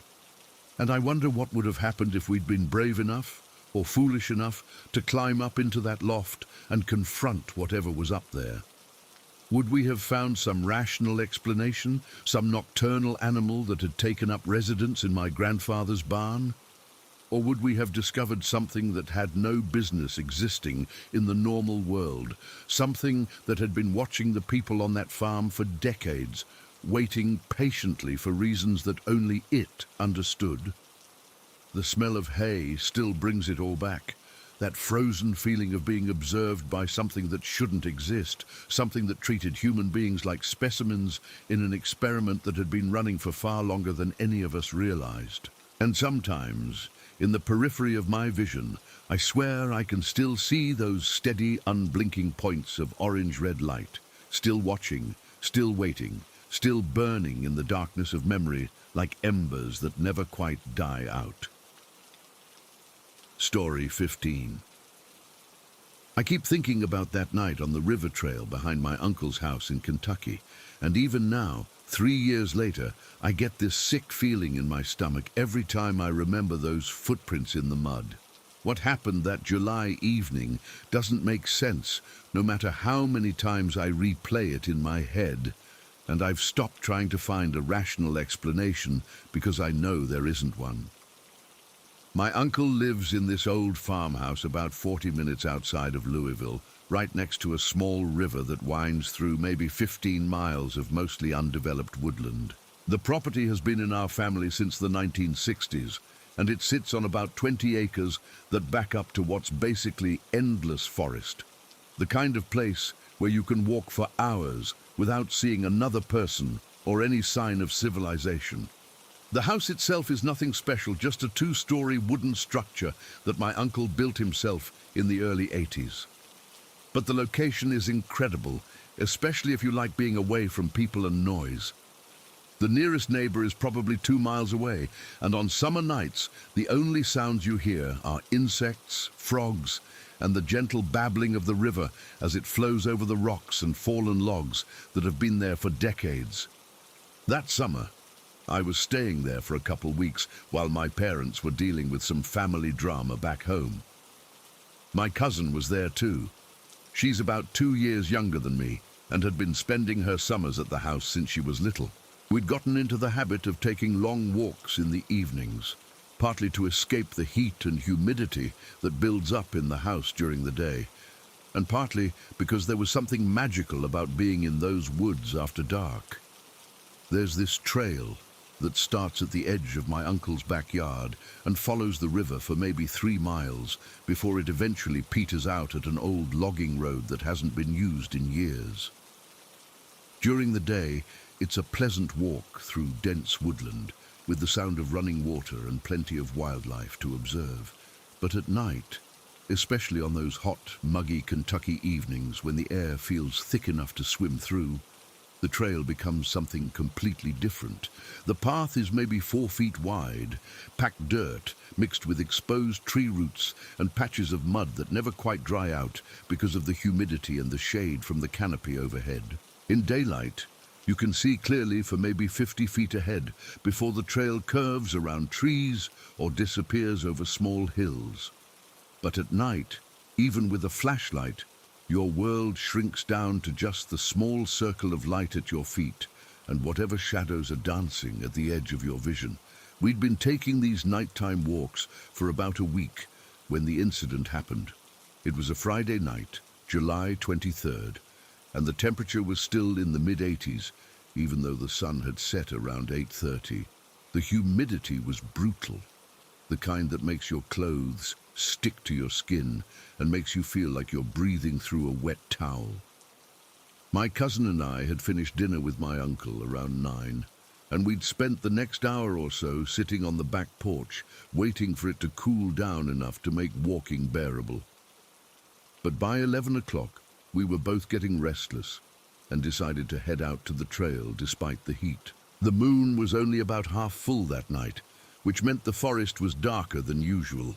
We each had small LED flashlights, nothing fancy, just the kind you pick up at a gas station. But they provided enough light to navigate the familiar path without tripping over roots or stepping in the deeper mud holes.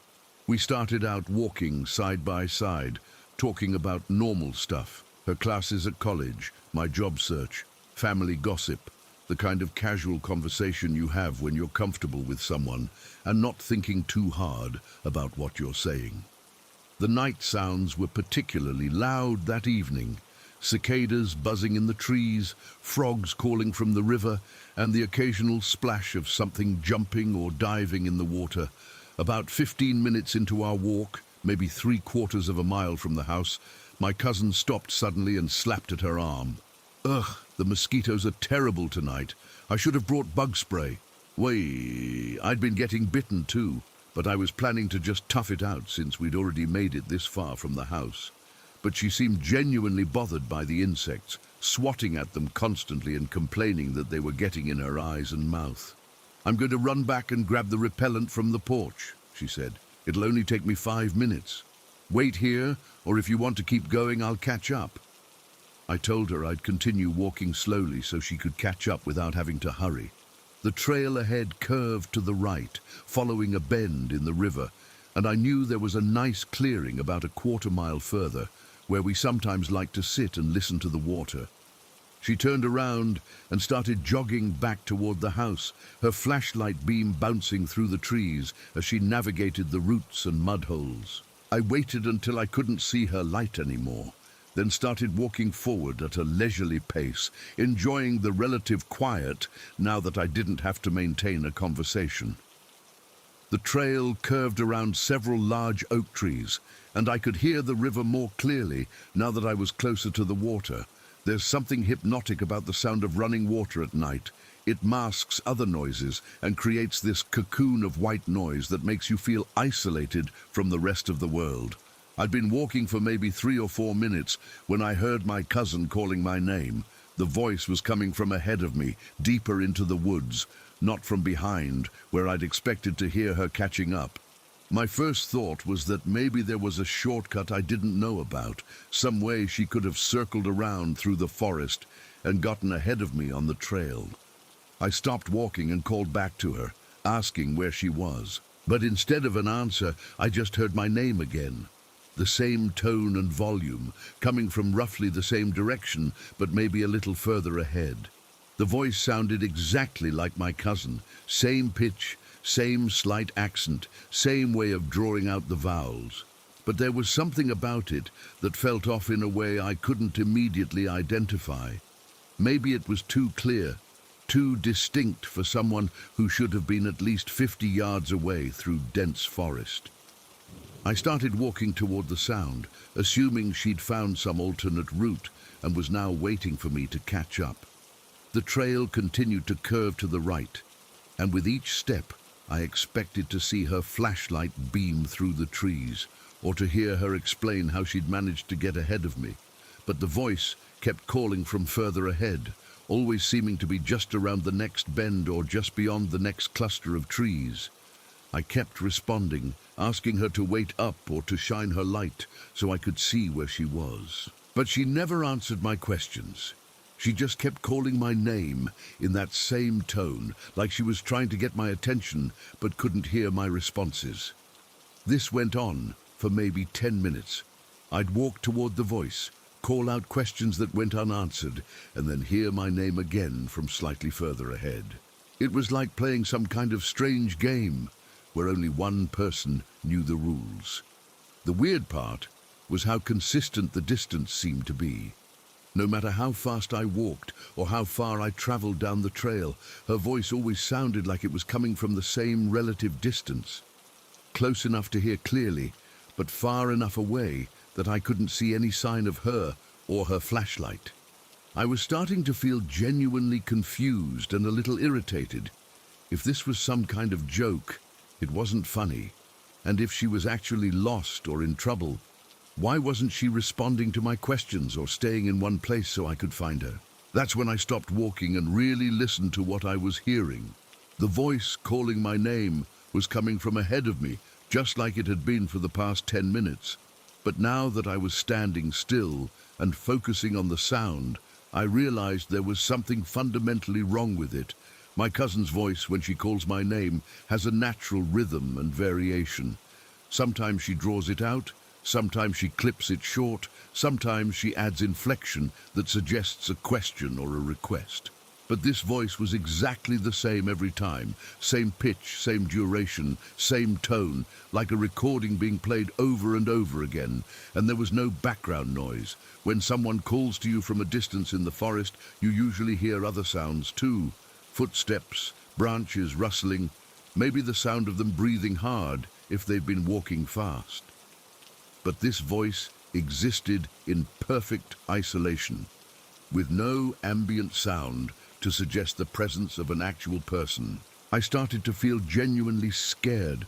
I turned on my flashlight and started shining it around the area where I was standing, looking for any sign of my cousin or any explanation for what I'd been hearing. The light revealed the usual forest scenery: trees, fallen logs, patches of ferns and undergrowth, the muddy surface of the trail. That's when I saw the footprints. At first, I thought they were mine, circular depressions in the soft mud that showed where someone had been walking. But as I examined them more closely with my flashlight, I realized they were all wrong. The prints were smaller than mine, maybe the size of a child's bare feet, and they weren't arranged in a normal walking pattern along the trail. Instead, they formed a rough circle around the spot where I was standing, like someone had been walking around and around me while I was focused on following that voice. The circle was maybe 8 feet in diameter, with dozens of overlapping footprints that showed someone had been walking in this pattern for an extended period. But there were no prints leading into the circle from the trail, and no prints leading away from it. It was like whoever had made them had simply materialized in the forest, walked in circles around my position, and then vanished. My heart started pounding as I realized what this meant. While I'd been standing there listening to that voice and trying to figure out where it was coming from, someone or something had been circling around me in the darkness, close enough to touch me, moving so quietly that I'd never heard them, despite the fact that the forest floor was covered with dry leaves and branches that should have made noise under anyone's feet. I swept my flashlight beam in a wider circle, looking for any other signs of presence. But there was nothing. Just those impossible footprints showing where someone had performed some kind of ritual or game, with me as the unwitting center. The voice called my name again, still from the same direction, still with the same artificial consistency. But now I understood that it wasn't my cousin, and probably wasn't human at all. It was something using her voice to lead me deeper into the woods, away from the familiar trail and the safety of my uncle's house. I turned around and started running back toward home, my flashlight beam bouncing wildly as I tried to navigate the roots and mud holes at a pace that was probably dangerous in the dark. I didn't care about being quiet or careful. I just wanted to put as much distance as possible between myself and whatever had been circling me in the forest. Branches whipped at my face and arms as I ran, and I tripped several times on roots that I couldn't see clearly in the bouncing light. But I kept going, driven by a primal fear that told me I was being pursued by something that didn't follow normal rules of behavior or physics. The voice continued calling my name from behind me as I ran, but now it sounded different, more urgent, more insistent, like whatever was making the sound was frustrated that its game had been interrupted. I ran the entire 3/4 of a mile back to my uncle's house, arriving at the backyard completely out of breath and covered in scratches from the branches I'd encountered. The porch lights were on, and I could see my cousin sitting on the back steps with a small bottle of bug spray in her hand. She looked up when she heard me crashing through the edge of the woods, and I could see concern on her face as she took in my panicked state and disheveled appearance. "What happened to you? You look like you've seen a ghost." Deo. I stood there gasping for air, trying to figure out how to explain what I'd experienced without sounding completely insane. "How long have you been sitting there?" "The whole time. I came back to get the bug spray and decided to wait here instead of trying to catch up. I figured you'd come back eventually when you realized I wasn't behind you." "You never came back to the trail? You never called my name?" She gave me a strange look. "No. Why would I? I've been sitting right here for the past 20 minutes, reading on my phone and waiting for you to come back." I looked at the bottle of insect repellent in her hands. It was unopened, like she'd grabbed it and then settled in to wait without even using it. And her clothes were clean and dry, not muddy or torn from walking through the forest. There was no way she could have made it to the trail, spent 10 minutes calling to me and circling around my position, and then made it back to the house ahead of me. The timeline didn't work, and besides, the footprints I'd seen were too small to be hers. I never told her the full details of what had happened on the trail that night. I made up some story about hearing strange noises and getting spooked, which she seemed to accept without too many questions. But I never walked that trail after dark again, and I never went into the woods alone.